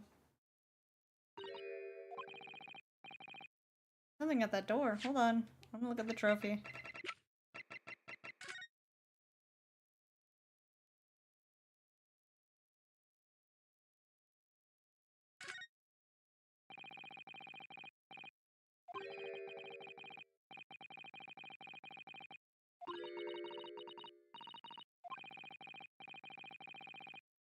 Yeah, at one point he probably was.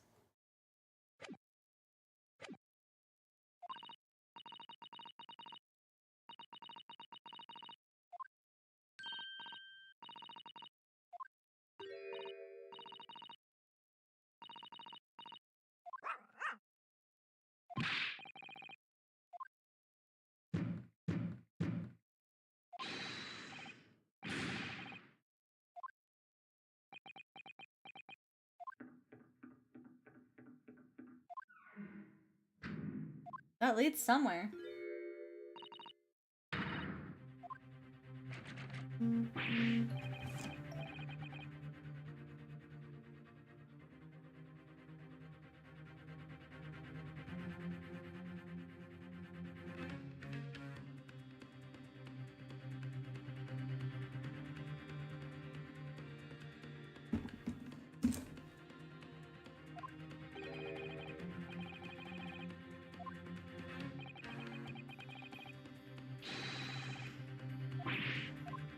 Do it, Holmes. Holmes. Do it.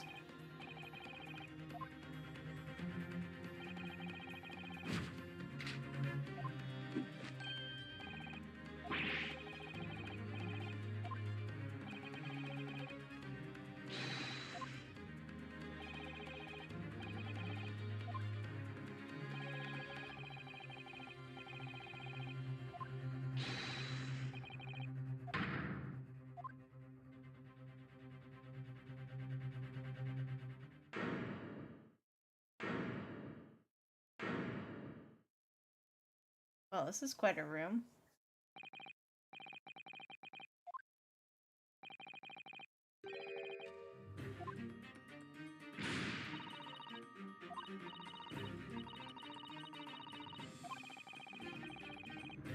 Where would he have ran? Oh, well, I see the footprints. I like it. This whole room turn.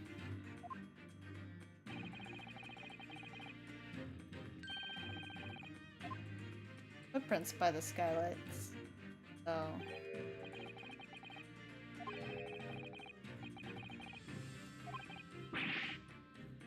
Blow me! I love it.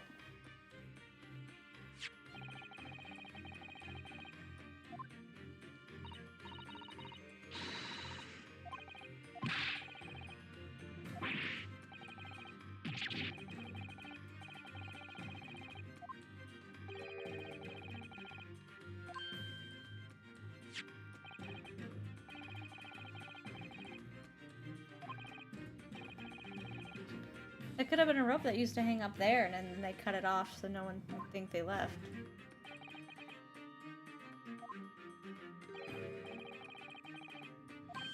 I observed. Just Runosuke will get there.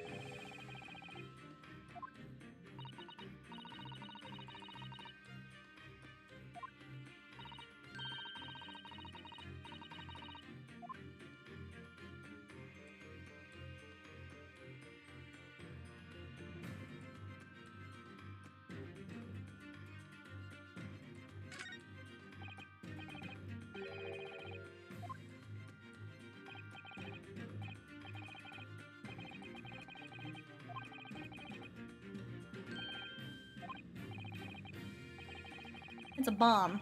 Ryunosuke.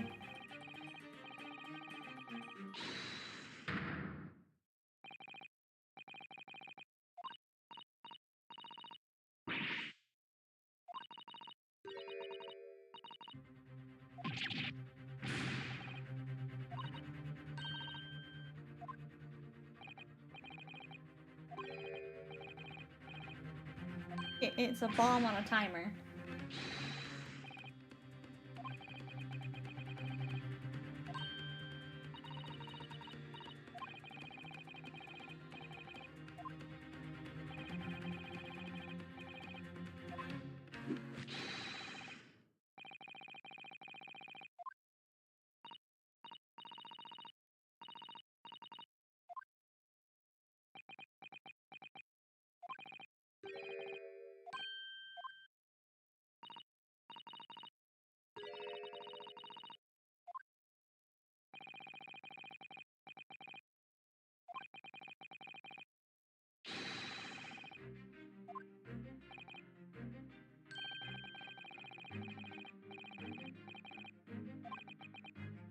I feel the great deduction coming. Oh, but I didn't look at the footprints.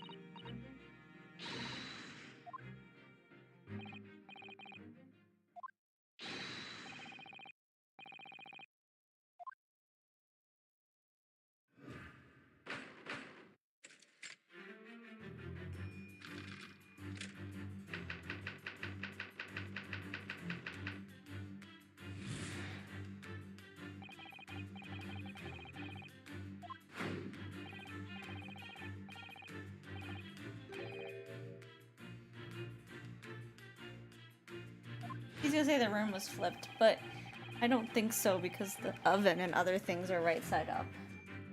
Or the stove, not the oven. Stove. I think that's exactly it. Oh, there's a code. Oh, he was looking for the code. He flipped everything to look for the code. The safe. That's probably what he was trying to do. I don't think.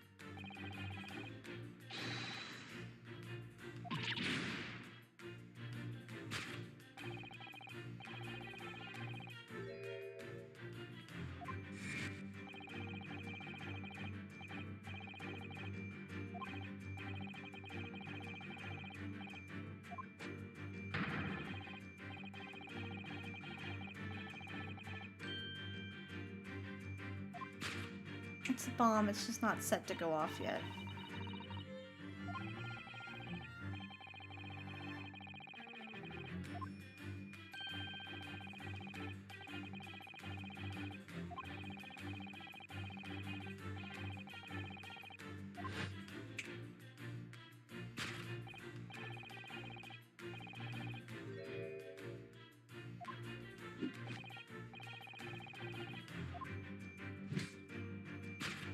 What are you hungry for?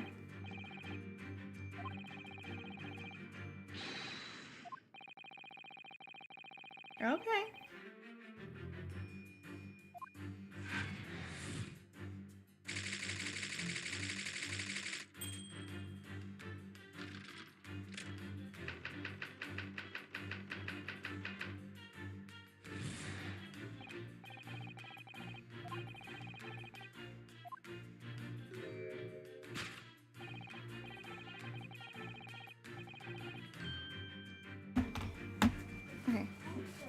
Okay, you show me.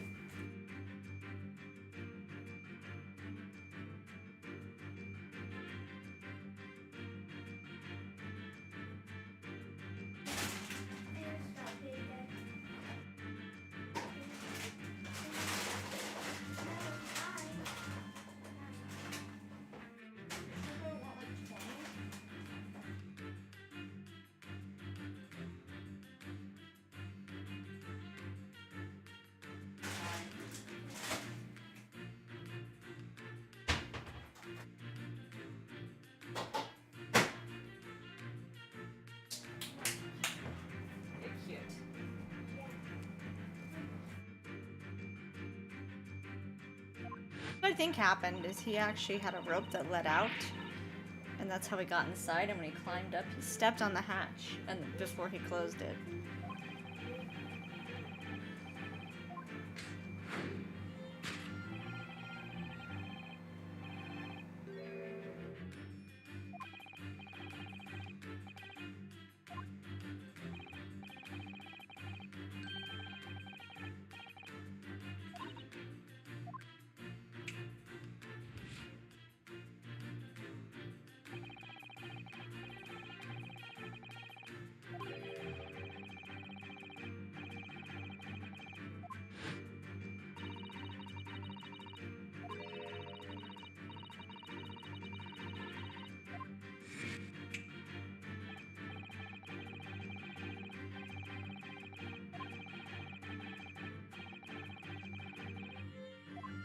Yeah. Sorry.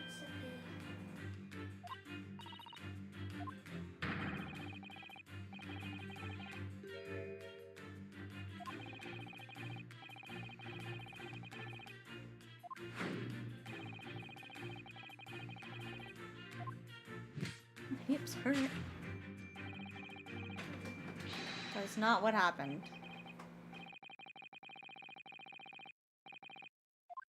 Nope.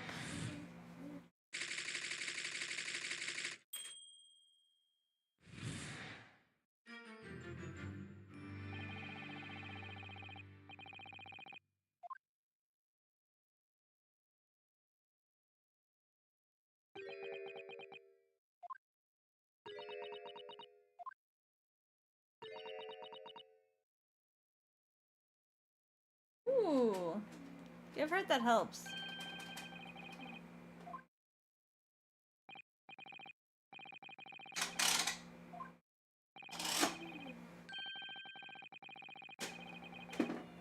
The thing is such a thing actually possible? An anti-gravity device, I mean.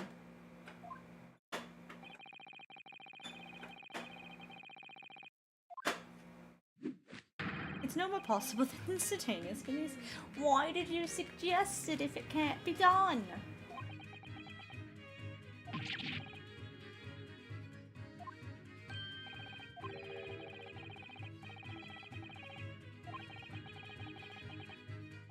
Buddy, you drive me nuts.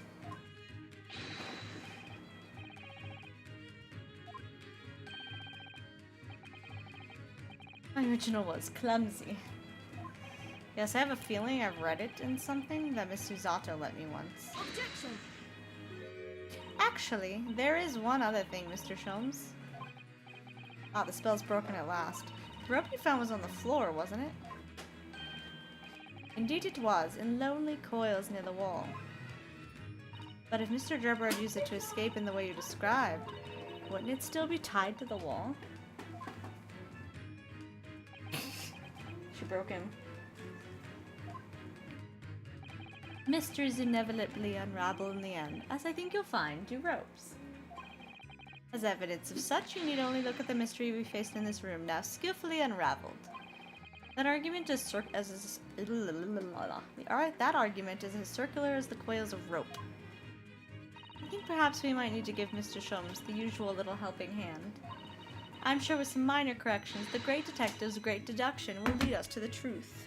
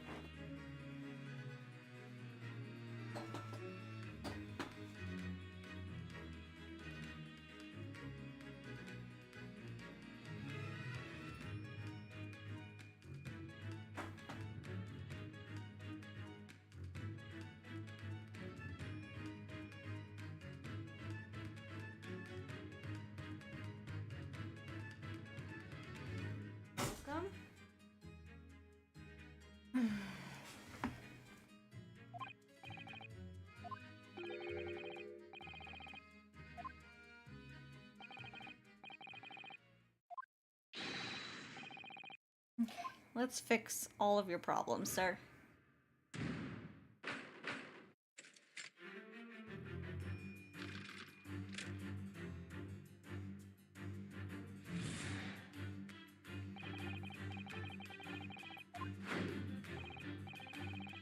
I already know why. There was literally a code on one of the chairs, and that's why they were flipped. They were looking for that code.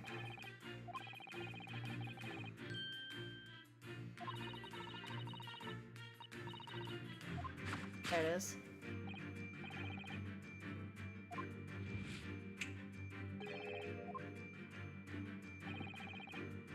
He's a fucking blind idiot. Code is written in very big fucking letters and numbers.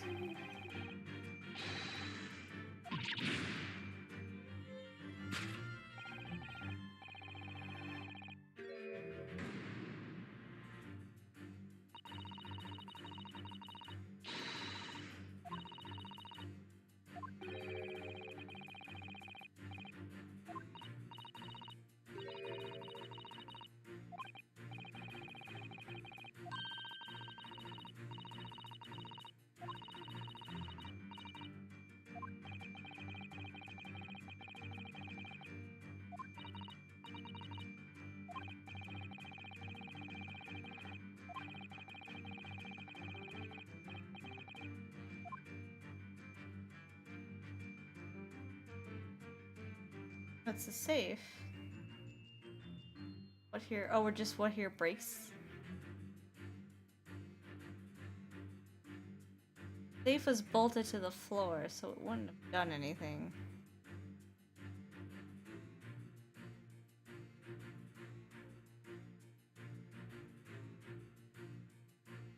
Stove bolted to the floor?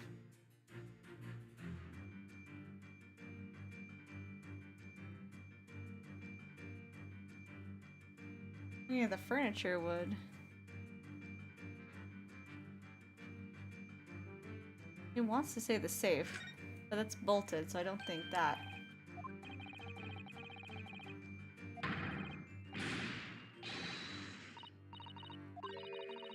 Yeah, it's bolted, so it wouldn't be that.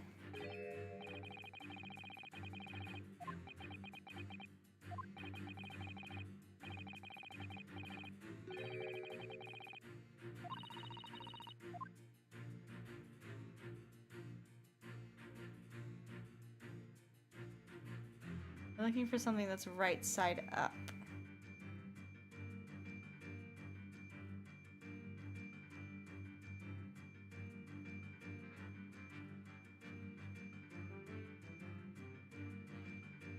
Oh, well there it is, the vase. Vase is right side up.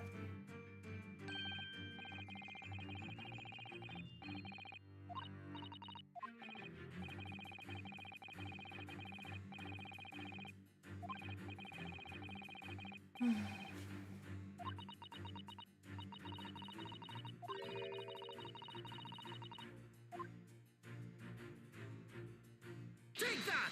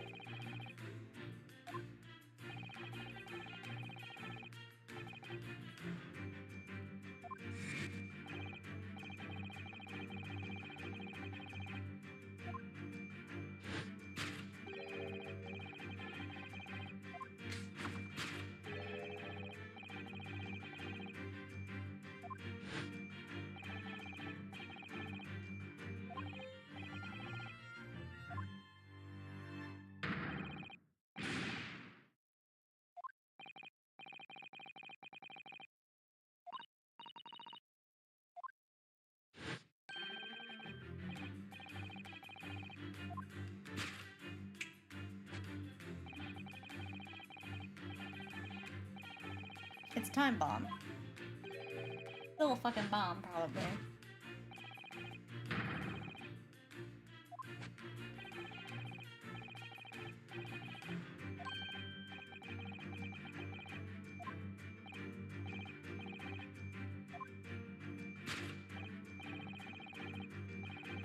Nope. No, that's not the case.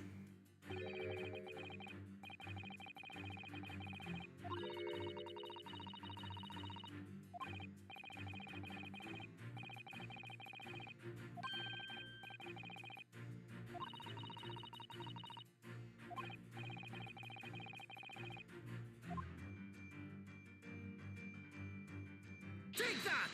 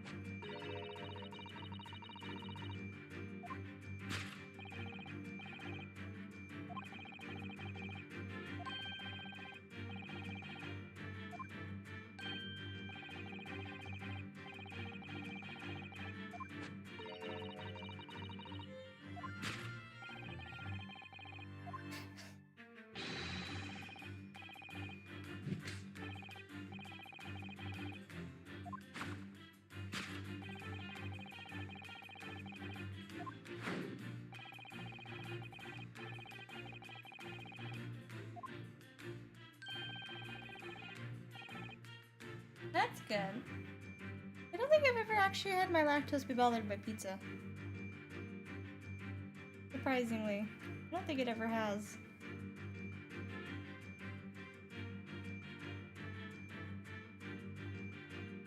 Not bothered by a lot of things.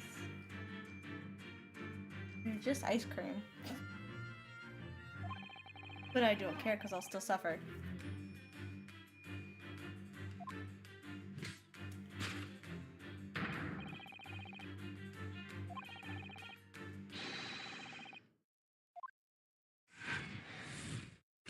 Ooh, yeah. I think the only thing that actually gets me like cheese-wise is mozzarella.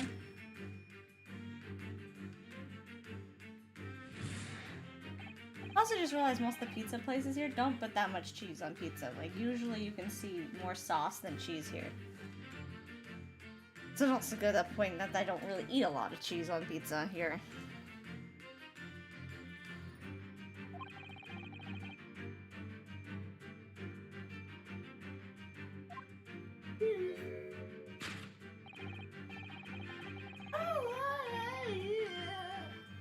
Silly.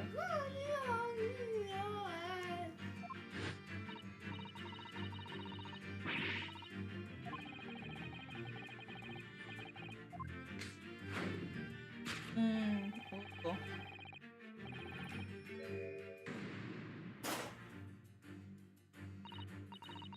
I'm glad you found a solution for it. Yes, she is singing. I love you too. Do I have to get hugs and kisses? How about you bring me the popsicle and give me hugs and kisses? I feel like we can do both.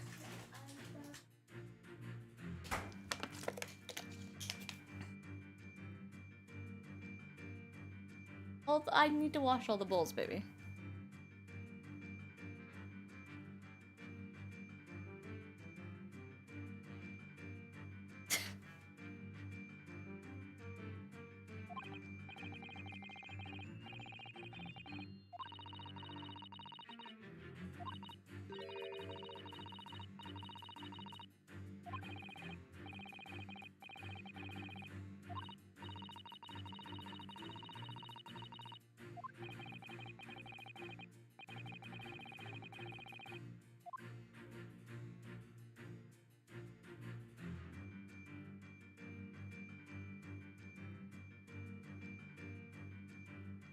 Take that!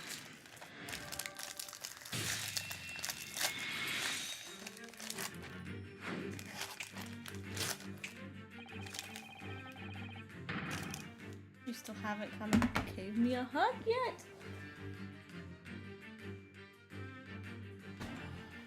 The fuck what? Oh.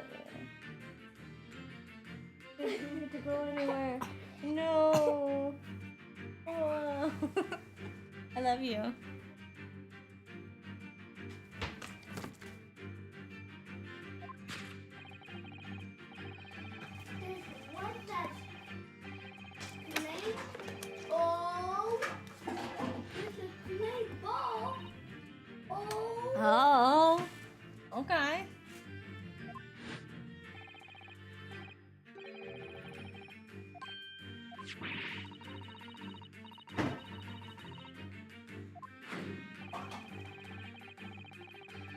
I don't know. I didn't try to trick you. You're cute though.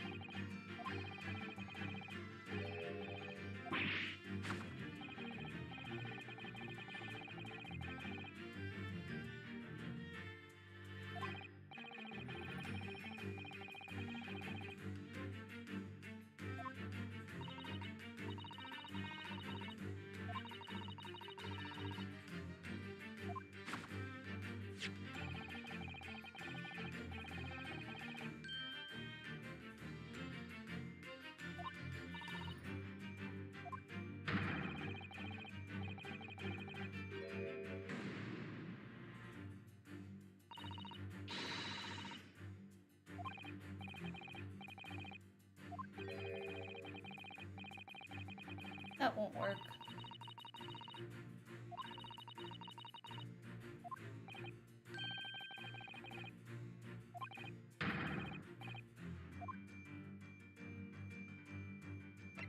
Take that! I can just shoot it.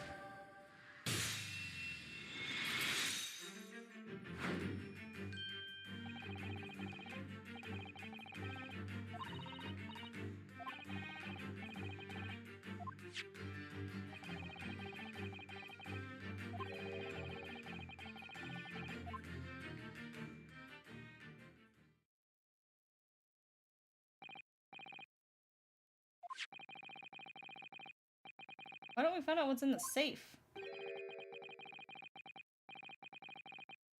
You know the code.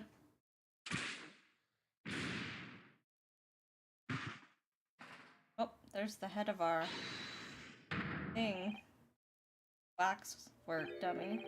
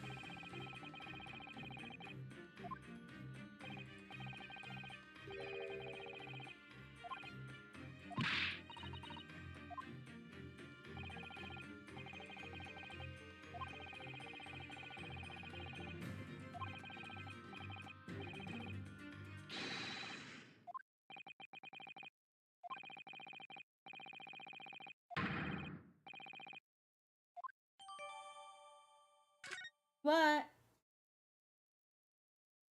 It is 7. Well, Dad says he has to stay an extra half hour today. So probably by 9 he'll be home.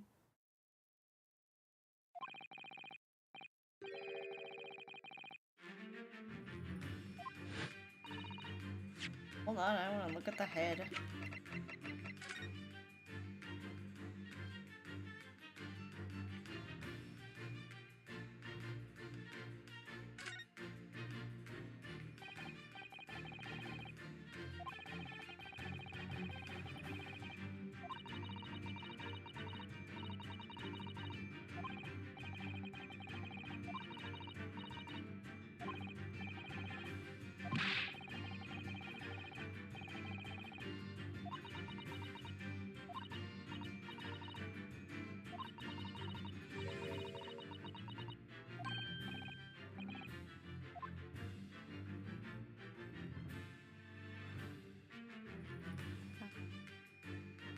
Okay.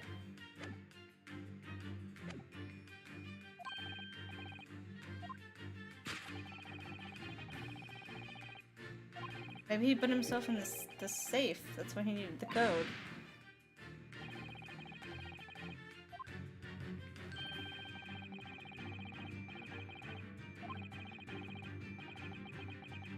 You wouldn't shut yourself inside a safe, would you?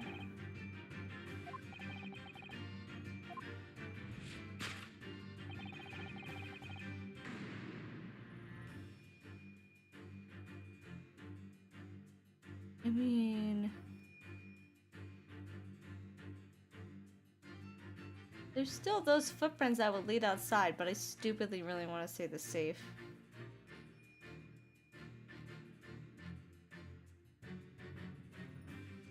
After all, why do we have a code to the safe?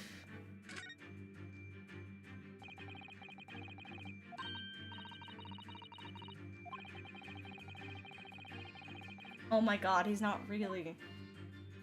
Take that! You gotta be kidding. The safe feels like the wrong answer.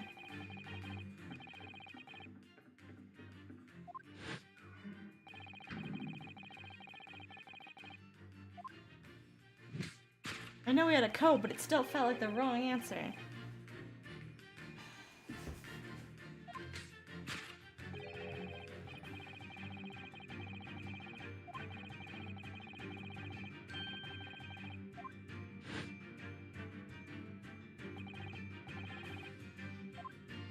How would you get out once you locked yourself inside, though? I don't think there's a way to open it from the inside.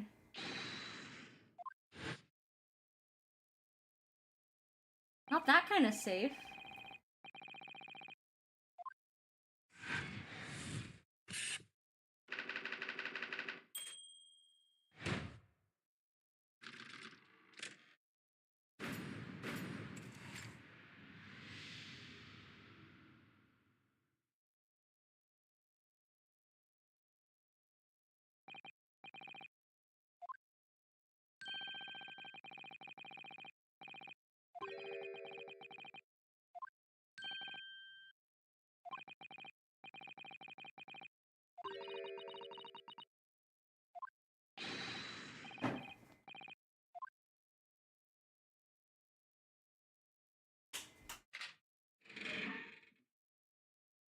That can't be comfortable, good sir.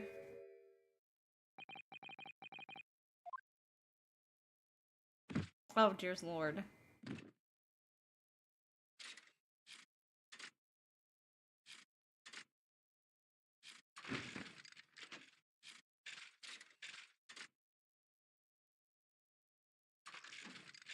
I have no idea. Jesus Christ, this man.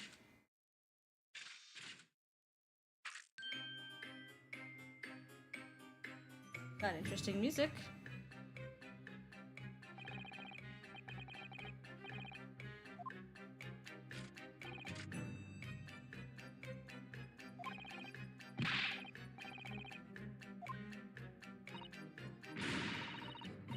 He's proving it very much on his own.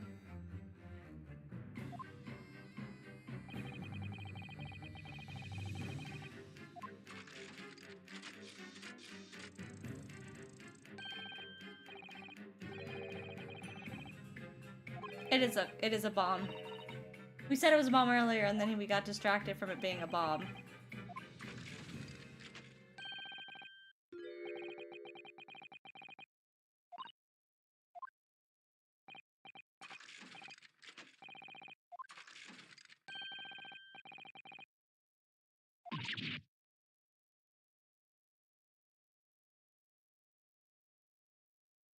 Mr. Sholmes, with only 7 seconds to spare. It was too close for comfort. I've got 1 foot in the grave already. Oh my god.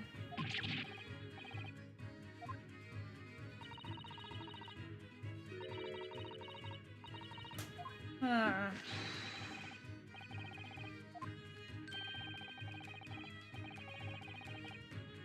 My god.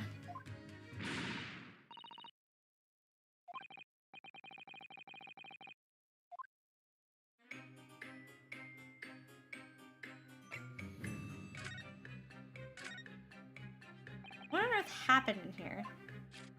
You found me, haven't you? No need to screw me down any further. Why did you say? Why? I get it's the gear joke, but that just sounded wrong.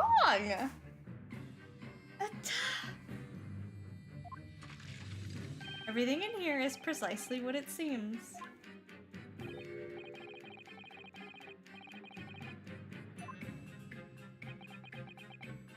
Fails to click with me how you were able to locate my workshop.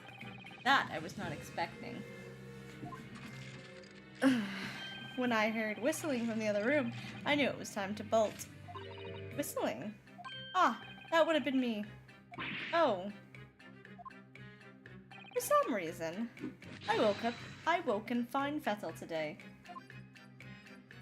Erickson's gonna beat the shit out of you. Certainly I must have a screw loose, though, as I couldn't remember the combination for the safe. And another one loose, as I couldn't remember on which piece of furniture I'd written it down. We also found rope over by the wall.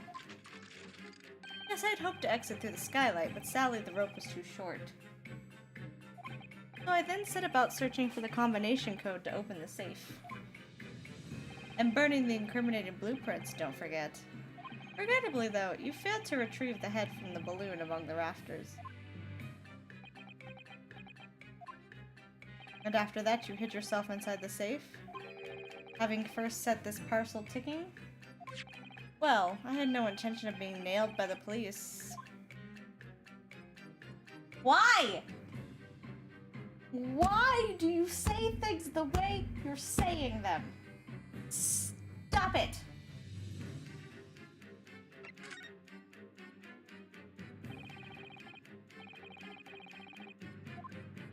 Please, why do you suppose I chose to hide inside the safe?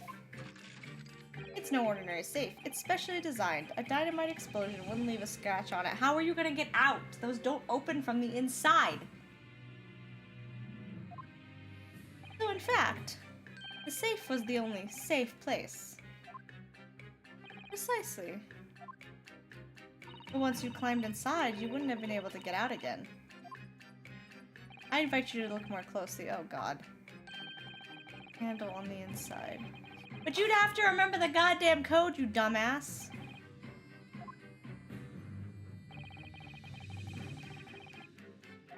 I just wasn't expecting uninvited guests to come along and screw up my plan.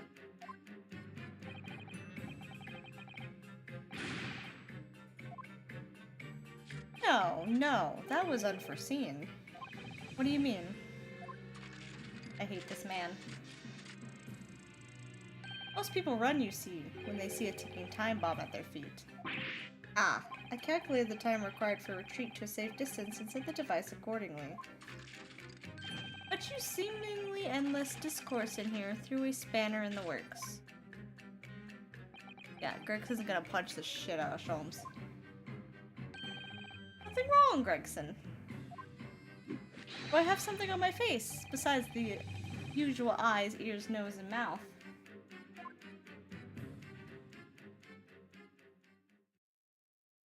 I think we have a fairly good idea of what's been going on here now. What about the two incidents you've evidently been involved in recently? Professor Harebrain's instantaneous kinesis experiment at the Great Exposition, and the waxwork model you stole, which this head belongs to. That's no ordinary head, you know. That's the head of the professor. Clad in a mask with a lock so snug, so strong, I'm unable to open it safely to reveal the killer's identity. I've been considering carrying it around as protection, after all. Oh. Everyone else arrived.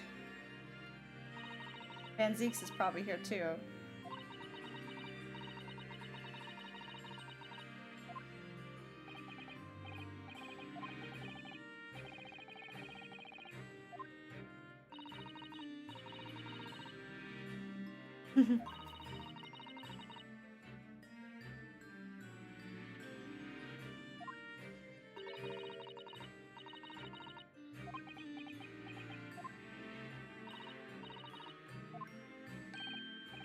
My dear madam, there's no need for such a threatening tone, I assure you. After all, that's no way to greet an old acquaintance, is it, Dr. Sith?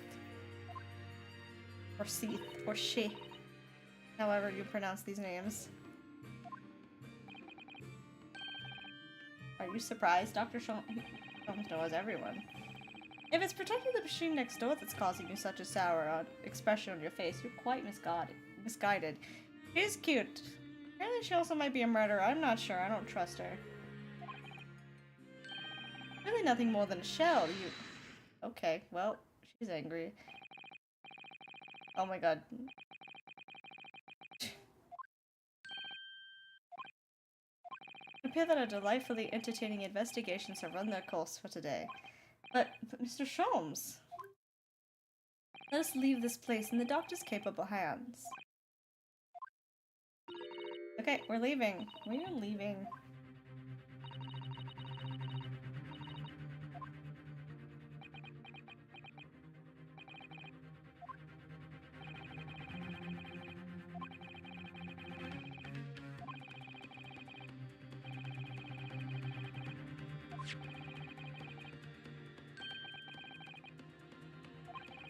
Inspector.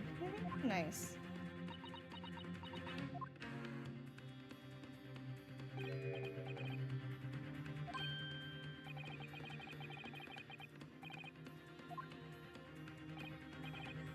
Oh, so sorry. Didn't mean to offend. You're quite right, of course. You did disarm the time bomb, didn't you? Yes, you did disarm that one. Oh my god.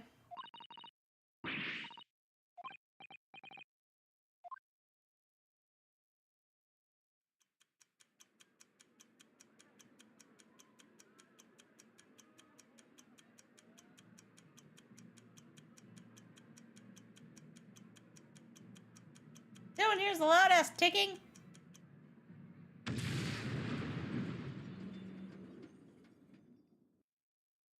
Well, I mean, if you weren't guilty for something else, you're certainly guilty for this.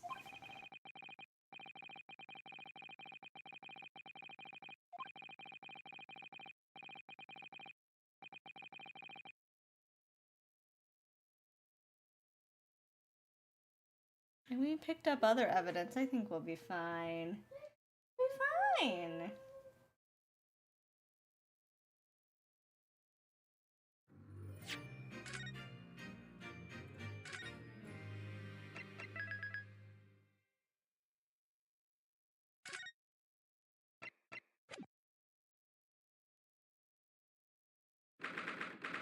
Okay, cool. That's actually where we're gonna leave it, and then we'll do more tomorrow.